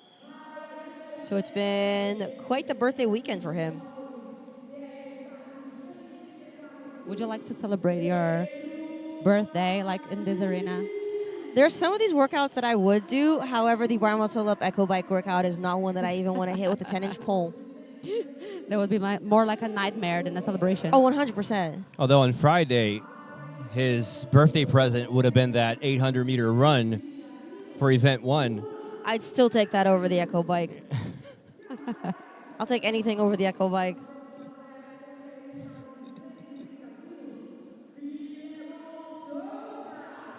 We have the third men's heat for event 5, Heavy Isabel. Athletes have 9 minutes to complete 30 snatches at 225 pounds, 102 kilos. Are we going to see touch and go? I would like to see touch and go. Me too. I think we're going to see some touch and goes in this heat. I really do. Now, are we going to see power touch and go, or are we going to see squat touch and go? Power touch and go. Power touch and go? What do you think, Lucas? Power touch and go or squat touch and go? I'm going with squat just to be different. I'm going to maintain myself neutral. That's cheating. And I'm just going to watch. I'm in the middle of the two of you, so I can maintain myself neutral. I just remember last year, it was such an epic moment when Gui Malheiros had that touch and go at the very end. I don't think I've ever heard the arena get louder than it did in that event. That was just freaking awesome. That was, but this year he didn't touch and go, and he was in Mayhem Classics. That's true. I don't know. Maybe not. We also had fewer reps for the event last year, and much lighter load. It's true. That's true. 30 seconds to the start of this heat. I wonder what comes to mind as an athlete when you see those barbells like out there, you know. Hopefully, I'm going to live that. 30 times. Athletes are ready.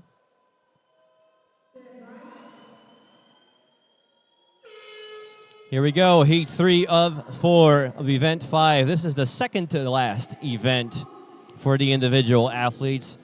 Event 6 is going to come up pretty soon. Do not go anywhere after this event. Event 6 being my personal favorite. I'm very excited for it. We are seeing mostly squat snatches across the board, except for Vitor Loff, who is power snatching and keeping an eye on the judge as he does so. He has locked eyes with the judge. Some people, when they approach the barbell, when they're close to the barbell, don't you think that the barbell looks smaller?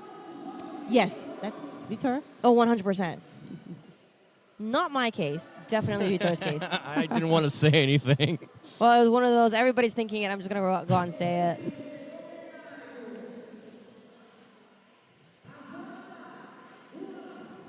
These athletes are moving much faster than we've seen in the previous two heats. Yeah, less than 5 seconds for each rep there for Vitor. Pedro Martins also having no issues with these snatches. Yeah, he was my second name for this one. He has a PR of 134 kilos, which is 295 pounds. And Vitor Loffi is already in his 15 rep block, and we are just at 1:30 on the timer.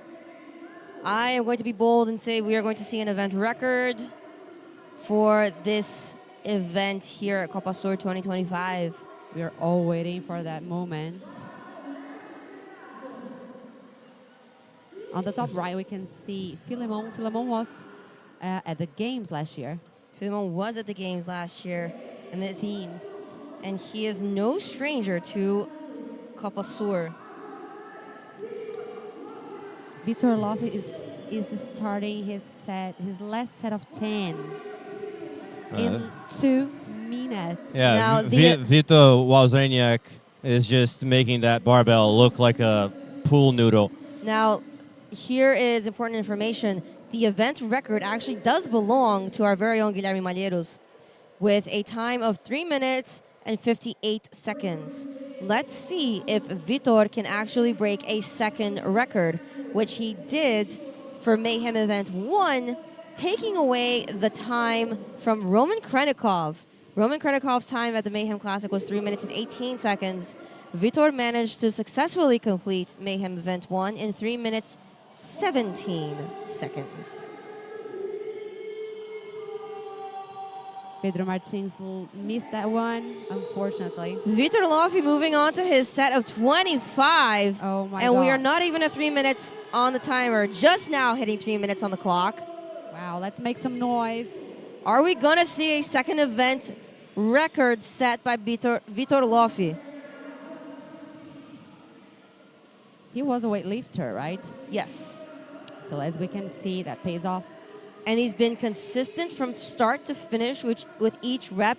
And we have seen from the previous two heats that it has been essential to successful completion in this workout. Copy, paste each of your reps.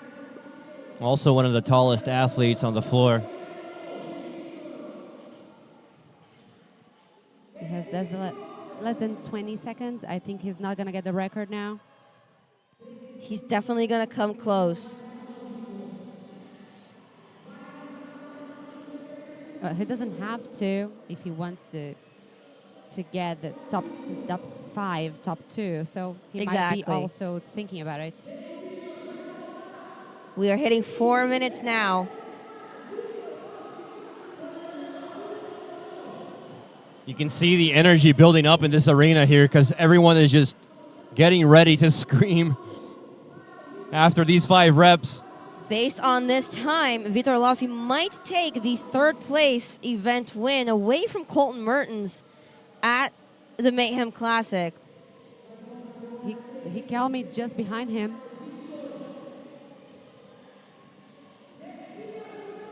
We got 3 reps for Vitor. Colton Mertens has a time of 5:42. There he goes. 2 more for Vitor. You got to pay attention to those feet. You can see these athletes breathing heavy. Ooh. First miss for Vitor. And he's taking a second to breathe, making sure he does not miss this next rep. Jardine is setting up to do his. It's much smarter to take a second and reset than try and hit the next rep on an adrenaline rush and missing it again. Exactly, but I guess you also have to try, right? Yeah, definitely try, but know when to get back to the barbell. Don't go back too soon, especially after a miss. All right, here we go. Last rep.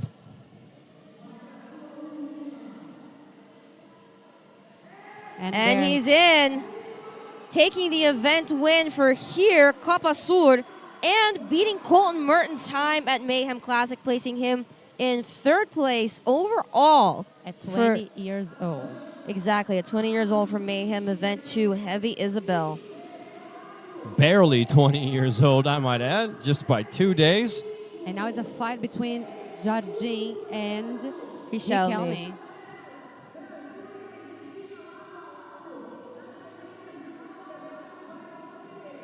Jardine goes first.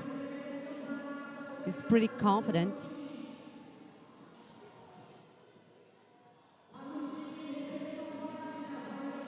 Rep by rep.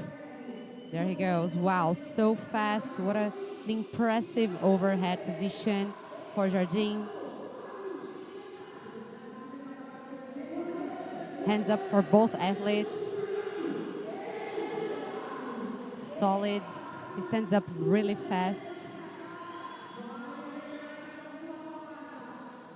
The athlete cannot step on that line, so it's really important to pay attention on that. There he goes. One more. And he's asking. All right, who's going to step on that red first? Oh, no. Is it Agustin Richelme? Oh my goodness. His 2nd time completing Heavy Isabel. Augustine finishes in 2nd for this heat. And what I think is amazing about this arena is that many athletes have their idols next to them. Absolutely. So I think this is the case with Jardine.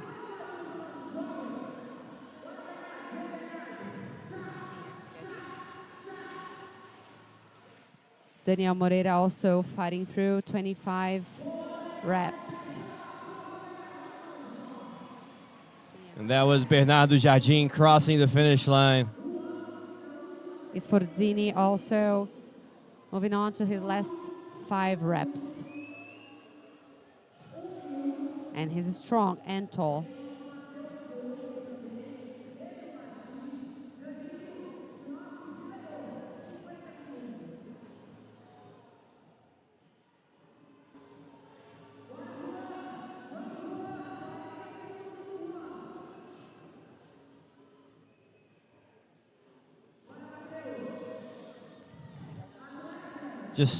Just over 30 seconds left on this heat. And Danilo Moreira missing 1 more rep. When you see the clock, you know, this is when you have to know what to do. We got 15 seconds left. Nice overhead position there.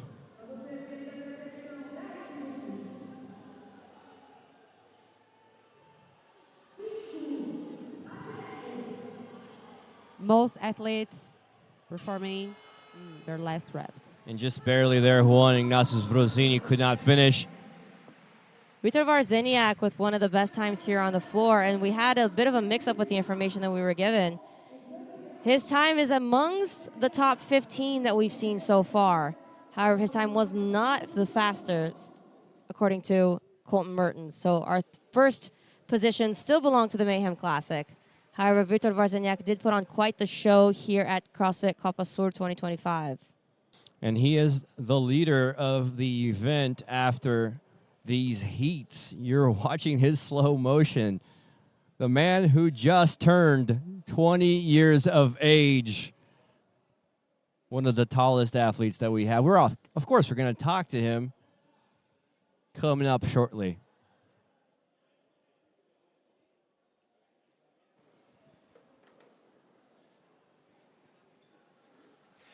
Estou aqui com o Vitor Loff, colocando um novo tempo para essa prova. Temos ainda uma bateria pela frente. Me fala da estratégia dessa prova. Sabemos que você tem 140 quilos de snatch, 100 quilos trabalhando com uma carga de trabalho. Você começou forte e errou apenas um snatch. Eu vim para impor um ritmo bem forte na prova. Vim treinando muito com a minha equipe o Barber Cycle para melhorar, que era uma dificuldade minha, e hoje está sendo uma vitória fazer essa prova muito bem.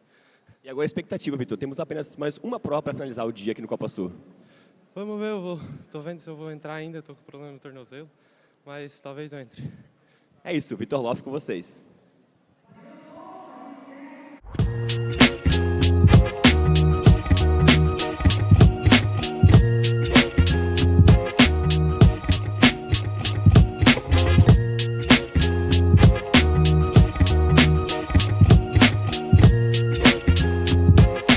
E aí uma parte importante é que a gente vai ter bastante exercícios que não são feitos somente na barra alta, tá? São feitos na barra baixa, no solo, eles vão ser de extrema importância para construir a parte neutra.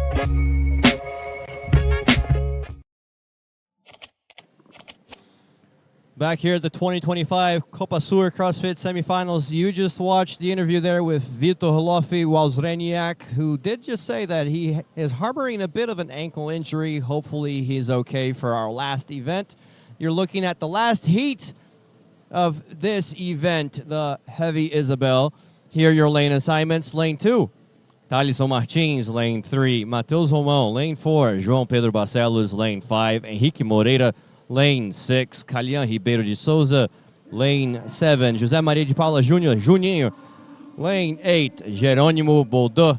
Lane 9, Anderon Primo.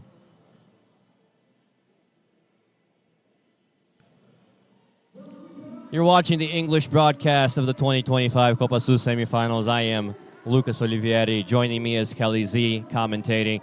On the floor, we have Fabio Brocco and Paul Klein interviewing the athletes. And of course, we have our data scientist, our guest of honor, Fernanda Surian, with us. Thank you so much for having me. We are on to the last heat, and there was a mix-up in the information that we were given here for the English broadcast, brought to my attention on our YouTube. So if you're here, please drop a comment. We did not have the time to be from Colton Mertens, from Vitor Loffi. However, it does not mean it was not a spectacular performance. Nonetheless, we did still have many times under Vitor's established time at the Mayhem Classic.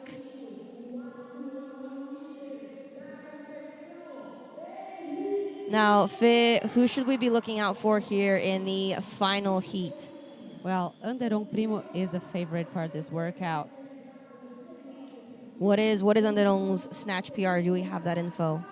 Yeah, it's 140, the same as Vitor Loff's, right? And he's a very experienced athlete. He's been doing really well. So his worst result was the first event, and he's just been rocking, crushing it. So he has a big number of fans, and we are all rooting for him. We saw him crush the clean complex yesterday with 350 pounds on the bar. Yeah, he's a very strong athlete. And he also gave us quite the performance at last year's snatch event. Another name we should be looking out for is João Pedro Barcelos, or JP, because he's a very strong athlete and he's in third. So let's see what he can do. All right, the energy is building up here with this crowd, as these are names that a lot of people know. Expect the arena to get very, very loud here. And the last heat, heat 4 of event 5, has started. After this heat, we will take a very short break, but we will then have event 6. Do not go anywhere. If you go somewhere, take us on your phone or something. Henrique Moreira is also the leader and probably a contender for this one.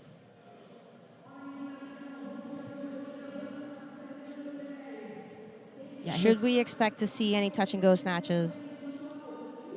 I guess so. At least at the very middle, when things, get a bit hectic and you just want to get 2 or 3 reps. You want to edge ahead just a little bit. Exactly. That would be probably something like that here.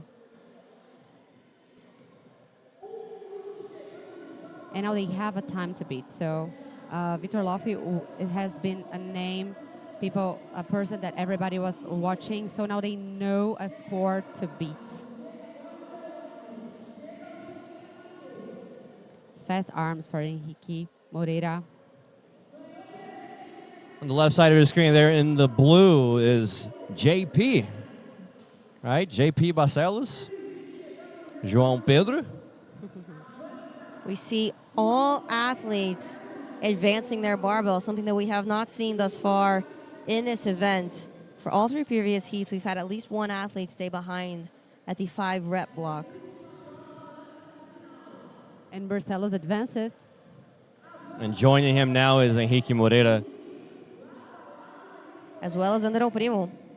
Yeah, after the event this morning, Pedro Barcelos sits in 5th, so he knows he has to rush it. It's all or nothing. We're already at that point in the competition where you just got to push it. Yeah, and he came in 3rd, so he's probably like feeling this score.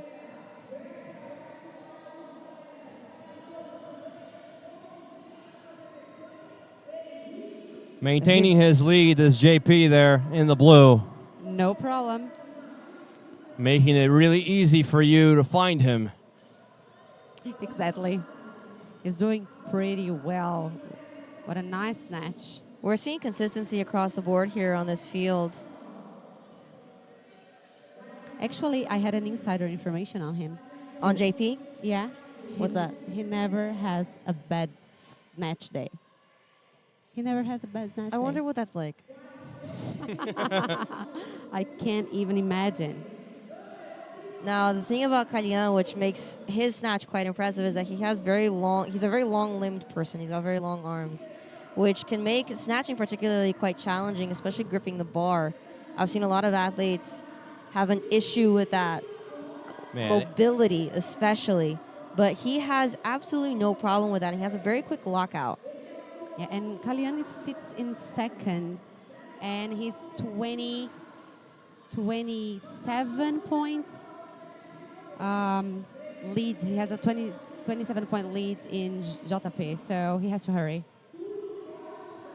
It's not that much, 20 points. The only athlete that is quite ahead of the game is our 1st place leader at the moment, Henrique Moreira, with 376 points. Kalian currently sits at 299. Yes, and Moreira is the closest athlete to João Barcelos. He has done his homework. I think they all have. Yeah. What I'm impressed about Moreira is how he can understand the field and how he can adapt and react to what is happening in the arena. That's very true. He has a very quick reaction time, and he's reading the arena while still focusing on exactly what he has to do. He doesn't get shaken by what he sees around him. He zones in. Yeah, exactly, and he can play. João Pedro Barcelos here with his last reps. 4 minutes and 22 seconds. He has plenty of time to finish and lead this event. And the crowd answers his call for support. One rep left for João Pedro Barcelos.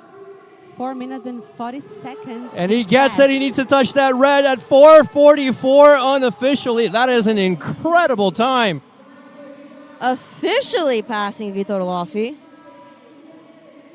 Vitor Loffi Wozreniak, who had a time of 5:38 unofficially in the previous heat. If compared to our Mayhem results, it would put him around 16th, 17th place.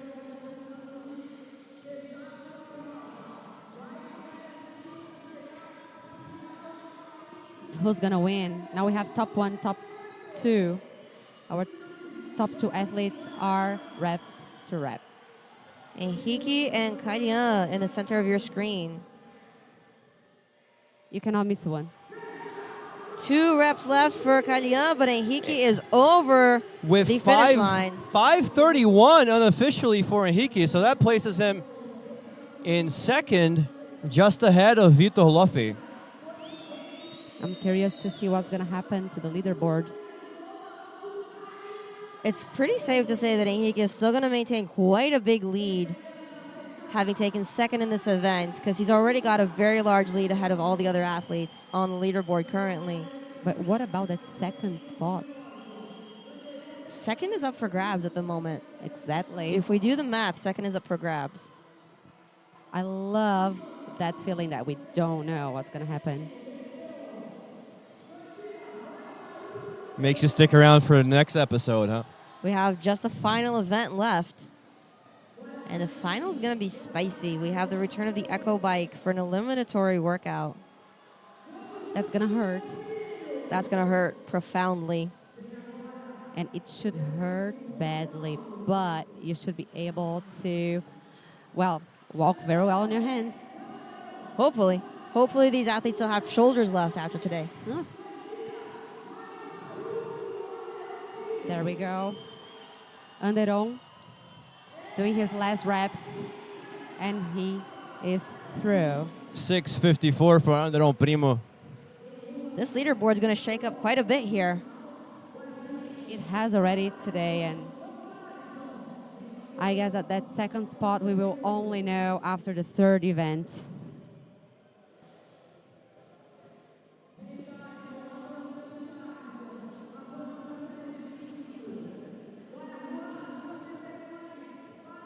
Bodon fighting his reps, waiting, had a few misses. Juninho also finding himself in a challenging position, still in the 25 block. Juninho, who brought the crowd to their feet on the first day of competition. Athletes have just over a minute left on the clock to finish this workout. And you can see a very sweet moment shared between your current first and second place leaders, Luiz Henrique Moreira and Calian. Juninho, who was a bodybuilder. Did you know that? I did know that, and he still maintains that build. He's quite wide. Just under 1 minute left. And lane 8, Geronimo Bodon finished as well with his snatches. We have 45 seconds left on the clock.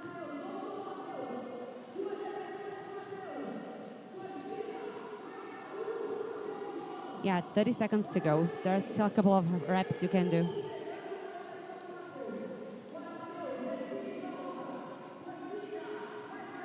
Just under 30 seconds to go.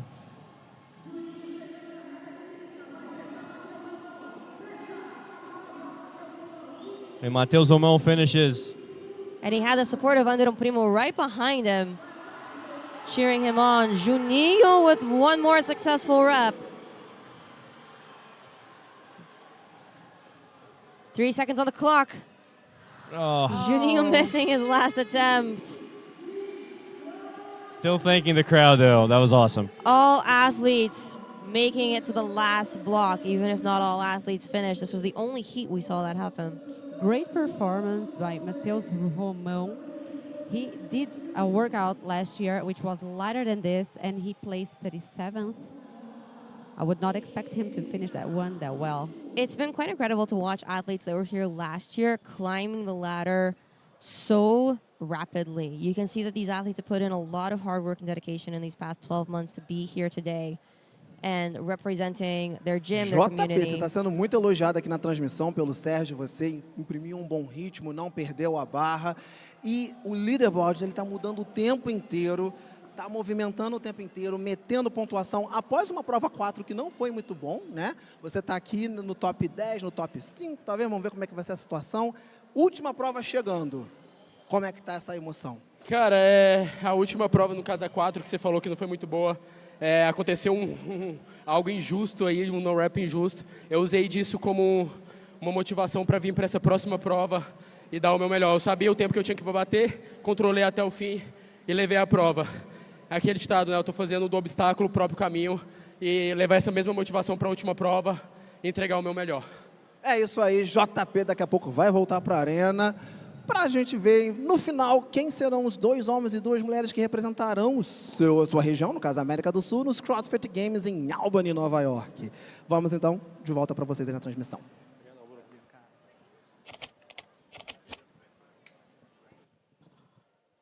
And there you go. You just saw João Pedro Barcelos put on quite the dominant performance, finishing the event with the lead.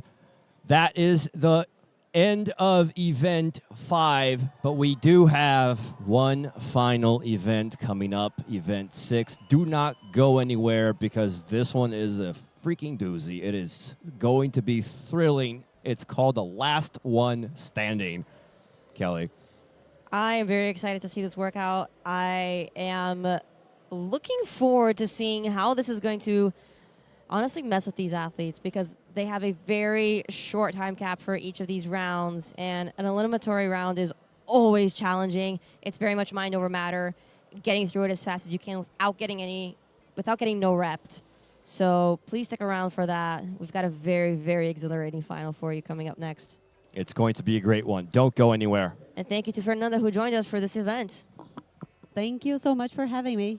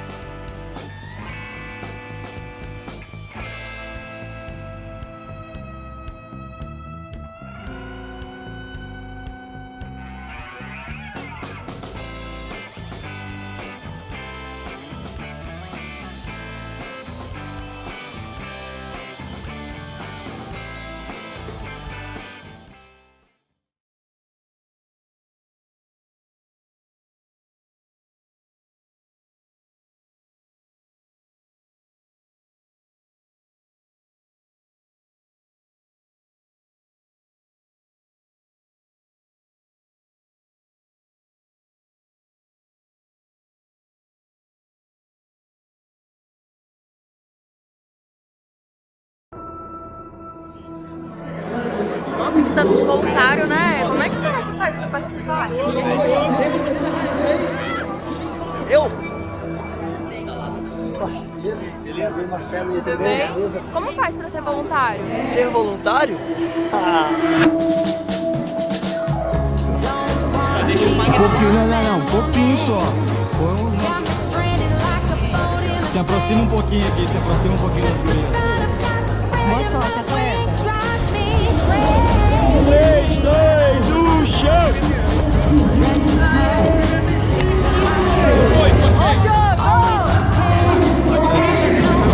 Uma mão depois da outra. Na cara. Bueno, muy bien, seguimos aquí en el Arena Carioca. ¿Cómo lo está pasando? Excelente, igual, excelente. Bom trabalho para todos nós. Marcelo, vai lá e avisa o pessoal correndinho. Aí então vão ser 2 pessoas para fazer isso. 2 para cá, 2 para cá, 2 para cá, 2 para cá. Já tá difícil. Bom dia, galera. Prepara que vocês vão ter que correr mais, hein, time? Foi.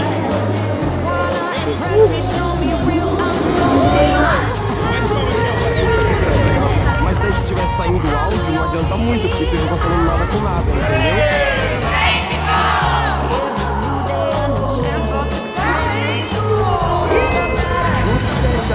Queria passar Olimpíada, quase consegui, quer pegar a vaga para a Austrália.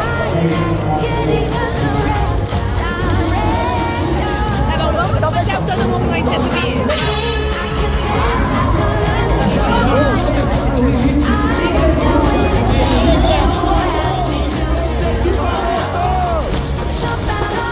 Como é que tá esse vídeo aí? Bora lá?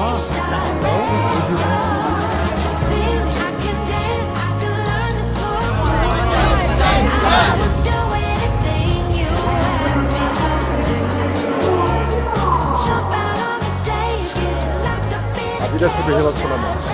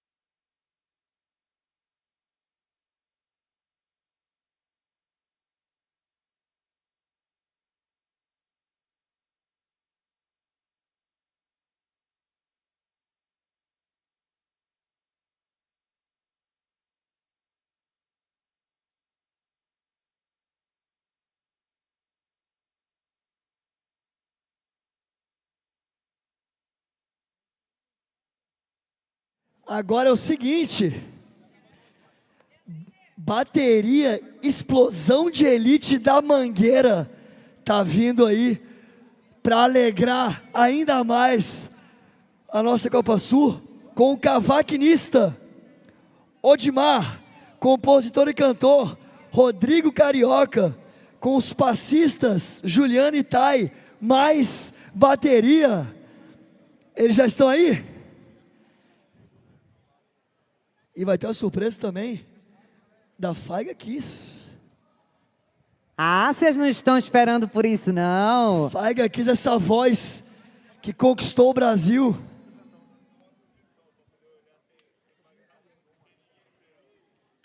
Rodrigo Carioca, vem pra cá, meu amigo. Uma salva de palmas aí pro Rodrigo Carioca.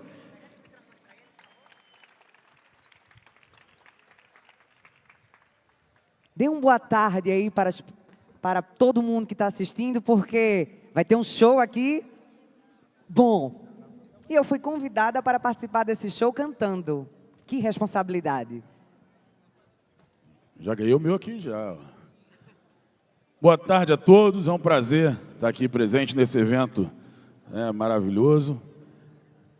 E a locutora oficial do evento também é cantora.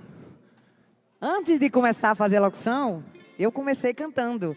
E foi por não ter show no final de semana que um contratante lá fez todo o evento e não contratou locutora, até que minha irmã fez, minha irmã canta e sabe falar no microfone. Eu não sabia o que era um burpee. Eu não sabia o que significava PR de clean jerk. E hoje eu estou na locução, não canto mais, porque o esporte me escolheu, mas quem sabe assim eu tenho essa oportunidade. Mas quando a gente canta, a gente nunca para de cantar. É verdade. Né? Então com vocês, ó, a locutora oficial do evento, abrindo esse show para vocês agora.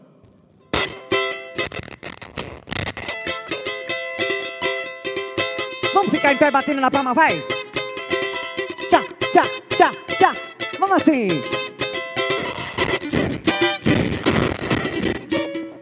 Eita!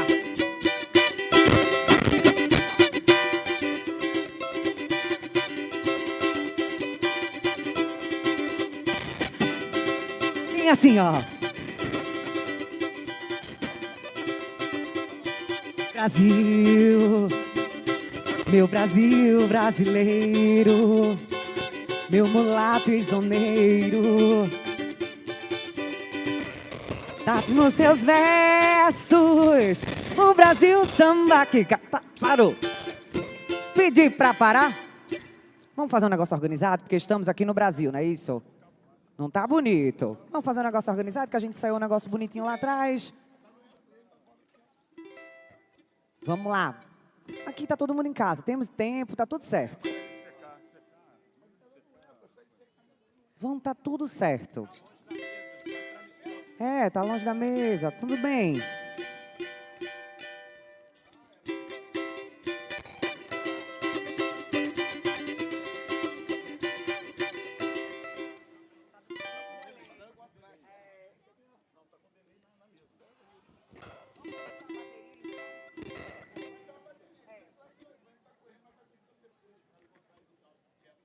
Então, assim como o hino, vamos fazer na capela, então. Vocês vão comigo? Vamos lá. Tchá, tchá, tchá, tchá. Com vocês, a bateria Explosão de Elite da Mangueira. Vem chegando aqui, ó. Vai. Assim, vamos. Tá, tá, tá. Vem comigo. Brasil, meu Brasil brasileiro, meu mulato isoneiro. Eu vou cantar-te nos teus versos. O Brasil samba que tá o bambolê que faz gingar. O Brasil, o meu amor, terra de nosso Senhor. Brasil, pra mim, pra mim. Brasil, Brasil, pra mim, pra mim. Brasil.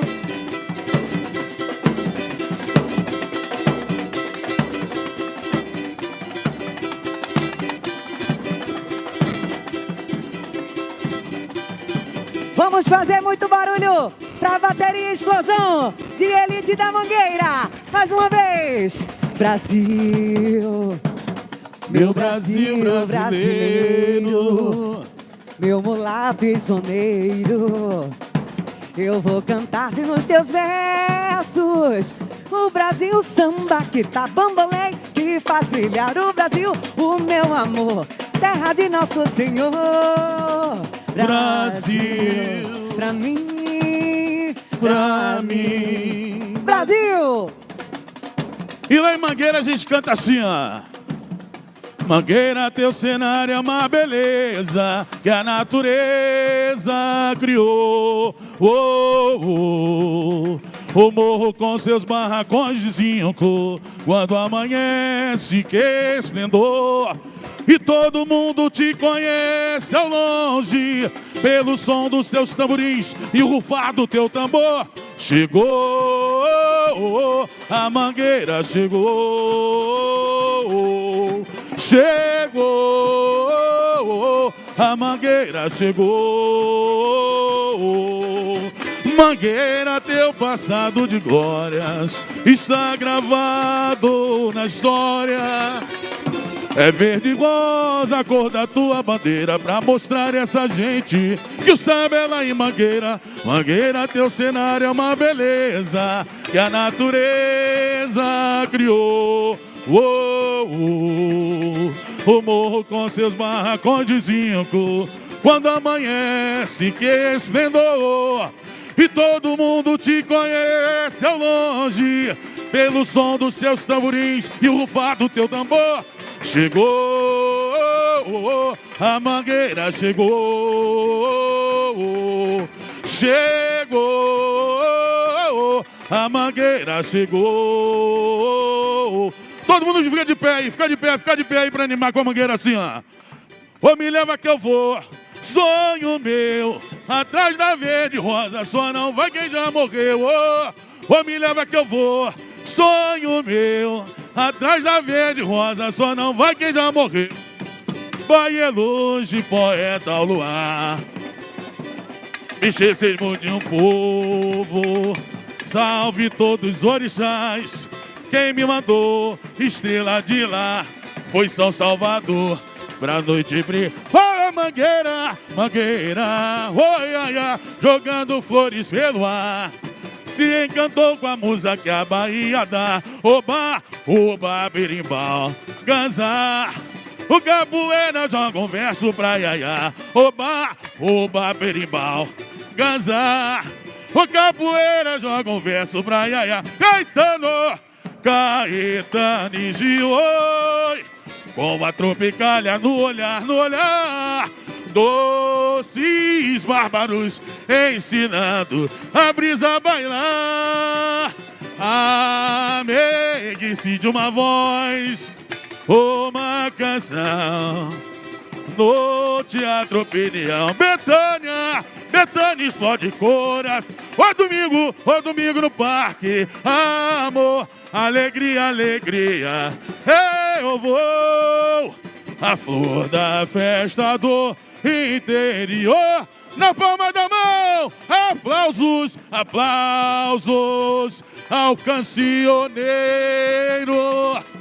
É carnaval, é Rio de Janeiro. Ô me leva que eu vou, sonho meu, atrás da verde rosa, só não vai quem já morreu. Ô me leva que eu vou, sonho meu, atrás da verde rosa, só não vai quem já morreu. Fama maior. Vamos lá para nossa co-irmã, a nossa escola afilhada, que fez aqui na avenida assim, ó. Explode coração na maior felicidade. É lindo meu salgueiro, contagiando e sacudindo essa cidade, meu. Explode coração na maior felicidade.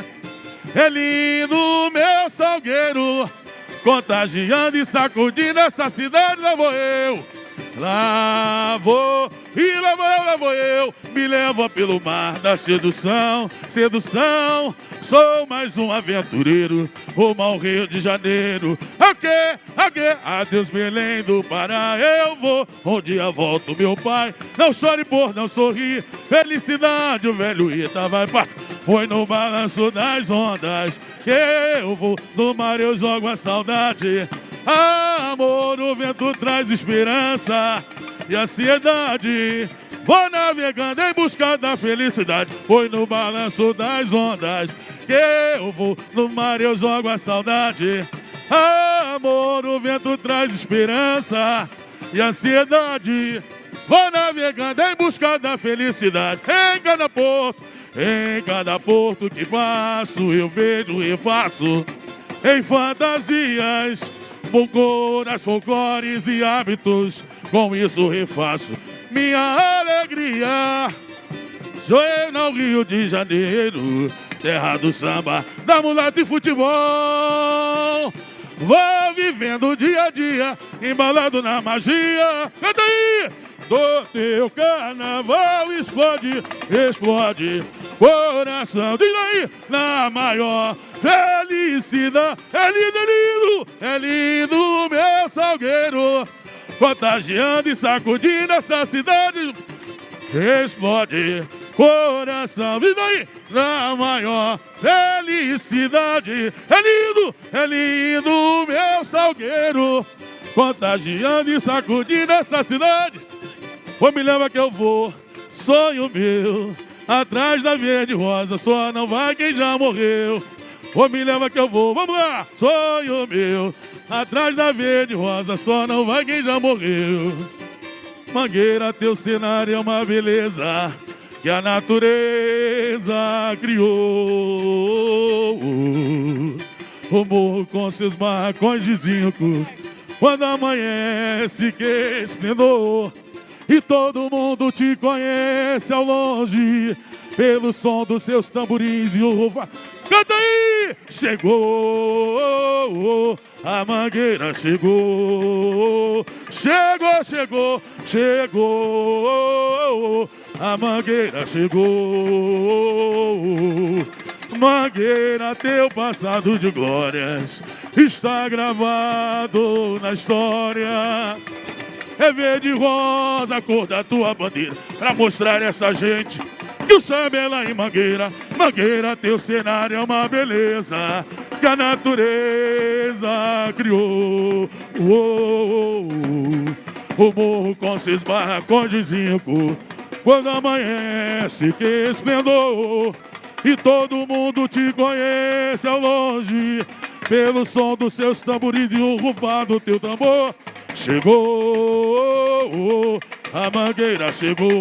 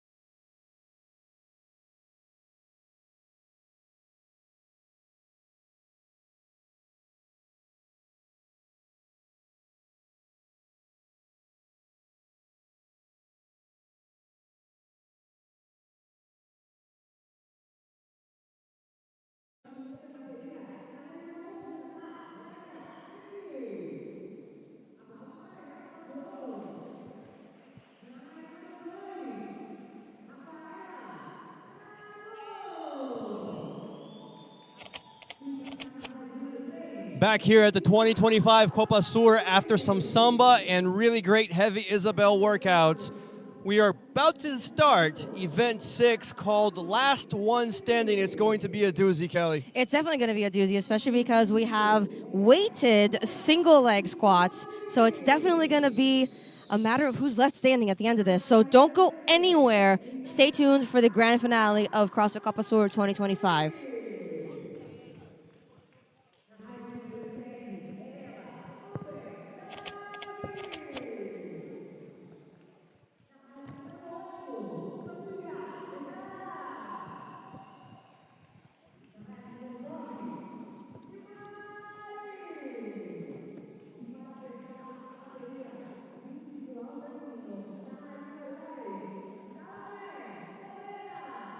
For all those who tuned in with us yesterday, we have the return of the Echo Bike, which made its first appearance in the competition this year at yesterday's Mayhem 1 workout. And on your screen, we have Women's Heat 1. Who have we got up next, Lucas? Lane 1, Rebecca Mendes, lane 2, Rafaela Prado, lane 3, Priscila Gorges, lane 4, Aline Sanefuji, lane 5, Pamela Gifoni, Lane 6, Amanda Andrade. Lane 7, Amber Davi. Lane 8, Sofia Estrada. Lane 9, Yumari Comenares. Lane 10, Salomé Boveda. And this is a full-out sprint workout. This is also an elimination workout.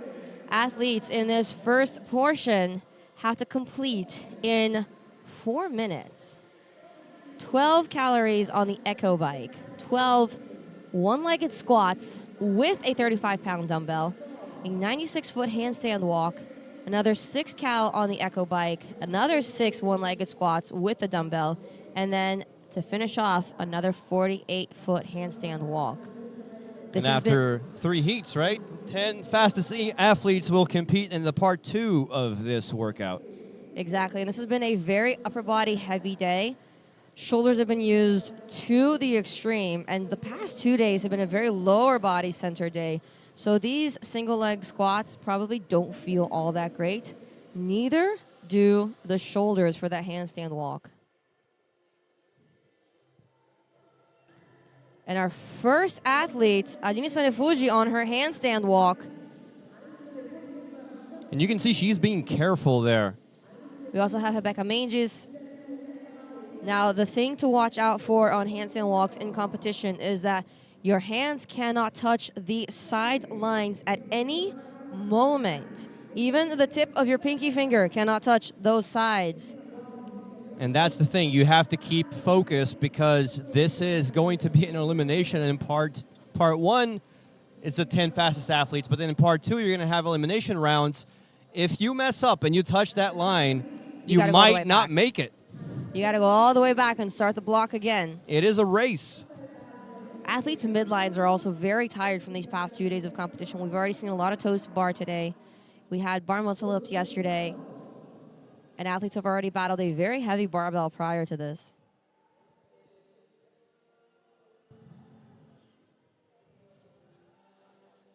We see about half of the athletes on the floor already making their way back.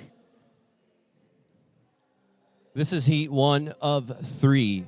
Our previous event had 4 heats. This one will have 3 heats in part 1.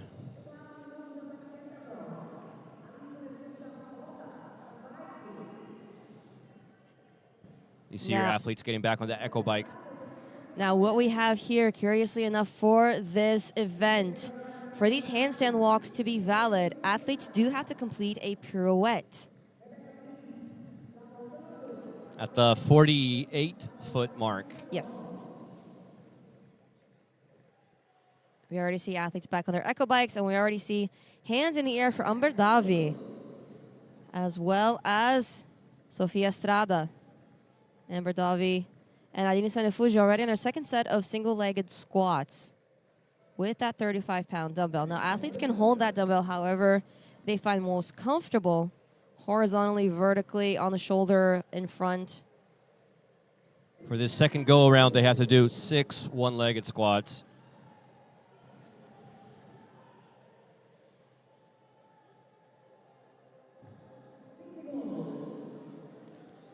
Getting close to this time cap.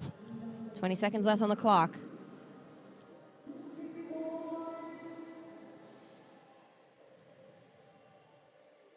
Ten seconds. At the moment, no athlete has completed the workout.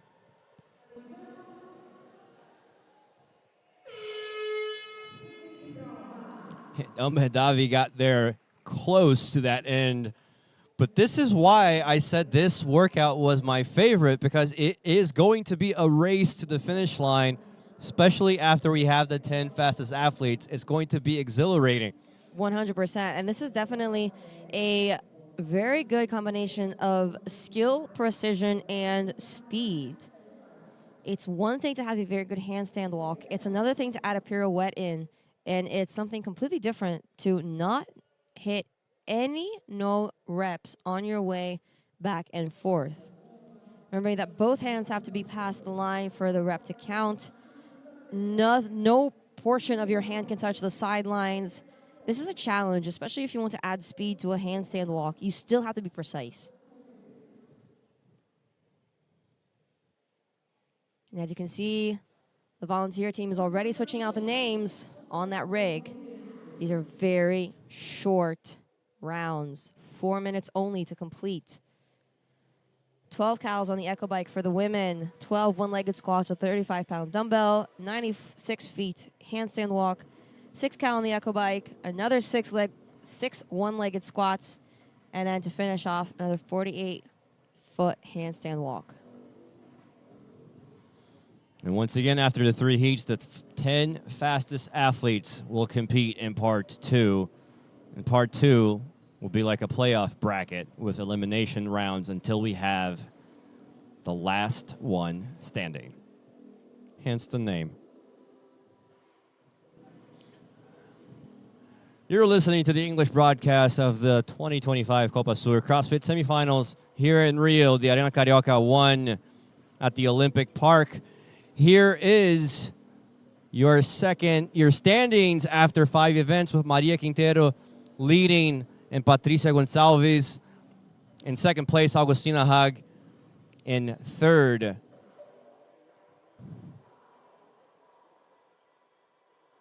There will be 3 heats for the women athletes and then 3 heats for the men.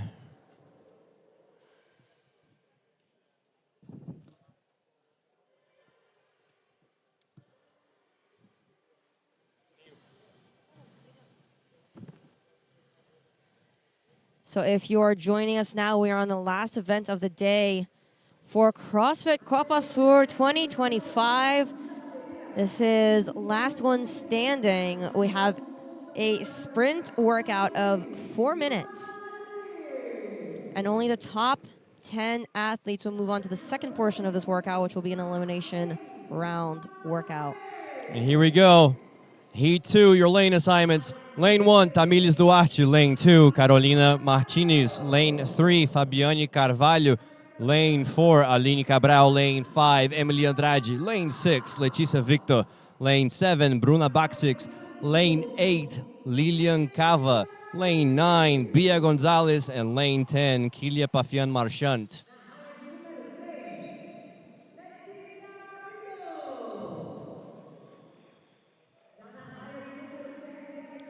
Athletes are being introduced one by one in the arena floor. The judges are ready. We have a quick turnaround here after 1 heat, then the next. Now, Emily Andrade put on quite a performance earlier with her very high-level, consistent gymnastic skills, and I am looking forward to seeing her on this handstand walk now. She was one of the fastest last year in the handstand walk event with just a phenomenal display of control and midline stability and speed. We saw Emily Andrade essentially running on her hands last year. Speed definitely a key factor here, but precision cannot mess up. And we hear the crowd already starting to cheer for their favorites.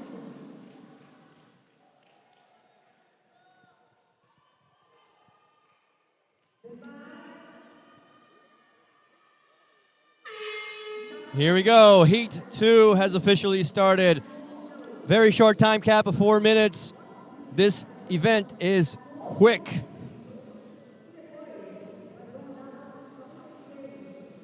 A sprint to the finish here, folks, to finish off this year's edition of CrossFit COPA SUR. And once again, this is part 1 of this event. The 10 fastest athletes move on to part 2. Hands in the air for most of these athletes already, moving on to their one-legged squats with the 35-pound dumbbell.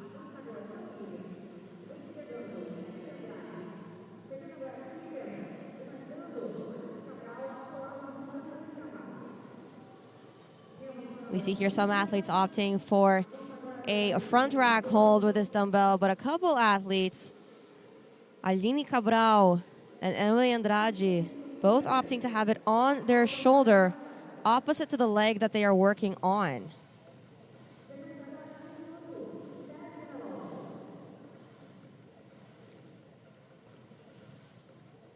It is not often that we see single leg squats in competition. All right, we got handstand walks. As lane 1 is Tamílis Duarte, lane 2 is Carolina Martinez. And then on lane 5 is Emily Andrade, one of the crowd favorites. Emily Andrade in the bright yellow shorts. And there you go, they do have to do a little pirouette there. Making that pirouette look like child's play. Folks, you're looking at the IRC app here. You get 30 days free access to this amazing app. Got all your workout information there. Go ahead, scan that QR code, and get those 30 days for free. Because free is good. We like free. As expected, Emily Andrade taking the lead on this workout.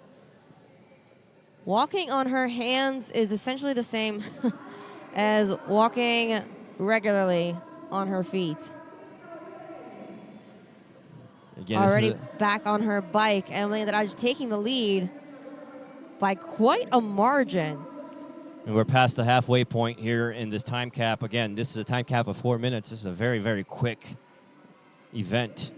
Part 1, anyway. Only 6 cal now on the Echo bike and 6 single leg squats. And it is a 3-woman race. Lanes 1, 2, and 5. But Emily Andrade has taken the lead. Also no issues on her single leg squats.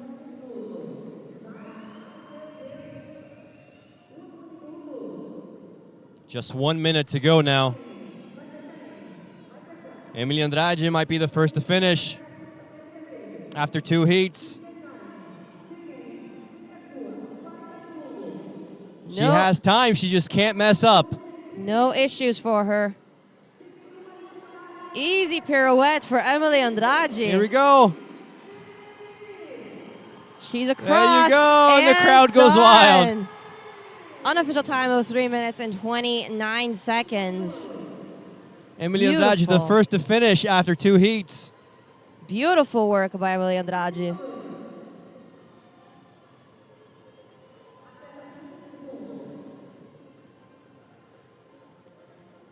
Ten seconds left on the clock. It's 10 seconds for Carolina Martinez. She could cross that red tape. She's running, she's running.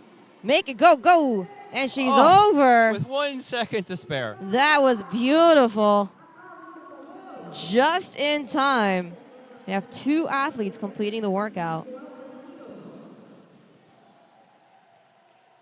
Quick turnaround here, folks. This is a very, very quick event with a quick part 1 and then a scintillating part 2. As you're watching Emily Andrade in her element. Looks like she's having fun with that pirouette right there. I would venture to say she is. It's very comfortable for Emily Andrade. She said so herself that gymnastics is where she feels the most at home and where she feels the most comfortable. And that was very visible today.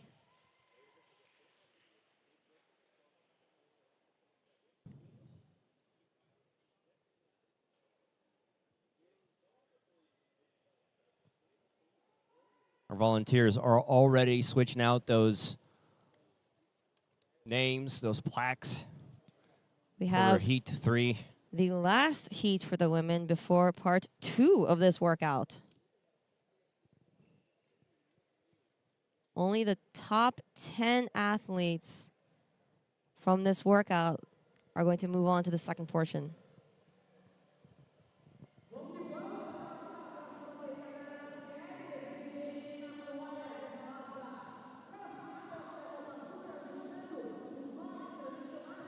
Here we go. Heat 3, the final heat. Your lane assignments on lane 1. We got Joana Boaventura. Lane 2, Fernanda Dotto. Lane 3, Caroline Ferreira. Lane 4, August Haag. Lane 5, Maria Quintero. Lane 6, Patricia Gonçalves. Lane 7, Luisa Marques. Lane 8, Lucia Viretti. Lane 9, Isadora Marques. And lane 10, Gabriela Luque.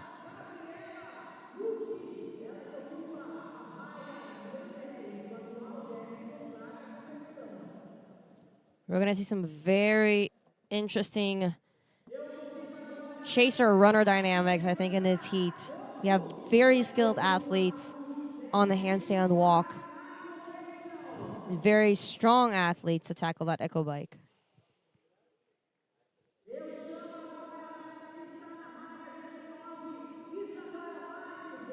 Athletes once again being introduced one by one on the arena floor. This is the final event of the COPA SUR. Part 1. Part 1. Part 1. If you're watching part 1, you might as well stick around and watch part 2. Please do. Right now, athletes are being called into the arena based on their current standings in the competition.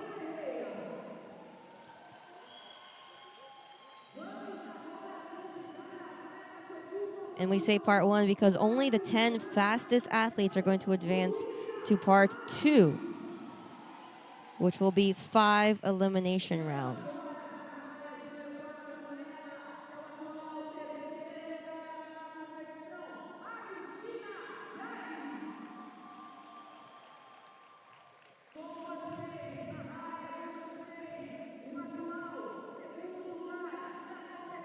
I'd like to remind you, you are watching the English broadcast. If you don't like English, we got Portuguese and Spanish. But you should like English.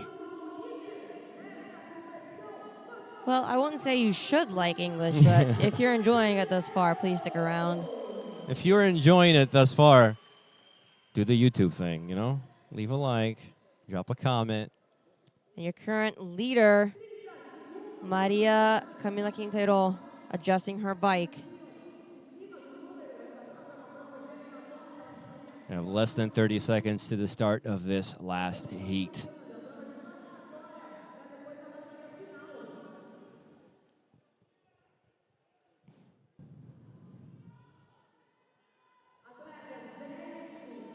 Ten seconds.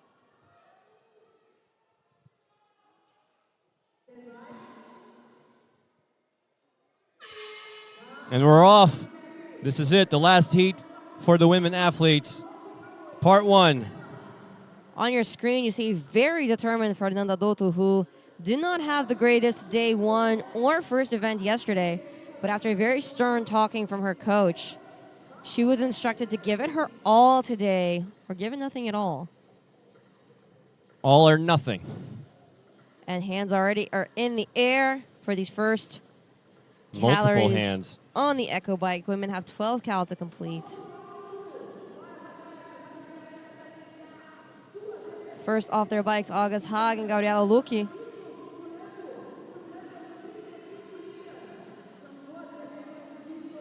Not much distance yet between them. Now athletes have 12 one-legged squats to complete. And we've only had 2 athletes complete the workout under the time cap after 2 heats. That was Emily Andrade and Carolina Martinez.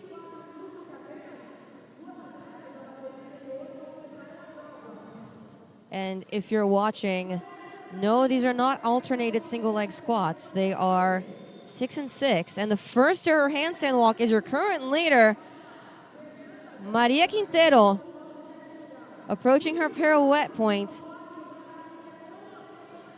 Getting very close to that white line there. Which she passed. You see Luisa Marquez also making child's play of that pirouette as she crosses to the end. Caroline Ferreira in lane 3, also done with her pirouette, as well as Fernanda Dotto.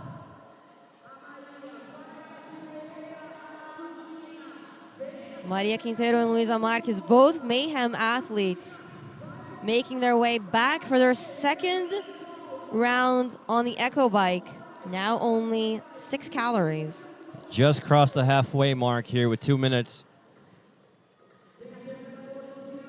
I would say they're keeping pace with Emily Andrade. Caroline Ferreira also getting her second pirouette done. Fernanda Dotto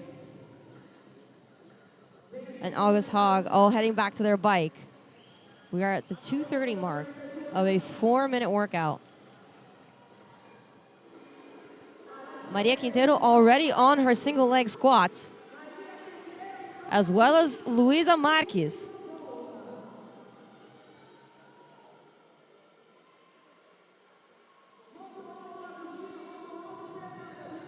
Maria Quintero starting her handstand walk. She has 1 minute. Luisa Marquez close behind. It's the pirouette time now. Maria Quintero trying to stabilize. She pulls it off. Oh, Luisa Marquez just overtook her. Oh, the race to the finish. And she reaches the finish with 3:18 unofficially, followed by Maria Quintero with 3:23. A slight instability from Maria Quintero threw her off and allowed just enough time for Luisa Marquez to get past her. Oh, man, that is incredible.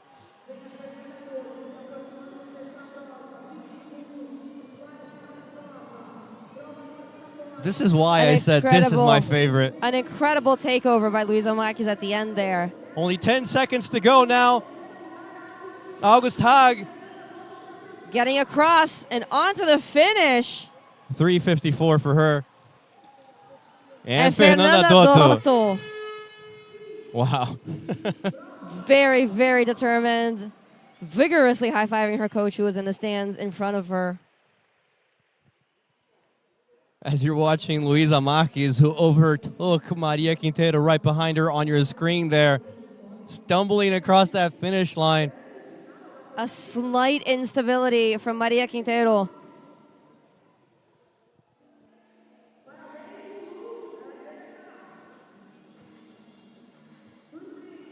Great performance there. Again, the 10 fastest are going to proceed to part 2.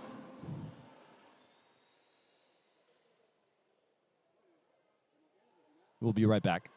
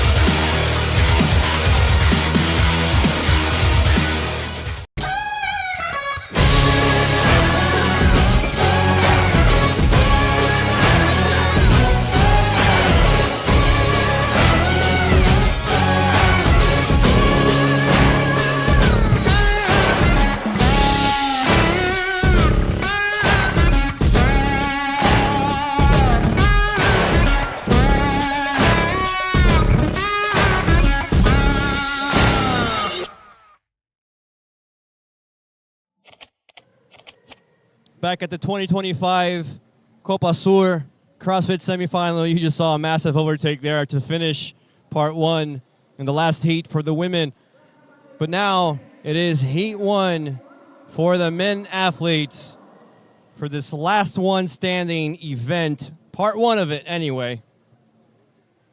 We now have men having to complete 16 cal on the Echo Bike, 12 one-legged squats with a 50-pound dumbbell, 96-foot handstand walk, and then another 8 cal on the Echo Bike, 6 one-legged squats, and 48 feet handstand walk. Now, the sticking point in this workout is the pirouette that has to be completed at each 48-foot segment, which by just a margin, a hairline, allowed Luisa Marquez to plow past Camila Quintero, just due to a little bit of instability there on her final pirouette. Here are your lane assignments for Heat 1 for the final event, part 1 of the final event for the men. Lane 2, we got Adriano Ponte. Lane 3, Alain Henrique Pereira. Lane 4, Vitor Amancio. Lane 5, Valentim Mesa. Lane 6, Igor Viana. Lane 7, Benjamin Reyes. Lane 8, Edgar Carvalho. And lane 9, Lautaro Brichetti.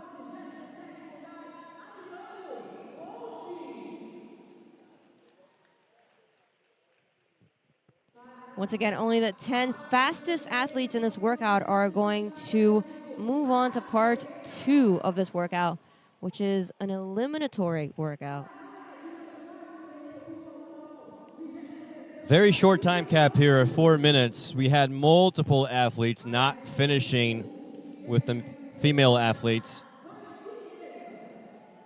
I'm not mistaken, we only had 5 female athletes finishing this workout. And we are already moving on to the men instead of going to part 2 for the women, because we need a little bit of time to calculate exactly who's going on for that final workout of this year's edition of COPA SUR. That's right. And so what we will see are 3 heats for part 1 for the men athletes. After these 3 heats, you will see part 2 with the female athletes, and then part 2 with the male athletes. So if you are joining us now, make sure you have some water, make sure you have a snack, and stick around to the very end, because this promises to be very, very exciting to finish off the competition this weekend. If you like the playoffs, part 2, just like the playoffs. I am excited. I'm not a fan of the playoffs, but I am a fan of the workout that we have coming up. No offense to anybody.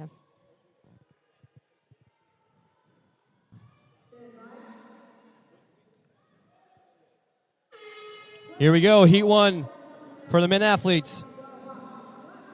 The last event of the afternoon, the last event overall.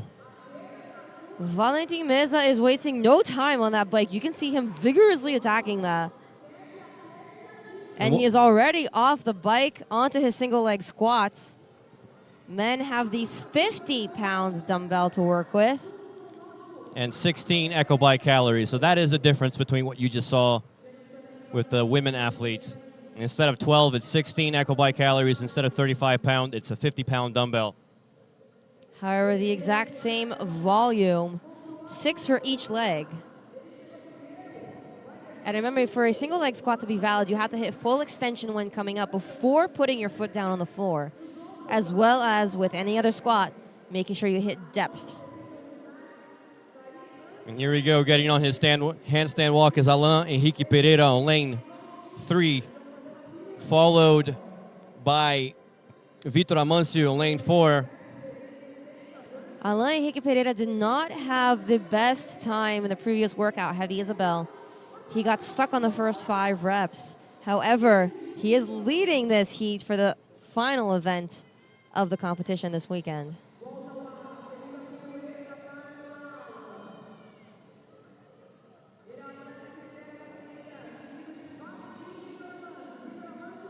We see athletes already making their way back to their echo bike for their second set of 8 calories. And that is Alain Henrique Pereira, the first of the echo bike.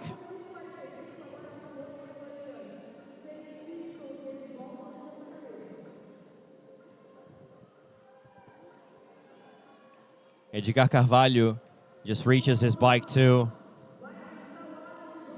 We're past the halfway mark. We already see Alain Henrique Pereira back on his squats. The first off the bike, back onto his squats. We're coming up on the 2-minute 30 mark. This is only a 4-minute workout.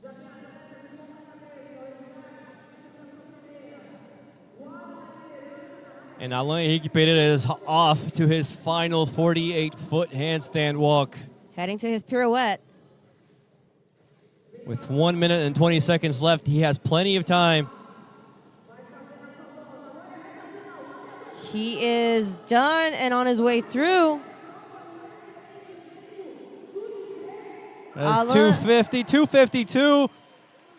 Alain Henrique Pereira recovering from his previous event, Heavy Isabel, for a heat win. We also see lane 7, Benja Reyes, through to the finish line. In lane 4, Valentin Meza getting through his pirouette, accompanied by lane 9 closely. Lautaro Brichetti there. Who just took a no rep right at the very end and is now through. Oh, and that could be the difference between being 10 fastest or not. Getting no reps on the handstand walk and having to go all the way back to the beginning of the block is such a challenge, and you lose so much time. Again, this is real competition between the 3 heats because it's the 10. If we got 11 or 12, it doesn't matter if you finish or not. You have to finish as fast as possible. Only the 10 fastest in this event move on to the final. And that's time. The end of Heat 1. Quick turnaround, though. Quick turnaround. You see some athletes there at the end, including Alain Henrique Pereira, after having crossed that red tape, taking just a couple of extra seconds to actually hit the finish, the red area in the arena floor, and that could cost them. Once both your hands are secured across that red line, honestly, just get over to the finish line as fast as you possibly can, because this is a photo finish workout. If you take 1 millisecond too long, you could be overrun by somebody. Having said that, it is essential that both hands are over that red line before even your toe touches the ground. And there you see it on your screen. It's the replay of Alain Henrique Pereira thanking the crowd and celebrating for a few seconds before hitting that red area at the end there. Again, quick turnaround. We're switching out the nameplates. Getting ready to start the second heat, Heat 2 of 3.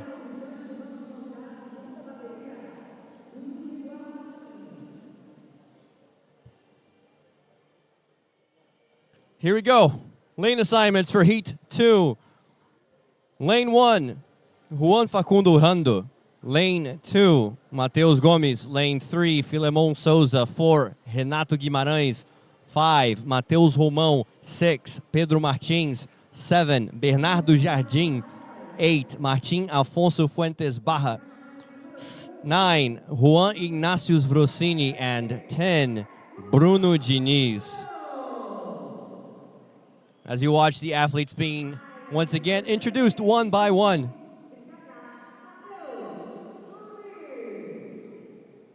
This is the second of 3 heats for this first portion of our final workout.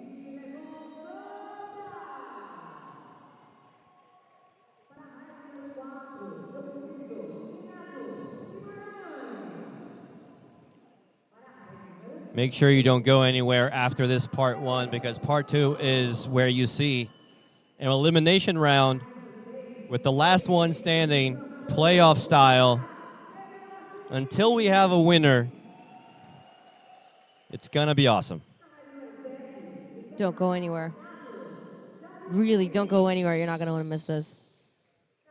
No, these are quick workouts.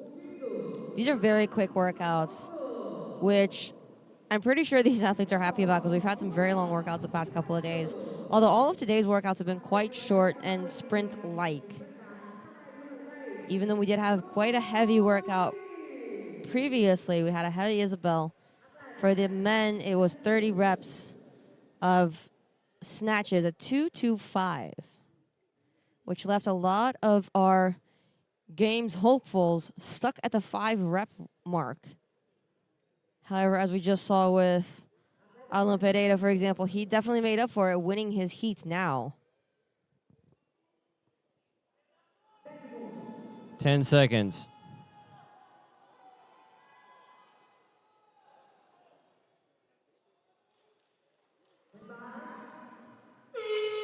And we're off. Heat 2 of 3. In part 1, these athletes have to do 16 echo bike calories. Then they get off the bike.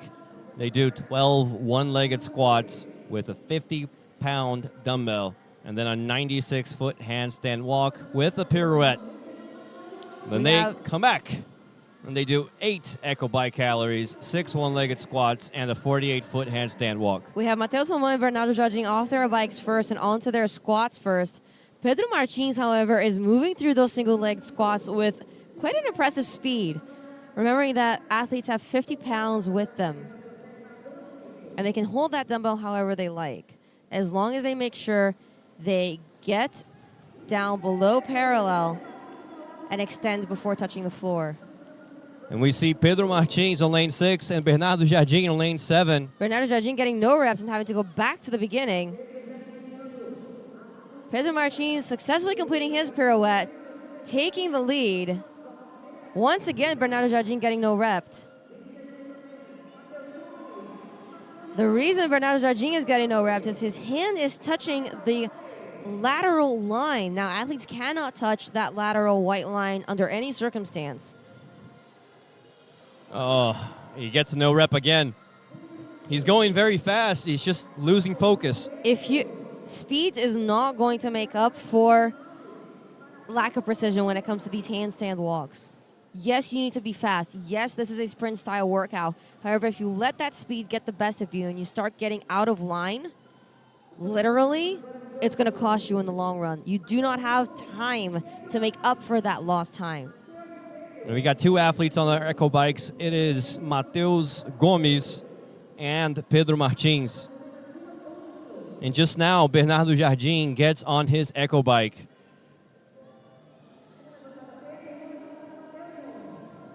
We see Mateus Romão struggling a little bit.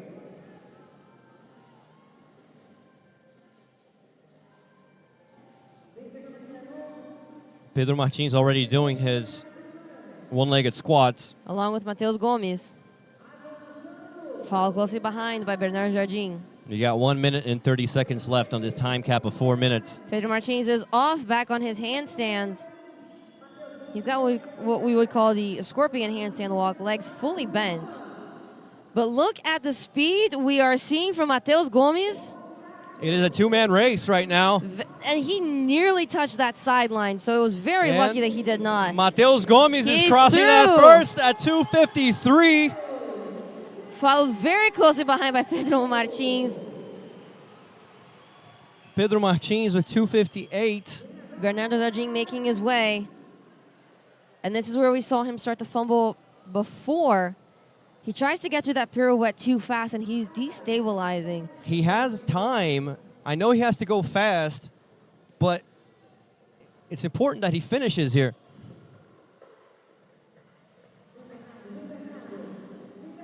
And he is through. 3:28. Along with lane 4, Renato Guimarães.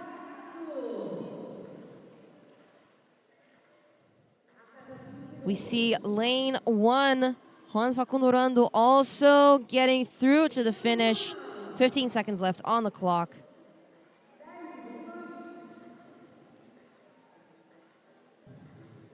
Lane 3.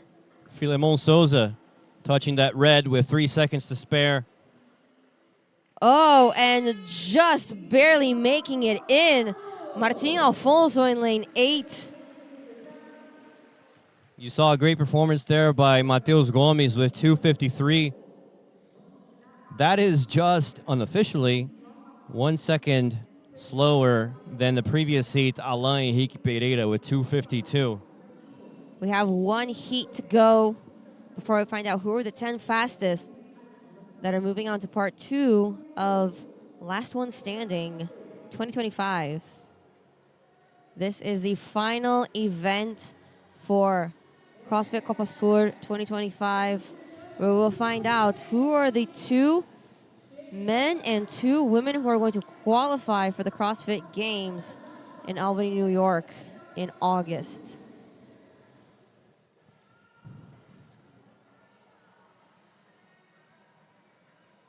It'll be perfect weather in Albany, New York, because that is the transition there between summer and fall. Not too hot, not too cold, just perfect. Are you going to quote Miss Congeniality now?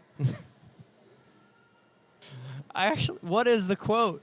You don't know the quote? No, I don't know this. Lucas, you're disappointing me.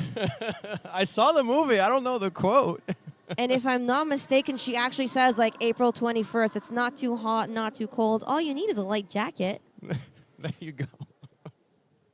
That is very... I am very disappointed in myself. That is very good I didn't get the timing. movie reference.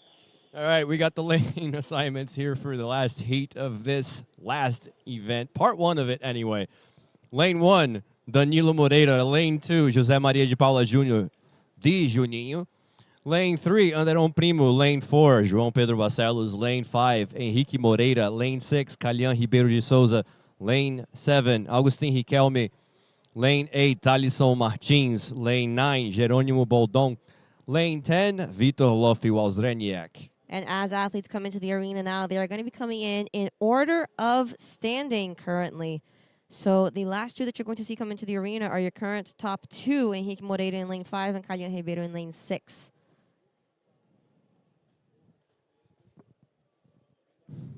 This is the last heat of this part 1.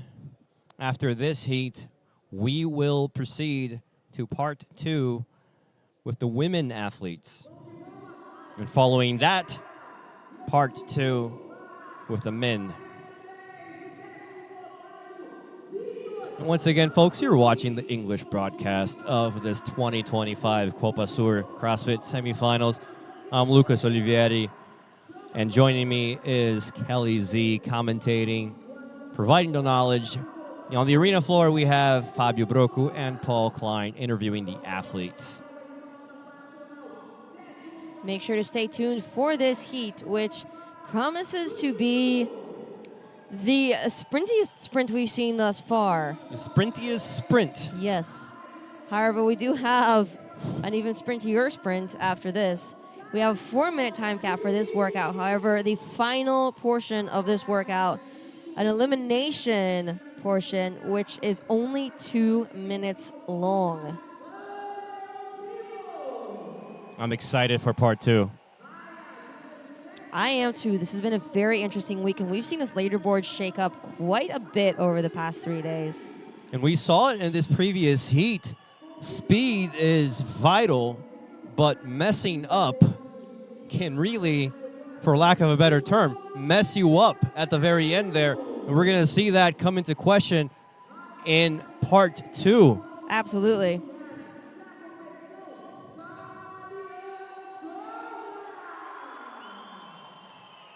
Whenever the crowd hears Kalyan Souza's name, they roar just a little bit. That is the man in the cowboy hat. We have a lot of fan favorites in this final heat. So I expect this arena to get quite loud.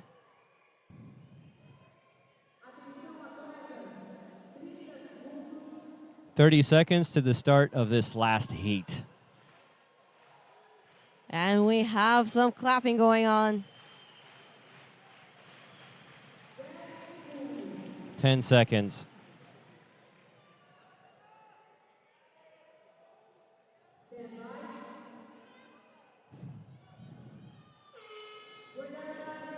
And there you go. That is the start of the last heat of the entire competition. But stick around for part 2. Don't forget. The men have to do 16 echo-bike calories right now. Hand in the air already, and off to his single leg squats is August Richarmi, along with Anderon Primo.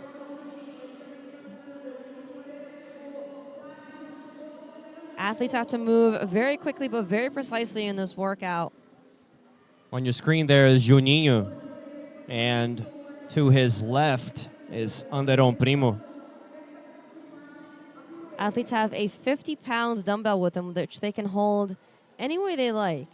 In front as a goblet, in front as a front rack position, or on their shoulders. And first to the handstand walks, we see in lane 9, Jerônimo Boldon running on his hands, essentially. And lane number 3, getting through his pirouette, is Anderon Primo.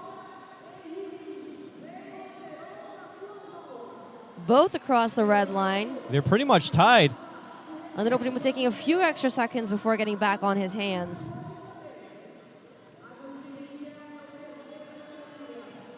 Jerônimo Boldon seems to have hands for feet. He's moving so smoothly.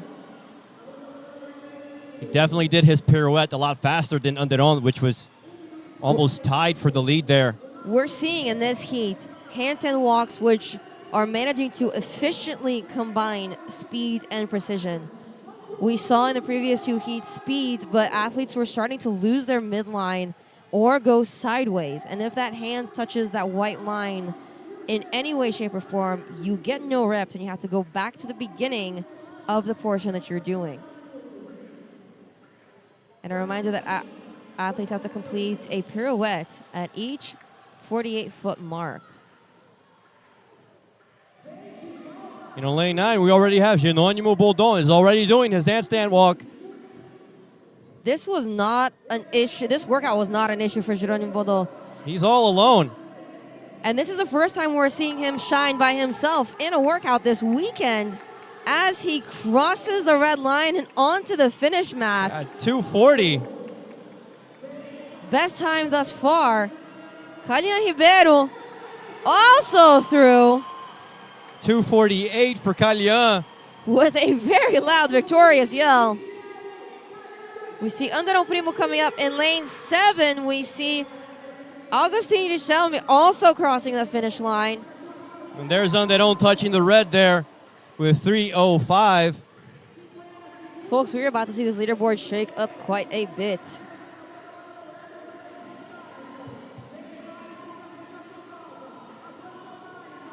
Lane 8, Thaleson Martin touches the red with 3:20.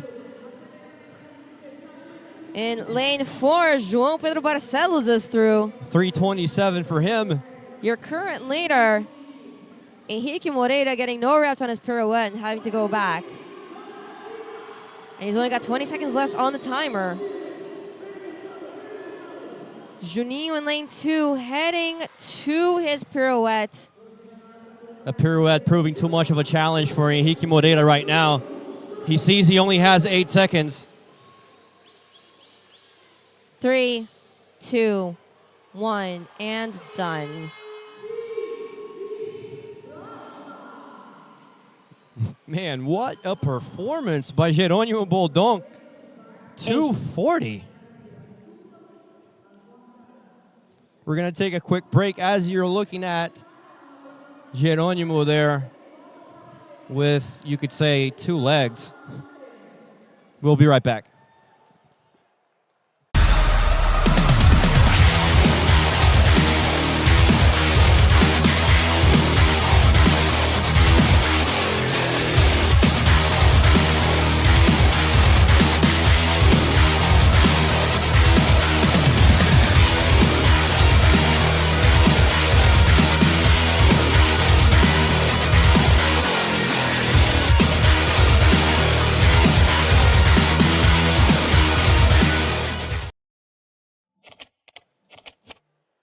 Back here at the 2025 COPA SUR CrossFit semifinals, you just watched the Jerônimo Boldon show with the last heat there of the last event for the men. Part 1 anyway. Stick around for part 2.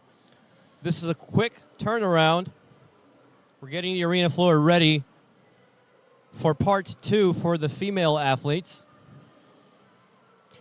Jerônimo Boldon posting a time of 2 minutes and 40 seconds. Coming in first place by a large margin, more than 10 seconds. And currently we have our event volunteers setting up the arena for the final portion of this workout, which is 1 heat of 10 only with 5 elimination rounds. For the women, it's 8 cows on the Echo Bike, 8 one-legged squats of 35 pounds, and a 48-foot handstand walk with a pirouette at each 48-foot segment. The time cap is 2 minutes. We are approaching the end of this year's event, so make sure to not leave the front of your screen. This promises to be exciting. That's right. Don't go anywhere. We have elimination rounds, and with elimination rounds come a lot of fun. It's called Last One Standing for a reason. It will be scintillating and adrenaline-filled. You see your volunteers switching out those nameplates, getting ready for the final.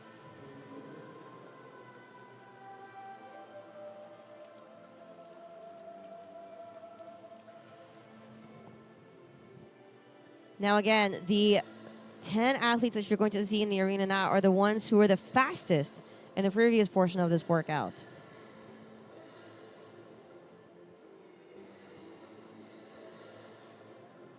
And they are going to repeat this for 5 rounds until we have a winner. So we're going to see several mini races. Each round, 2 athletes get eliminated.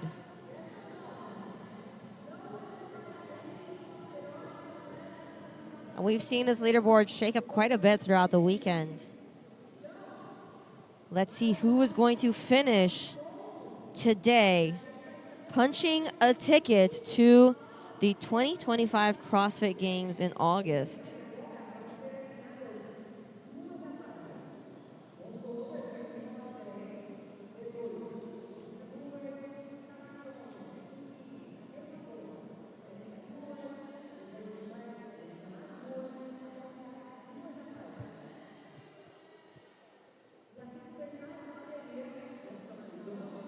Now, I'm pretty sure these athletes are done with the Echo Bike by now.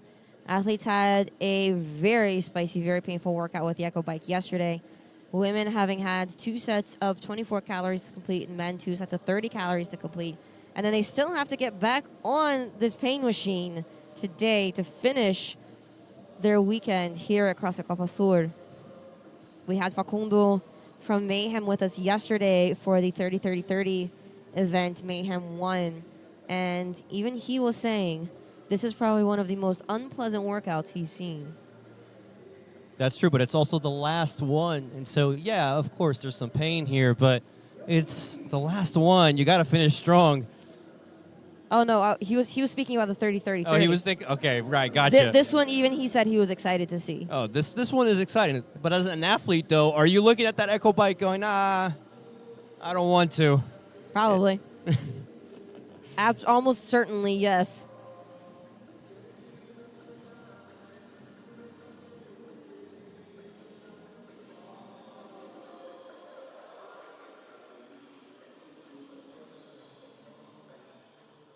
I mean, this is a part of the broadcast where you start feeling a little sad because we're reaching that end, as this will be the final,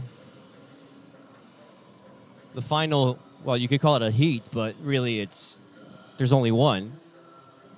It's just the final event. Just the final event, period.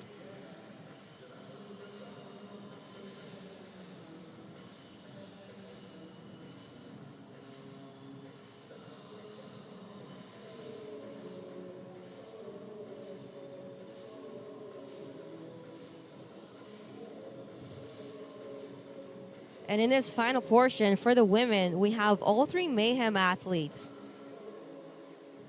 Luisa Marques, Maria Quintero, and Caroline Ferreira all train under Facundo. So he's probably somewhere either in the audience or somewhere backstage here feeling very proud. Facundo, who was with us yesterday, giving us all the insider information from the CrossFit world.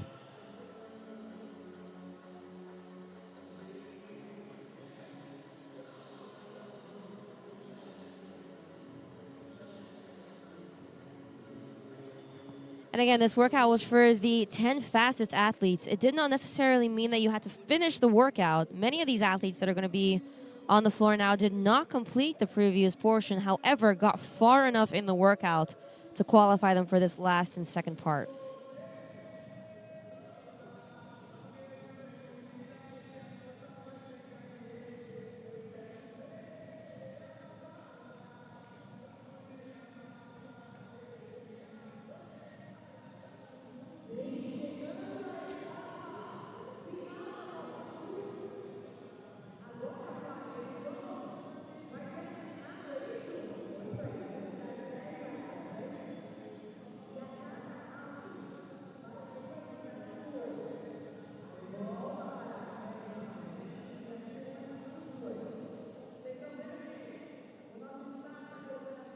Your current leaderboard standings for the women, we have Maria Quintero in first place with 428 points. Patricia Gonçalves with 408 points, only 20 points behind. And Augustina Haag with 389 points in third. Luisa Marques is very close to her in 4th place with 3:69. And Caroline Ferreira sitting in 5th currently with 3:50.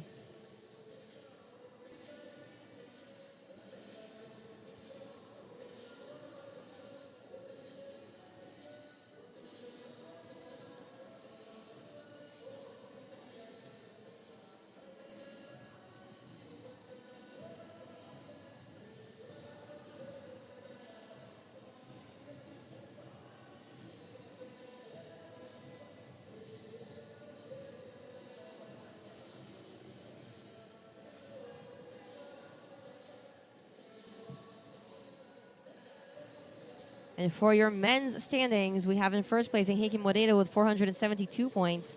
Calian in 2nd with 387. João Pedro Barcelos in 3rd with 372. Augusto Richami with 340. And in 5th place, Anderon Primo with 334.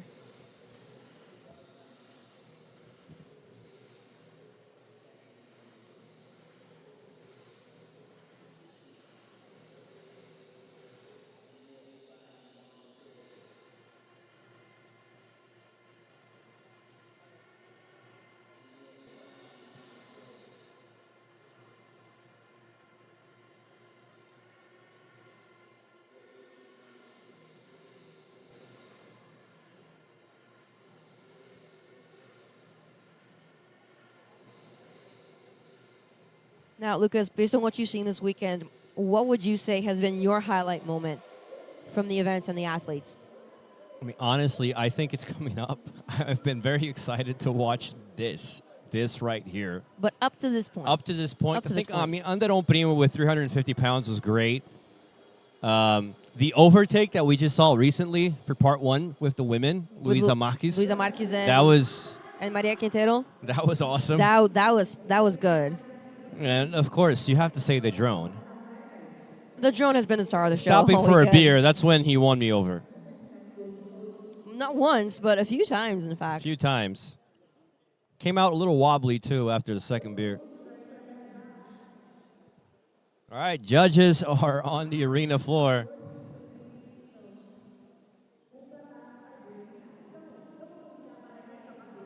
What about you, Kelly? I would definitely say the complex from yesterday. It was very exciting to see athletes, breaking their own limitations and even surprising themselves with a few loads. We saw some very interesting and very beautiful lifts. But the bike bar muscle up workout had me on my feet. It was such a sprint.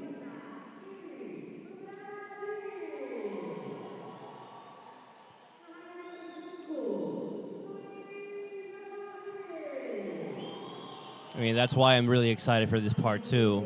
What will happen here, folks, is the last 2 athletes that touch that red area on the right side of your screen will be eliminated until we have a winner. We're going to repeat this until we have a winner. For a total of 5 rounds. That just sounds awesome. Definitely for you. Definitely not for the athletes. Now, I like playoff style elimination rounds. You've mentioned.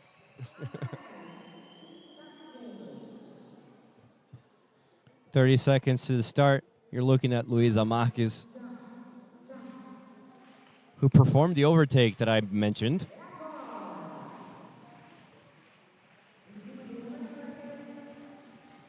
All right, everyone. In lane 1, we have Lucia Viretti. Lane 2, Aline Sandefuji. Lane 3, August Hag. Lane 4, Emily Andrade. Lane 5, Luisa Marques. Lane 6, Maria Quintero. Lane 7, Fernanda Dotto. Lane 8, Caroline Martinez. Lane 9, Amber Davi. And in lane 10, Caroline Ferreira. And they are off for their sprint. Athletes only have 2 minutes. We already see hands in the air. This is a very short workout. Unless you make it all the way through.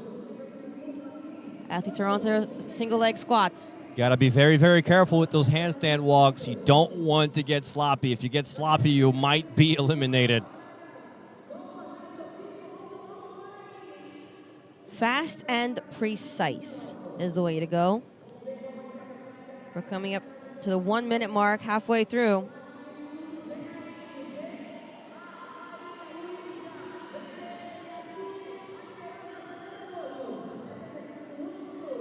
Pirouette time. Luisa Marques and Maria Quintero basically sinking on that pirouette. And it looks like Luisa Marques is going to be the She's first through. to touch that Maria red. Quintero. There you go, first place, Emily second Andrade. place. Emily Andrade in third August place. Haag. Fourth place for August Haag. Aline Sanefuji. Caroline Martinez. Amber Davi. And it looks like we have 2 eliminations, lane 1 and 10. The corners of the arena are out for now. Lucia Videtti and Caroline Ferreira. Caroline Ferreira finishing anyway.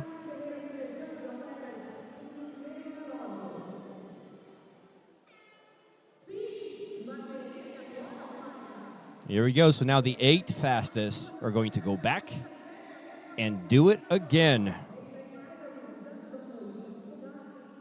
An observation, your current second place, Patricia Gonçalves, was not amongst the fastest 10 for the first portion of this workout. So she did not make it into this final second half.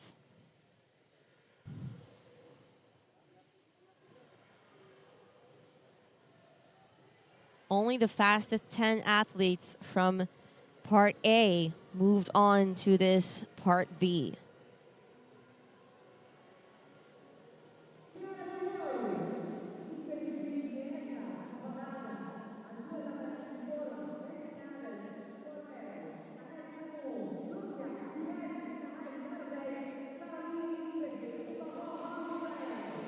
Round of applause for both Lucia Videtti and Caroline Ferreira, who are wrapping up their performance here at CrossFit COPA SUR 2025. Now the 8 athletes that were the fastest are now going back to do it all again. And only 6 move on.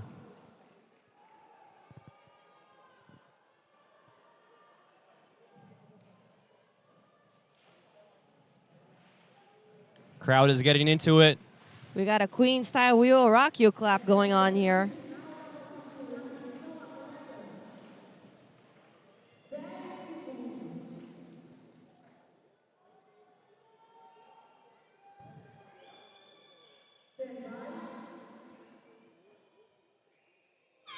And we're off.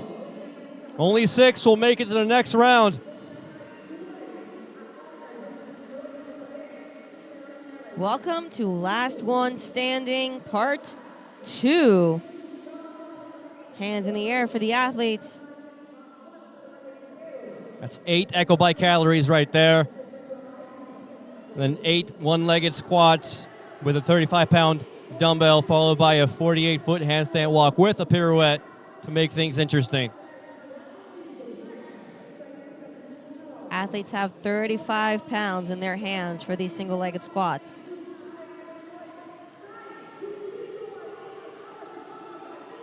August Haag getting no reps on her single-leg squats. We have 3 athletes still on their squats. Luisa Marques, Emily Andrade, Maria Quintero, and Aline Sanefuji all on their handstand walks, all getting through their pirouettes. Luisa Marques running on her hands. Once again. Emily Andrade running on her hands. Finishing in first place. Maria Quintero through. Emily Andrade Aline too. Sanefuji. Lane 9, Amber Davi. Oh, we got 3 athletes still on the floor.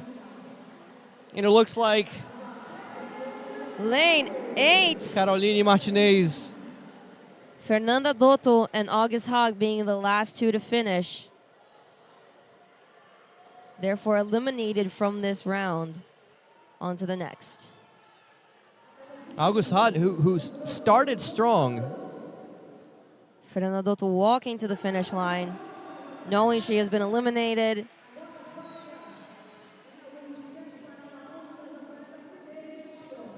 And now the 6 remaining athletes are going to go back and do it again. We have 3 more rounds.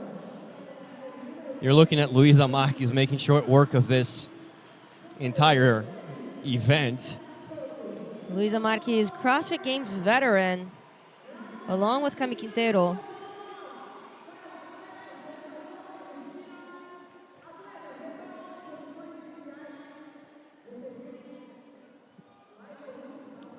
Athletes going back to their Echo bikes. This is going to shake up the leaderboard quite a bit between 2nd, 3rd, and 4th places. Luisa Marquez thanking the crowd for their support.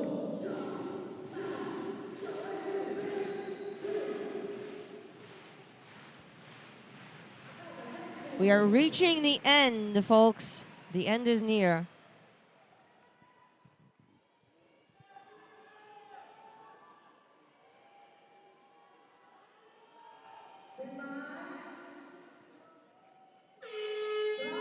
Here we go. The 6 fastest. Only 4 will move on. On the floor currently, we have Aline Sanefuji, Emily Andrade, Luisa Marquez, Maria Quintero, Caroline Martinez, and Amber Davi. Hands in the air for all your athletes. And almost in sync. This is getting tighter and tighter.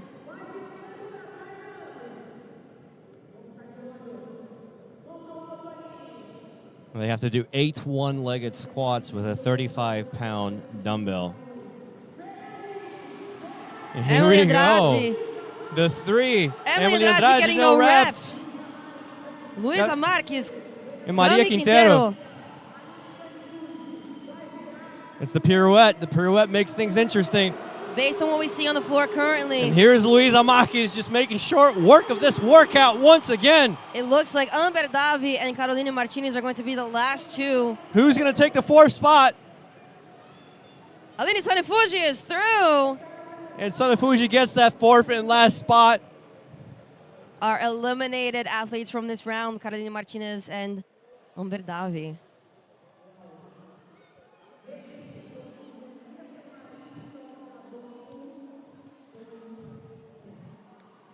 Luisa Marquez just separating from the pack when she reaches that pirouette. She's not slowing down at all. If anything, she's speeding up. No, it's neck and neck when they're doing the, moving straight forward on their handstand walks. But when that pirouette makes things interesting, and she is just excellent at it.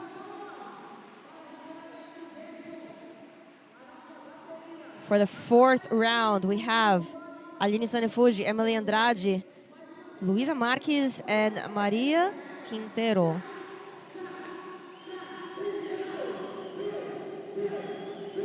Who are your bets for this final, almost final round? I mean, I have to say Luisa. I'm going to say Luisa and Maria Quintero. Or do you think Yeah. Emily Andrade is going to speed up and pass? You know what? one of I them? think you're correct. I think you're correct. I would go Maria Quintero as well. I don't know. There's something, we might be surprised by Emily Andrade. You're right. No, Because she sped up there at the end. Yes, she did. That was But very close. You have to be very precise, though. Emily Andrade is she's a jack in the box.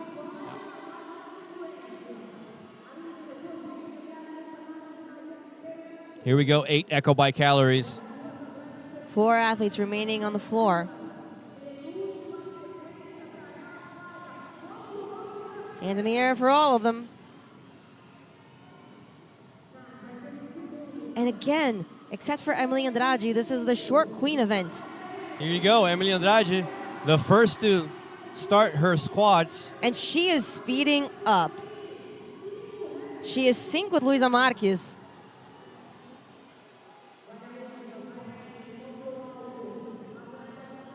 This is going to be an amazing finish. And she's off. Emily Andrade first on her hands, followed by Luisa Marquez and Maria Quintero. This is going to be incredible. But again, it's that pirouette making things interesting there.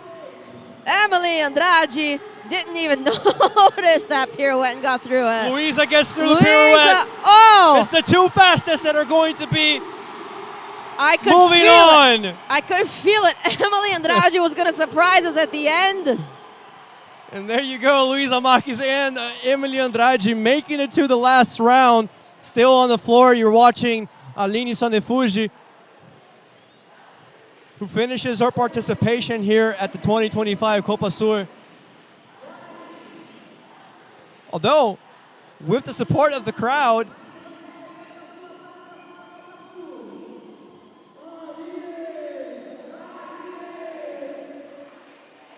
Aline Sanefuji does not have to finish this workout, but she is determined to do so anyways. she has 10 seconds and the crowd is getting behind her. But she gets no rep. And those arms are burning.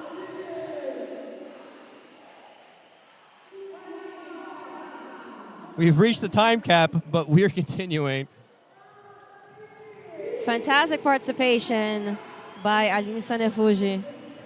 And just like you said, Kelly, I could feel it. Emily Andrade was just going to be like, nuh-uh. this is what I get for not listening to the experts. Nobody is taking a gymnastics event away from me. Our final two. And they will be side by side. This promises to be probably the most exciting moment of the weekend. If you're watching us at home, please don't leave. You are about to be in for a ride, as are all of us. I expect this crowd to get very, very loud here in a few seconds. People are standing. Everybody is standing. I'm standing. This is side by side, lane 4 and 5. Emily Andrade and Luisa Marques. Pale yellow versus neon yellow.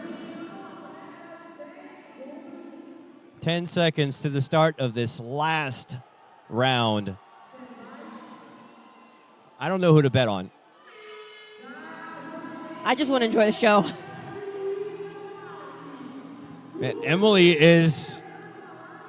She's got some turbo in her. She's sprinting. Hands up at the same time. Here we go. Who's going to make the quickest transition from the bike to the dumbbell is the question now. Oh, they're in sync. Okay, here we go. We're seeing synchronized single leg squats from Emily Andrade and Luisa Marques. Emily getting no rep. Oh, that no rep is going to cost her. Luisa going to her handstand. The crowd is getting very loud here in the arena of Arena Carioca 1. And she is gone. Luisa Marques is gone to the finish line. Pirouette. Oh no! She gets no rep. No rep to the pirouette. You got to focus. You have to maintain that focus. Oh my gosh. To here the we finish. go. Luisa Marques with the little jump there at the end, finishing in first. And based on calculations, folks, expect Luisa Marques to just have punched her ticket to the CrossFit Games alongside Maria Quintero. We are going to wait for official standings as we watch the final portion of the men's workout. But Emily Andrade put on quite the performance here at the end. Man, Luisa Marques there with that no rep to make things doubly interesting. Well, Emily Andrade got no reps on the single-legged squats, and Luisa Marques got no reps on the handstand walk. Right.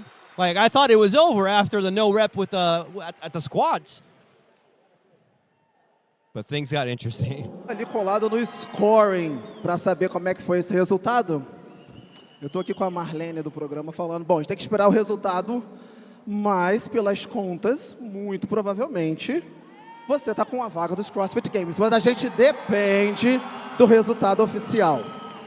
Na entrevista anterior, eu falei que o esporte deve muito a todas vocês, mas você já nos representou no Brasil como teams várias vezes. Graças ao seu trabalho e de algumas outras atletas, tivemos uma terceira vaga num ano. E hoje você não mora tão perto mais da gente, mas você está sempre aqui conectada. E ouvindo essa galera linda que está aqui gritando o seu nome e levando a prova. A gente nunca teve uma prova tão emocionante como essa, como decisiva para a vaga de games. Compartilha pra gente tudo que está passando nessa cabeça agora. É tanta coisa, é tanta gente que me ajudou a estar aqui hoje. E todos vocês me deram energia para eu, se eu conquistar essa vaga, estar lá no Games. Então, eu só tenho que agradecer a Deus, a minha mãe que está aqui, as minhas amigas, o Lucas, que foi essencial, ao meu box, a CrossFit Alain, que é a minha casa lá nos Emirados. Então, assim, eu só tenho que agradecer. Luísa Marques. Emília Andrade, a gente tem um recado da galera toda que a gente tem um orgulho muito grande também da sua trajetória. Você apimentou ainda mais essa final. Independente de qualquer resultado, a gente quer dizer que você é uma atleta como todas vocês. Gente, para estar aqui não é fácil na Copa Sur. E eu quero saber, né, porque é uma prova que ano passado nós tivemos uma questão e aqui você conseguiu novamente, né, vir bem para a final e disputar com Luísa Marques, né, no handstand walk. Ai, cansada, né? Teve um serzinho que antes de eu começar a prova, virou e falou assim, deixa a Luísa ganhar. E eu falei, quem for para ganhar, vai ganhar. Então eu não precisei deixar a Luísa ganhar, né? Luísa está indo para o CrossFit Games por mérito dela. Então, assim, nós estamos aqui, eu falo que estar aqui mais uma vez é uma coisa grandiosa, né? Eu acho que todo mundo que classificou se dedica muito a estar no cenário brasileiro. É muito bom e vocês são importantes. Eu falo que sem vocês, a gente ficaria aqui sem aplauso, sem nada. Então, toda vez que você grita o nome de algum atleta, toda vez que você vibra para um atleta, às vezes ele está de cabeça baixa, como eu estava na prova do legless, e vocês me moveram. Então, eu gostaria de agradecer, tá bom? Emília Andrade e Luísa Marques.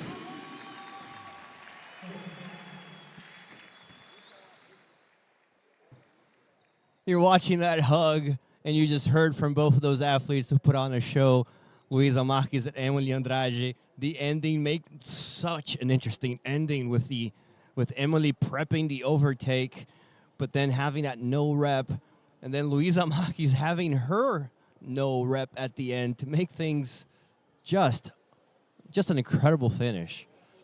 And as Fabio Bocco was mentioning, it's thanks to Luísa where we actually had an extra spot for the CrossFit Games qualifier back in 2020, if I'm not mistaken, based on the scores that these athletes here in South America put up in the Open. And Emily Andrade was commenting how prior to the legless events earlier today, she was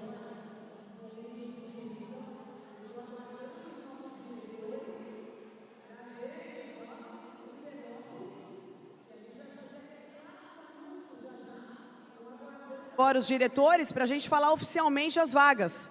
As atletas, para quem está ao vivo, elas seguem aguardando aqui na arena, tanto elas quanto os meninos. E agora sim, está chegando aqui para eu fazer o grande anúncio, o envelope, para contar para vocês quais são as atletas, recebendo da mão do nosso diretor, Jobst.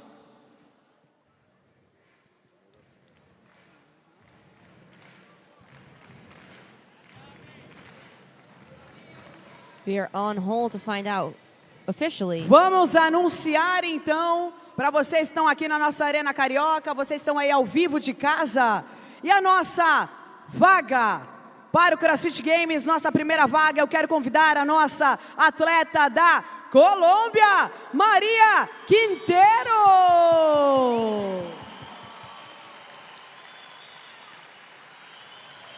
Ticket para o Games para a nossa atleta da Colômbia. Uma salva de palmas mais forte, essa guerreira deu um show.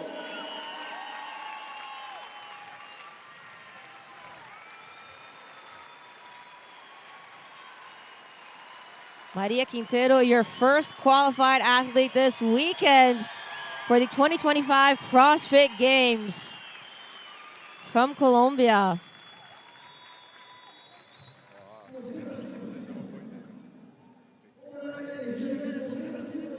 E agora, chegou a hora do anúncio, são 2 vagas para os Games esse ano, diretamente da nossa Copa Sur.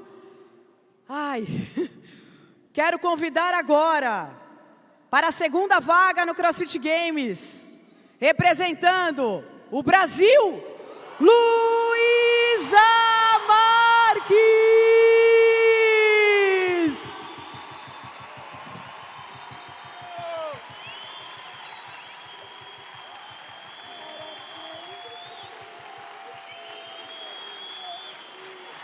We see there a very emotional moment between Luísa Marques and our MC, Nath Graciano, punching once again her ticket to the CrossFit Games. Brazil's own Luísa Todas Marques. as atletas, eu convido vocês para a nossa foto final aqui em cima, no tablado vermelho. Uma salva de palmas para as nossas atletas. Elas que receberam o ticket, convido a todas para uma foto. A Luísa que foi abraçar a mãe dela. E uma salva de palmas, minha gente. Vamos dar sequência na nossa final dos homens. É com vocês. Atletas, venham aqui para a nossa arena para a gente fazer. And you just saw Maria Quintero from Colombia winning the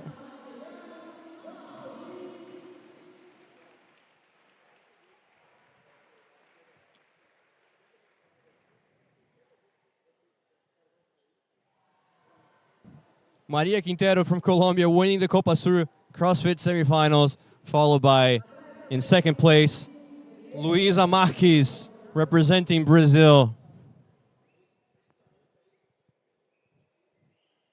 All of this year's female athletes gathering together on the floor in the arena for the official photo. All of these athletes put on such an incredible performance across these 3 days of events. Hard work paying off, sweat, tears, dedication, sacrifice, all culminating in this weekend, and they are all to be congratulated for their efforts. Incredible, incredible athletes that we've seen this weekend. Don't go anywhere if you're watching. If you started watching now and you're seeing all of this celebration, it's not over. We still have the men's final event, part 2.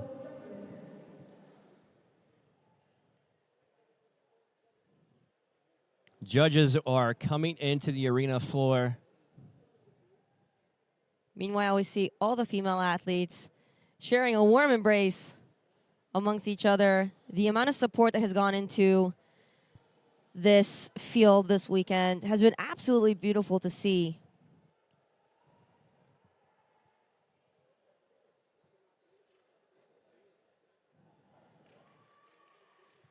You're seeing the judges waiting for the athletes. And once again, this is last one standing. We will eliminate 2 athletes, the 2 last athletes to finish, until we have a winner. Your lane assignments, Anderon Primo is in lane 1. Agustin Riquelme is in lane 2.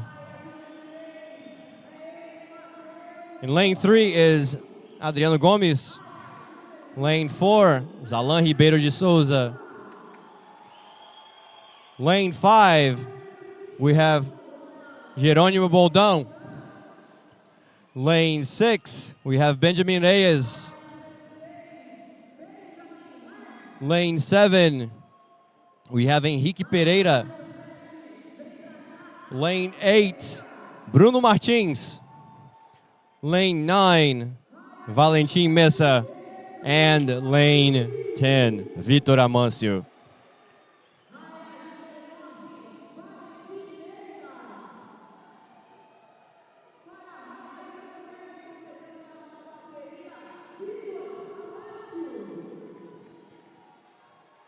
Athletes have once again 2 minutes to complete their sequence of echo bike, single leg squats, and handstand walks with a little break for a pirouette in the middle. You can see their gorgeous drone shot. Our drone who has been the star this weekend along with these athletes. Less than 10 seconds to start.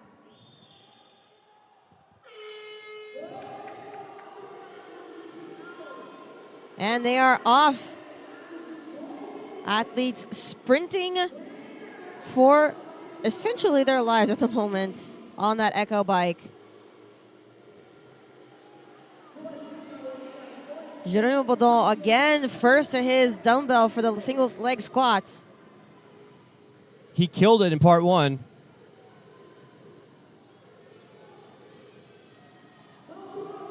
And again, the first of his handstand walk. We previously saw him switch out his hands for his feet. And we're seeing it once again. This pirouette, you need to have the focus here. He's around. And looks like he will be crossing first. And he's over that line in under a minute. Lane 3, lane 1 and 8 together. It looks like lane 10 and 2. Augustin Richelme. And Vitor Amancio, unofficially. Definitely lane 10. I don't know for sure if Augustin Richelme was within the 8 fastest there. You're looking at Geronimo Baudon. We're going to keep an eye out on those markers and see which ones are going to leave the arena floor.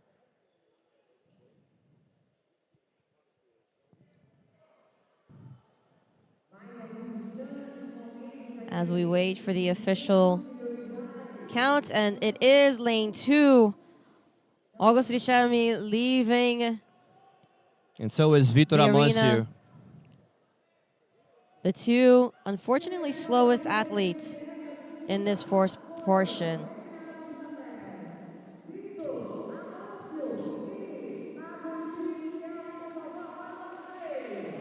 But now the 8 fastest go back and do it again.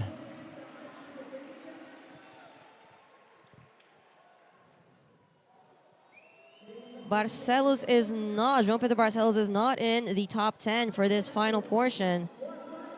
However, neither is your event leader, Luis Henrique Moreira, but he should not have any issues. When he finished the previous portion of this workout, he still had a huge smile on his face because he's leading by quite the margin. So Luis Henrique Moreira can be quite confident sitting in the stands that he's already punched his ticket to Albany, New York for this year's CrossFit Games. And for part 2 here, the men have to do 12 Echo Bike calories, then 8 one-legged squats with a 50-pound dumbbell, and then a 48-foot handstand walk. And we're off to the races.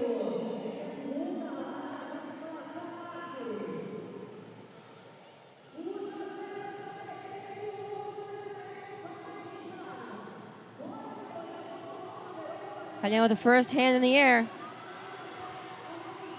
And first to his dumbbell.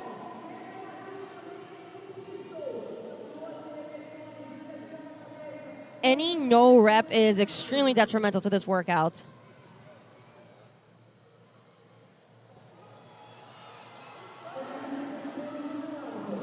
And you see Geronimo Baudon. Once again, speeding through his handstand walks. Calhão taking very large steps. Oh, there's a no rep there. Geronimo once again. Through. Follows oh, very no rep for closely. Geronimo. Oh, Calhão. Alan Henrique Pereira first through, Geronimo through. And he manages to get through lane 6 and lane 9. Lane 6 is Benjamin Reyes. Lane 9, Valentin Mesa. We have actually, one in lane 1. Anderon Primo. Anderon Primo. Valentin Mesa and Anderon Primo. Our last 2 for this elimination. And he's through, completing his participation in this year's COPA SUR. Anderon Primo, a fan favorite every year.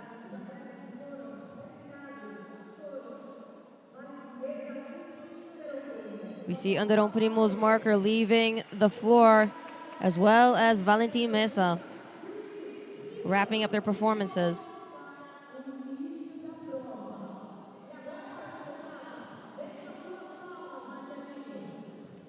And now the 6 fastest go back and do it again. And we eliminate 2 more. And once again, Geronimo Baudon, clearly so far the fastest of this event, but got a no rep there. And that can cost you. That can eliminate you. And it's quite impressive to see his performance right now during this last event specifically, because he's been just kind of like flying under the radar the entire weekend. Nothing spectacular, nothing terrible. He's just been kind of there, and all of a sudden, you put the man on his hands, and he's outshining everybody.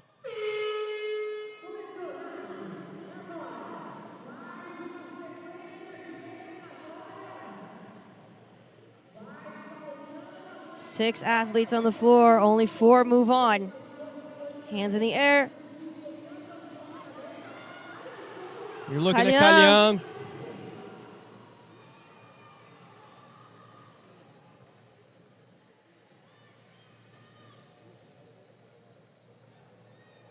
Athletes trying to get through these single-legged squats as fast as they possibly can. Once again, Geronimo the first. But not far behind him is pretty much everyone else. Oh, this is going to be a photo finish. Lane 3, Adriano Gomes moving fast. Oh, we have Adriano lane Gomes. 3, 6, Then lane 4. 6, Benjamin Reyes. Who crossed the line first, though? Was it Baudon or Alan Henrique Pereira? Wow. You're watching the slow motion replay, which is actually necessary this time around. Oh, we're gonna need it. We're gonna need a replay of this to find out.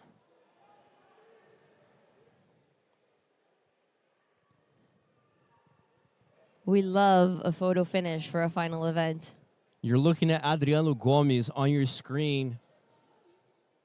He finished this one in first. You're watching him perform his pirouette.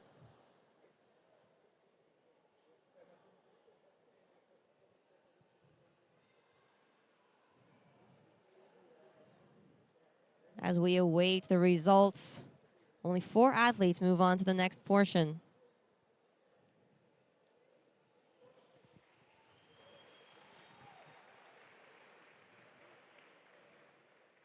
We are waiting to see whose marker is going to be removed from the competition floor. Kalyan Ribeiro de Souza taking a very comfortable, maybe not so comfortable, but a moment to breathe, knowing he's moving on to the next portion. As we look at the finish now in slow motion. Lane 3, Adriano Gomes. 4 and 6, Kalyan and Benjamin Reyes. It is taking a while to confirm this now. This is the downside of elimination rounds, especially if it's a photo finish. It takes too long. And we saw this yesterday even with the teams for the final event. There was such a gap between the first and second round that it messes with the athletes being able to maintain the stimulus throughout the workout. There's a divergence.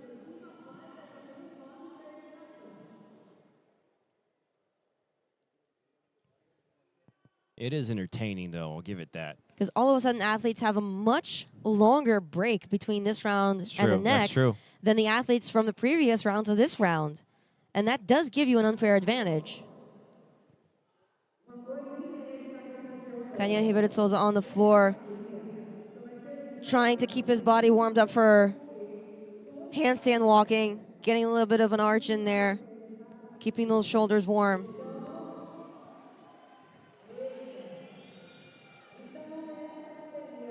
Lane 8, Pedro Martins bidding farewell to the competition floor.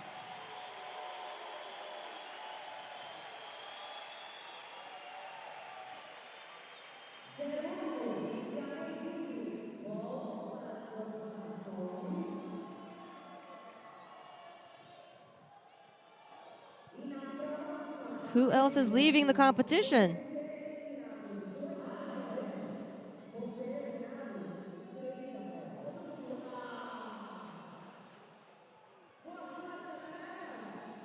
Apparently, we have a tie. And we are continuing with 5 athletes on the arena floor. And according to the arena floor, we're going to eliminate 3 this time around. Talk about a photo finish.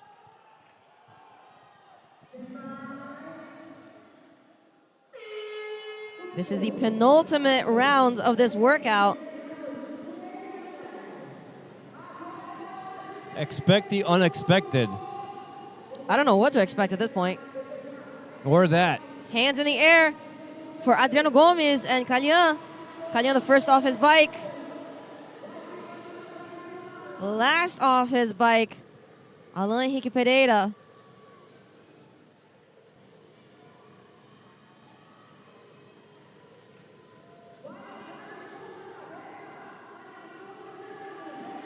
Oh, Geronimo already doing his handstands, but it is very, very close. We have 4 athletes neck and neck right now. The first over the finish line, we have lane 6, Benjamin Reyes, Kalyan in Adriano second. Gomes. And in last place, getting eliminated from this round, Alan Henrique Pereira in lane 7, thanking the crowd. We see athletes starting to lay down on the red mat. And Benjamin Reyes was quick, really quick.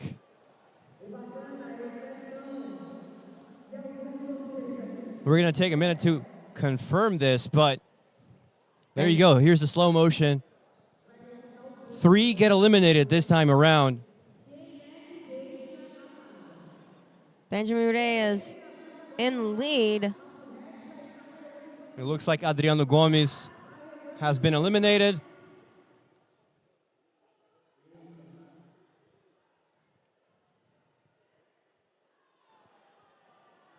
And Henrique Pereira. Geronimo Bodon is bidding farewell. We now have Benjamin Reyes and Kalyan Ribeiro de Souza neck and neck. If Kalyan can win this, This crowd is going to go crazy. Have just punched his ticket again to the CrossFit Games. The crowd's already getting into it. Kalyan, once again, a fan favorite here.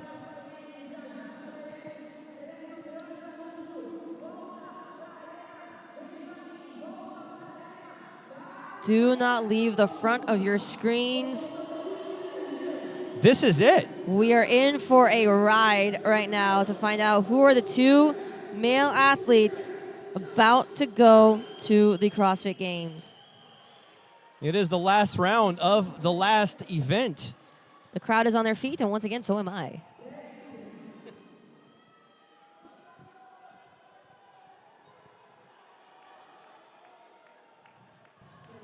Here we go, folks. Hold on to your seats.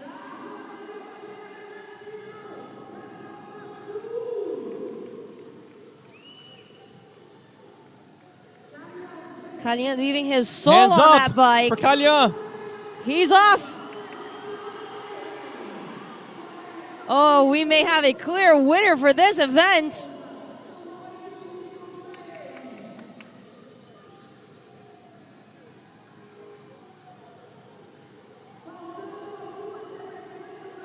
And you can see fatigue starting to set into both of them, but Kalyan is not backing down. Kalyan getting to his handstand walk, building quite the lead. Off he goes. Benjamin Reyes has to be... Oh, sloppy. Benjamin Reyes is running. He's running. But can he catch up to Kalyan? It's going to be a photo okay, finish. here we go. Kalyan is over that line. Kalyan wins. wins. And the crowd is going wild.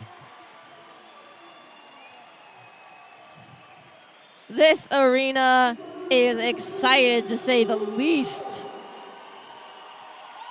Of course, we're going to wait for official standings, but Kalyan may have just punched his ticket to the CrossFit Games this year. We might see him put on his famous cowboy hat. I remember that was your favorite part of last year. I mean, you wear a cowboy hat, you win me over.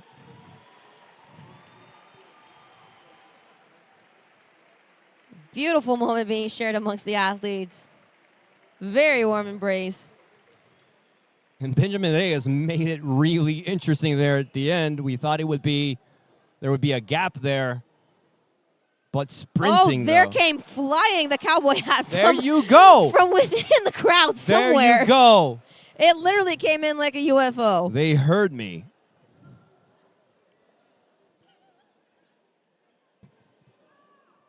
Kalina currently on the floor with Fabio Brocco, telling him to stand still. And the hat is on.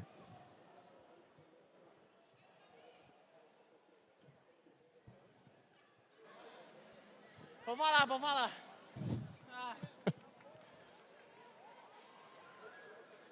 Calian!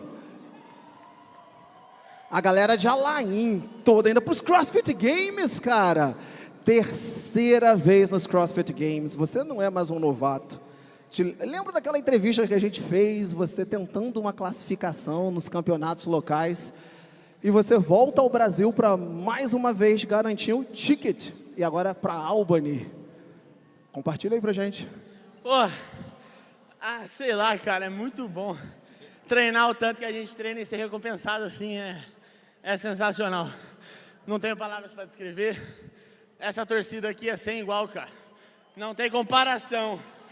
Pô, já competi em vários lugares e não chega nem perto. Vocês todos aí são impressionantes, de verdade.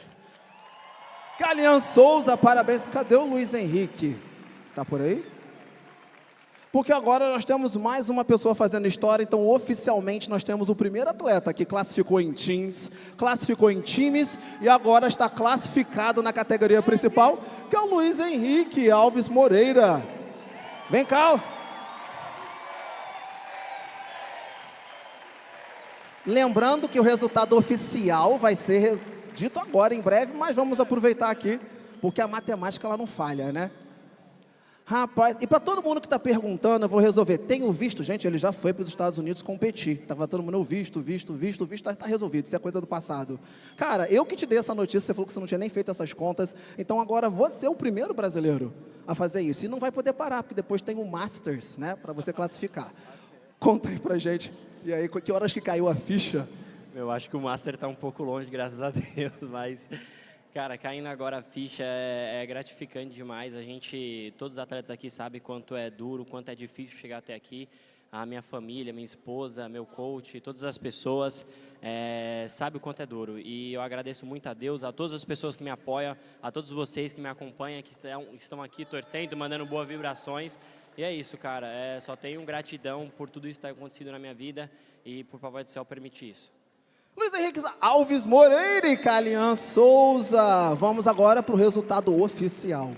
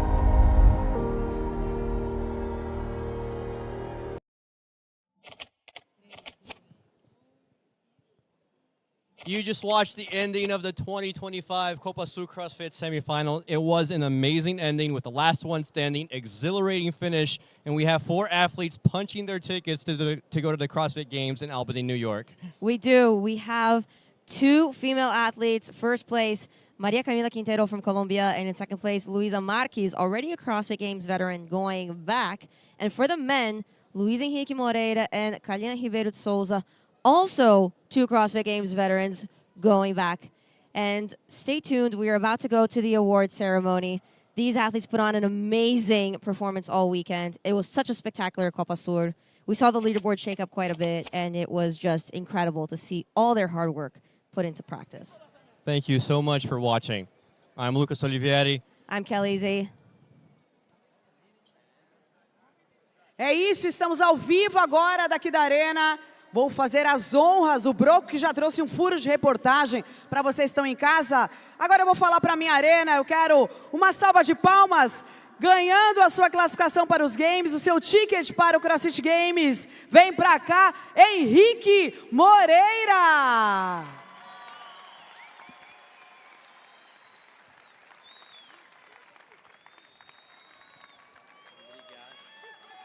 Tá na mão, Henrique. E agora eu quero convidar o nosso atleta, também do Brasil, para receber pelas minhas mãos o ticket para o Games. Calian Souza, vem pra cá. Os dois vão dar trabalho, hein? É isso, minha gente. Uma salva de palmas para os nossos atletas classificados para CrossFit Games 2025. Já já a cerimônia de premiação para vocês.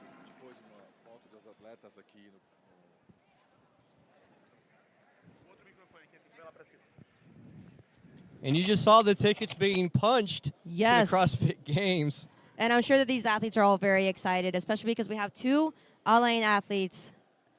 Kalian and Luisa actually trained together in the Emirates, and they are once again going to the games together. It's going to be a very exciting moment for all these athletes together again at the CrossFit Games this year. We still have the podium and the award ceremony. For the men and the women. But I do want to thank you so much for watching and for being with us here for the 2025 English broadcast. I am Lucas Olivieri. Absolutely, and make sure to join us next year as well for COPA SUR 2026. We would love to have you with us. In the meantime, make sure to stay tuned to all the CrossFit updates that are coming and the CrossFit Games. Happy Easter. Go eat chocolate. Go eat chocolate.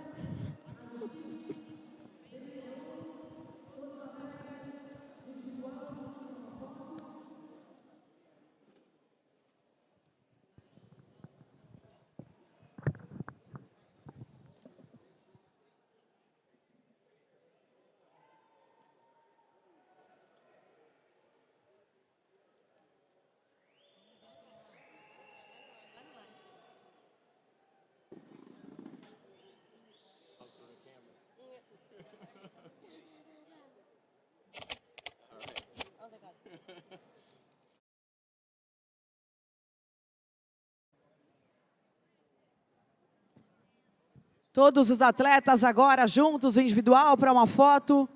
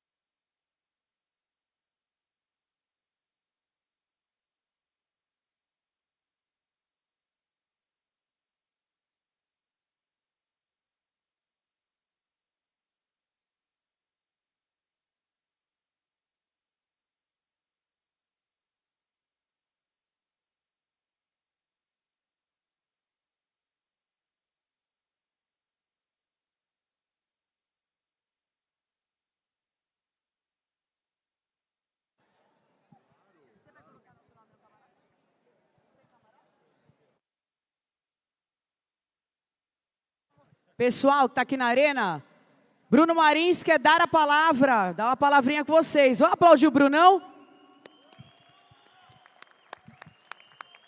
Fala, galera. Eu sei que eu não competi esse ano e como eu fiquei à toa esses últimos 3 dias, é o seguinte, hoje, 11 horas, todo mundo na vitrine, é festa. Valeu, é isso. O recado tá dado, só aparecer. 11 horas a gente vai estar dormindo. Deixa eu avisar o Bruno que 11 horas é tarde, né, bem?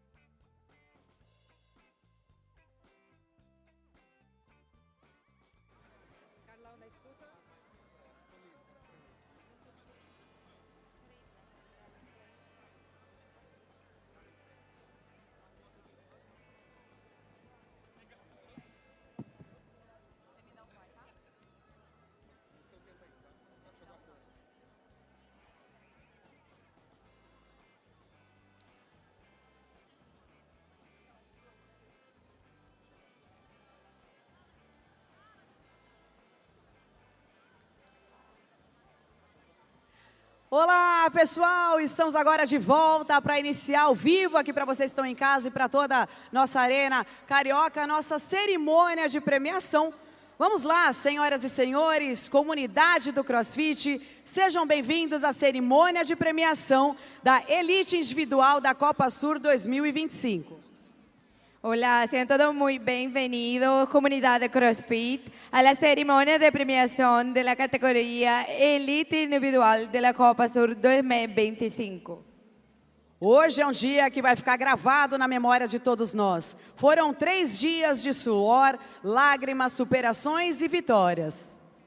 Hoy es un día que quedará grabado en la memoria de todos nosotros. Fueron 3 días de su dolor, lágrimas, superaciones y victorias que van mucho más allá de los números en el leaderboard final. Tudo isso que vai muito além dos números no leaderboard final. Nesta arena, vimos histórias sendo escritas em cada hit. En esta arena fuimos testigos de historias siendo escritas en cada hit.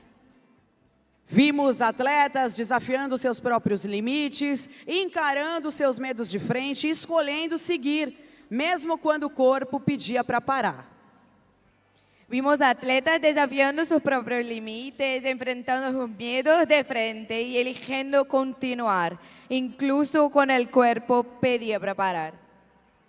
E é por isso que nós estamos aqui agora, para celebrar não apenas os vencedores, mas cada alma corajosa que se inscreveu, que acreditou e que se entregou por inteiro.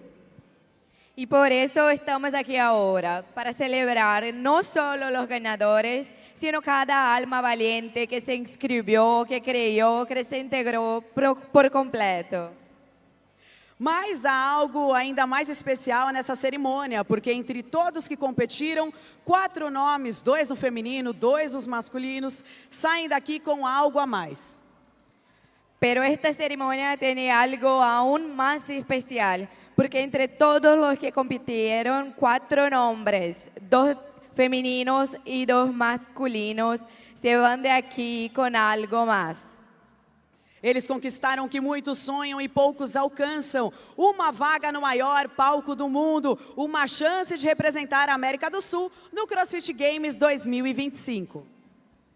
Eles han conquistado lo que muchos sueñan y pocos logran. Un lugar en el escenario más grande del mundo. Una oportunidad de representar a Sudamérica en los CrossFit Games 2025. E mais do que isso, eles carregam com eles a força de uma comunidade inteira. O grito de milhares que torceram, vibraram e se emocionaram. Eles não vão sozinhos, eles levam com eles o peso de suas jornadas e a leveza de um sonho realizado. Y más que eso, llevan consigo la fuerza de toda la comunidad, el grito de miles que alentaron, vibraron y se emocionaron. No van solos, llevan consigo el peso de su camino y la ligereza de un sueño cumplido. Vamos celebrar essas conquistas com o coração aberto, aplaudir com a alma e reconhecer a grandeza que presenciamos aqui. Antes de convidar nossos atletas ao pódio, nós, diretores, trabalhadores, voluntários e time de evento, gostaríamos de agradecer aos nossos patrocinadores e apoiadores. Vamos a celebrar esas conquistas con el corazón abierto, aplaudir con el alma y reconocer la grandeza que presenciamos aquí. Antes de invitar a nuestros atletas al podio, nosotros, los directores, los voluntarios y el equipo del evento, queremos agradecer a nuestros patrocinadores y colaboradores. Brave Equipamentos, fornecedor oficial da Copa Sur CrossFit Games Qualifying Event 2025. Brave Equipamentos, proveedor oficial Copa Sur CrossFit Games Qualifying Event 2025. Hustle Up, aplicativo oficial do Copa Sur 2025.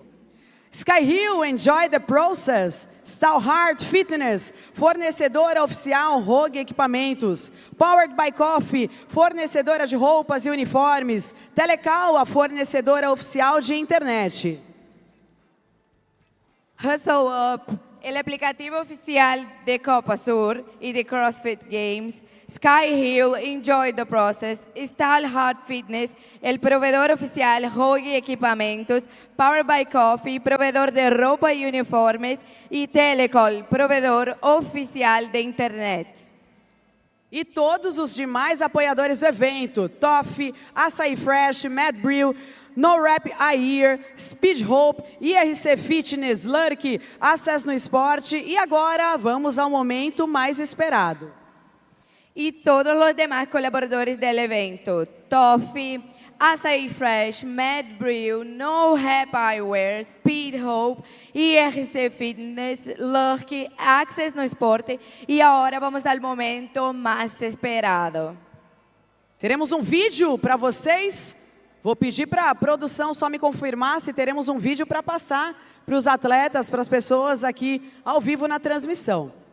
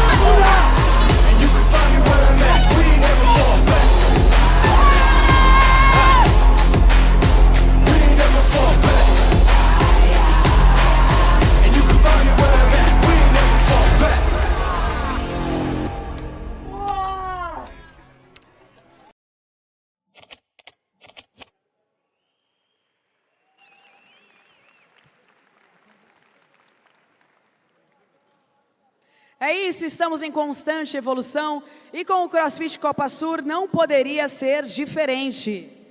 Es esto, estamos en constante evolución y con el CrossFit Copa Sur no podía ser diferente. Em 2025, temos a honra de apresentar uma homenagem especial, um reconhecimento que vai além do desempenho físico, celebrando a essência do que realmente move a nossa comunidade, a atitude, o respeito, o comprometimento e a inspiração que um verdadeiro atleta pode gerar. En 2025 tenemos el honor de presentar un homenaje especial, un reconocimiento que va más allá del rendimiento físico, celebrando la esencia de lo que realmente mueve nuestra comunidad, la actitud, el respeto, el compromiso y la inspiración que puede generar un verdadero atleta.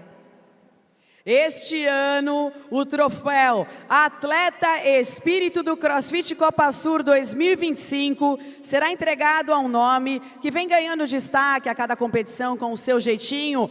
Menino homem, homem menino, ele não apenas se destacou na performance, mas também emocionou o mundo com a sua energia engajadora e inspiradora. Este año, el trofeo Atleta Espíritu del CrossFit Copa Sur 2025 será entregado a un hombre que viene ganando destaque en cada competencia. Con su manera de ser niño-hombre, hombre-niño, no solo destacó en rendimiento, sino que también emocionó al mundo con su energía contagiosa y encantadora. Ele iniciou sua jornada no CrossFit em 2018 e soma 4 participações em semifinais do CrossFit Games, sendo 3 vezes na categoria individual e uma vez representou o Brasil no CrossFit Games em time. Comenzó su camino en CrossFit en 2018 y acumula 4 participaciones en semifinales de los CrossFit Games. 3 veces en categoría individual y una vez representando a Brasil por equipos. Sua trajetória é marcada por superação, dedicação e excelência, mas é a sua postura fora das arenas, a forma como ele inspira, apoia e eleva todos ao seu redor. É o que o torna verdadeiramente memorável. Su trayectoria está marcada por la superación, la dedicación y la excelencia, pero es su postura fuera de las arenas, la forma en que inspira, apoya y eleva a todos a su alrededor, lo que hace verdaderamente inolvidable. E é com imenso orgulho que aplaudimos o paulista que representa o coração do Copa Sur, Henrique Moreira. Você é o nosso espírito do CrossFit Copa Sur. Eu também convido agora nossa diretora Adriana Olszewski para entregar o troféu Espírito Copa Sur. Es con inmenso orgullo que aplaudimos al paulista que representa el corazón de la Copa Sur 2025. Henrique Moreira, tú eres el espíritu del CrossFit Copa Sur 2025 y invito a la directora Adriana Olszewski a entregar o troféu Espírito do Copa Sur a ele. Bom, nós estamos aqui ao vivo, aguardando também a chegada do Henrique. Eles estão agora, a gente vai passar, então já a gente entrega. Os atletas, eles têm alguns compromissos com o doping, precisam passar pelos exames. Ele está chegando? O Henrique está vindo, já está chegando então para receber o troféu. Ele que está surpreso aqui, ó. Henrique Moreira, vem para o nosso espírito do CrossFit.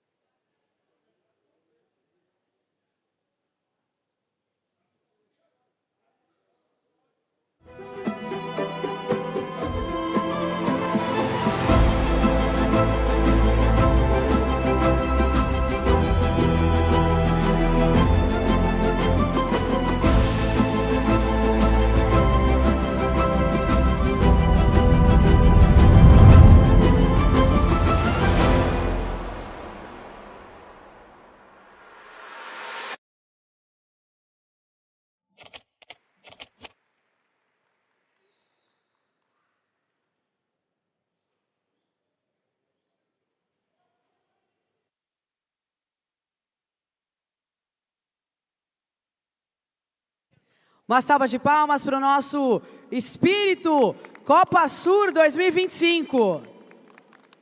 Vamos começar então a nossa premiação agora. Quero convidar as mulheres que mostraram o verdadeiro significado da potência, resiliência e foco.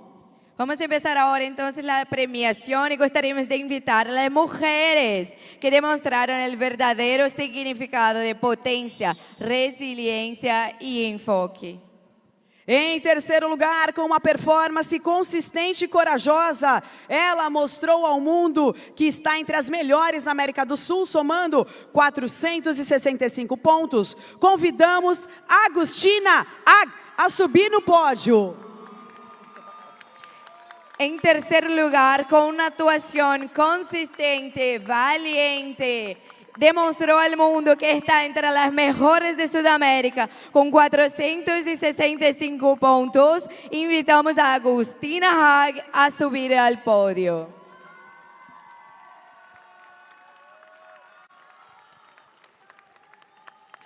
E agora a nossa vice-campeã que lutou com coração e conquistou seu lugar no maior evento de CrossFit da América Latina. Ela recebe o convite oficial para o CrossFit Games 2025, somando 469 pontos. Convidamos Luísa Marques a subir no pódio. Y ahora nuestra subcampeona que luchó con el corazón y conquistó su lugar en el evento de CrossFit más importante de América Latina, el que recibe la invitación oficial para los CrossFit Games 2025 con 469 puntos. Invitamos Luísa Marques a subir al podio. E no nosso lugar mais alto do pódio, a mulher que dominou essa arena, ela venceu seus desafios internos e com consistência, intensidade e coragem, ela é a campeã da Copa Sur 2025 e está com o passaporte carimbado para Nova York, somando 520 pontos. Convidamos Maria Quinteiro a subir no lugar mais alto do pódio. Y en el lugar más alto del podio, la mujer que dominó la arena, venció sus desafíos internos con consistencia, intensidad y valentía. Es la campeona de la Copa Sur 2025 y tiene su pasaporte selado para Nueva York con 520 puntos. Convidamos a María Quintero a subir al podio. E agora convidamos a diretora do evento, Adri Olszewski, para entregar os prêmios dos patrocinadores Brave, Sky Hill, Powered by Coffee. Ahora invitamos a la directora del evento, Adri Olszewski, para entregar los premios de los patrocinadores Brave, Sky Hill y Powered by Coffee.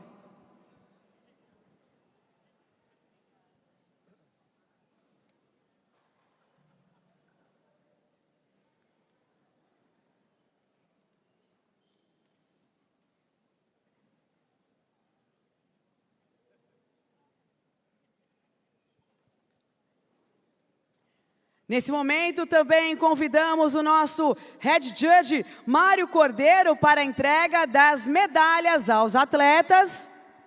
Y también invitamos al juez principal, Mario Cordero, para entregar las medallas a los atletas.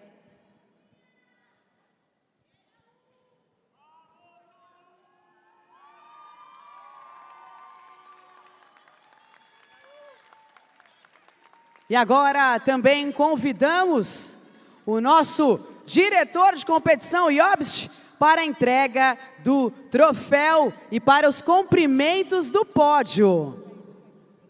Y ahora invitamos a nuestro director de competencia, Jobst, para entregar el trofeo y felicitar al podio.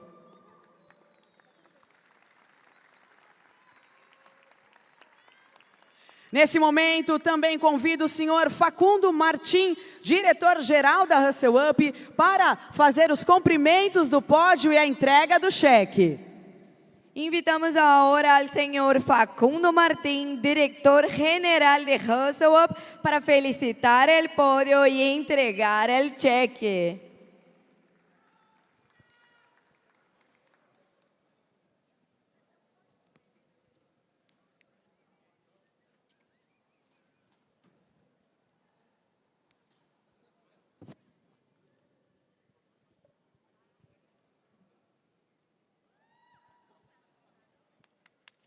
Uma salva de palmas novamente às atletas. Obrigada aos diretores, senhor Facundo, pela entrega.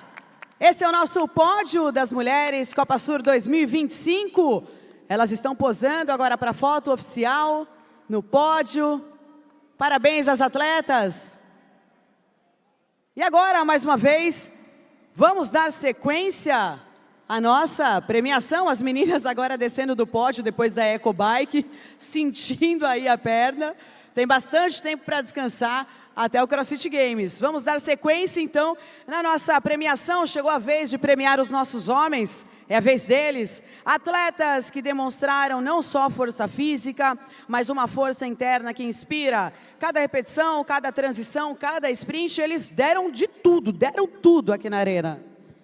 Y ahora es ahora y el turno de ellos, atletas que demostraron no solo fuerza física, sino una fuerza interior que inspira. Ellos dieron de todo acá en la arena. Em terceiro lugar, eu quero que chegue aqui com a gente no pódio o atleta João Pedro Barcelos, ele que mostrou que é um verdadeiro guerreiro na arena, com raça técnica, merece todos os aplausos de vocês, somando 428 pontos. Uma salva de palmas para o João Pedro Barcelos. Y ahora en tercer lugar, el que demostró ser un verdadero guerrero de la arena con garra y técnica y merece todos los aplausos con 428 puntos. Invitamos a João Pedro Barcelos a subir al podio. Segundo lugar vai para um atleta que superou obstáculos e mostrou que a mente pode levar o corpo muito além. Ele conquistou o pódio e ele recebe o convite oficial para o CrossFit Games 2025, somando 487 pontos. Convidamos agora Calian Ribeiro de Souza a subir no pódio. El segundo lugar es para un atleta que superó obstáculos y demostró que la mente puede llevar al cuerpo mucho más lejos. Él conquista el podio y recibe la invitación oficial para los CrossFit Games 2025. Con 487 puntos, invitamos a Calian Ribeiro de Souza a subir al podio. E no topo, o grande campeão, ele não só venceu, ele superou e inspirou a todos com a sua atitude de campeão em cada evento. Ele nos lembrou o porquê que a gente ama esse esporte. E o campeão da Copa Sur 2025, somando 496 pontos, é Henrique Moreira. Vem pra cá. Y en la cima, el gran campeón no solo ganó, se superó y nos inspiró con su actitud de verdadero campeón. En cada evento nos recordó por qué amamos este deporte. El campeón de la Copa Sur 2025 con 496 puntos. Invitamos a Henrique Moreira a subir al podio. Convidamos agora a nossa diretora do evento, Adri Olszewski, para entregar os prêmios dos nossos patrocinadores Brave, Skyhill e Powered by Coffee. Ahora invitamos a la directora del evento, Adri Olszewski, para entregar los premios de los patrocinadores Brave, Skyhill y Powered by Coffee.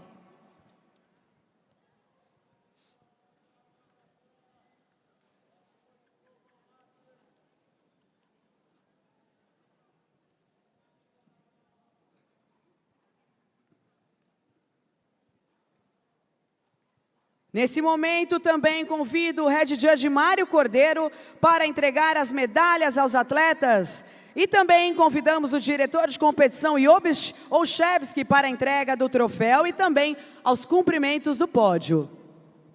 Y ahora invitamos al juez principal, Mario Cordero, para entregar las medallas a los atletas y al director de competencia, Jobst, para entregar el trofeo y felicitar al podio.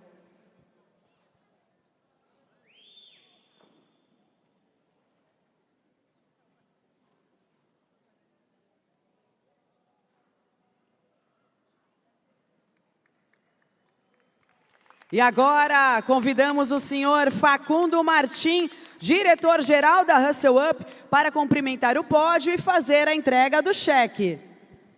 Y ahora invitamos al señor Facundo Martín, director general de Hustle Up, para felicitar al podio y entregar el cheque.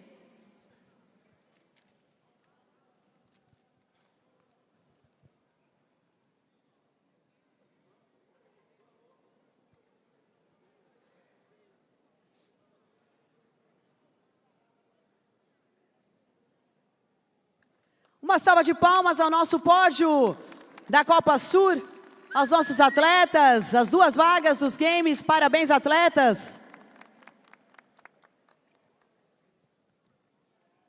E agora, nós temos os 4 nomes que carregam a América do Sul para o CrossFit Games 2025. Y ahora tenemos los 4 nombres que llevaron a Sudamérica a los CrossFit Games 2025. Mas cada um de vocês que aqui competiu, torceu, vibrou e se emocionou também faz parte da nossa conquista.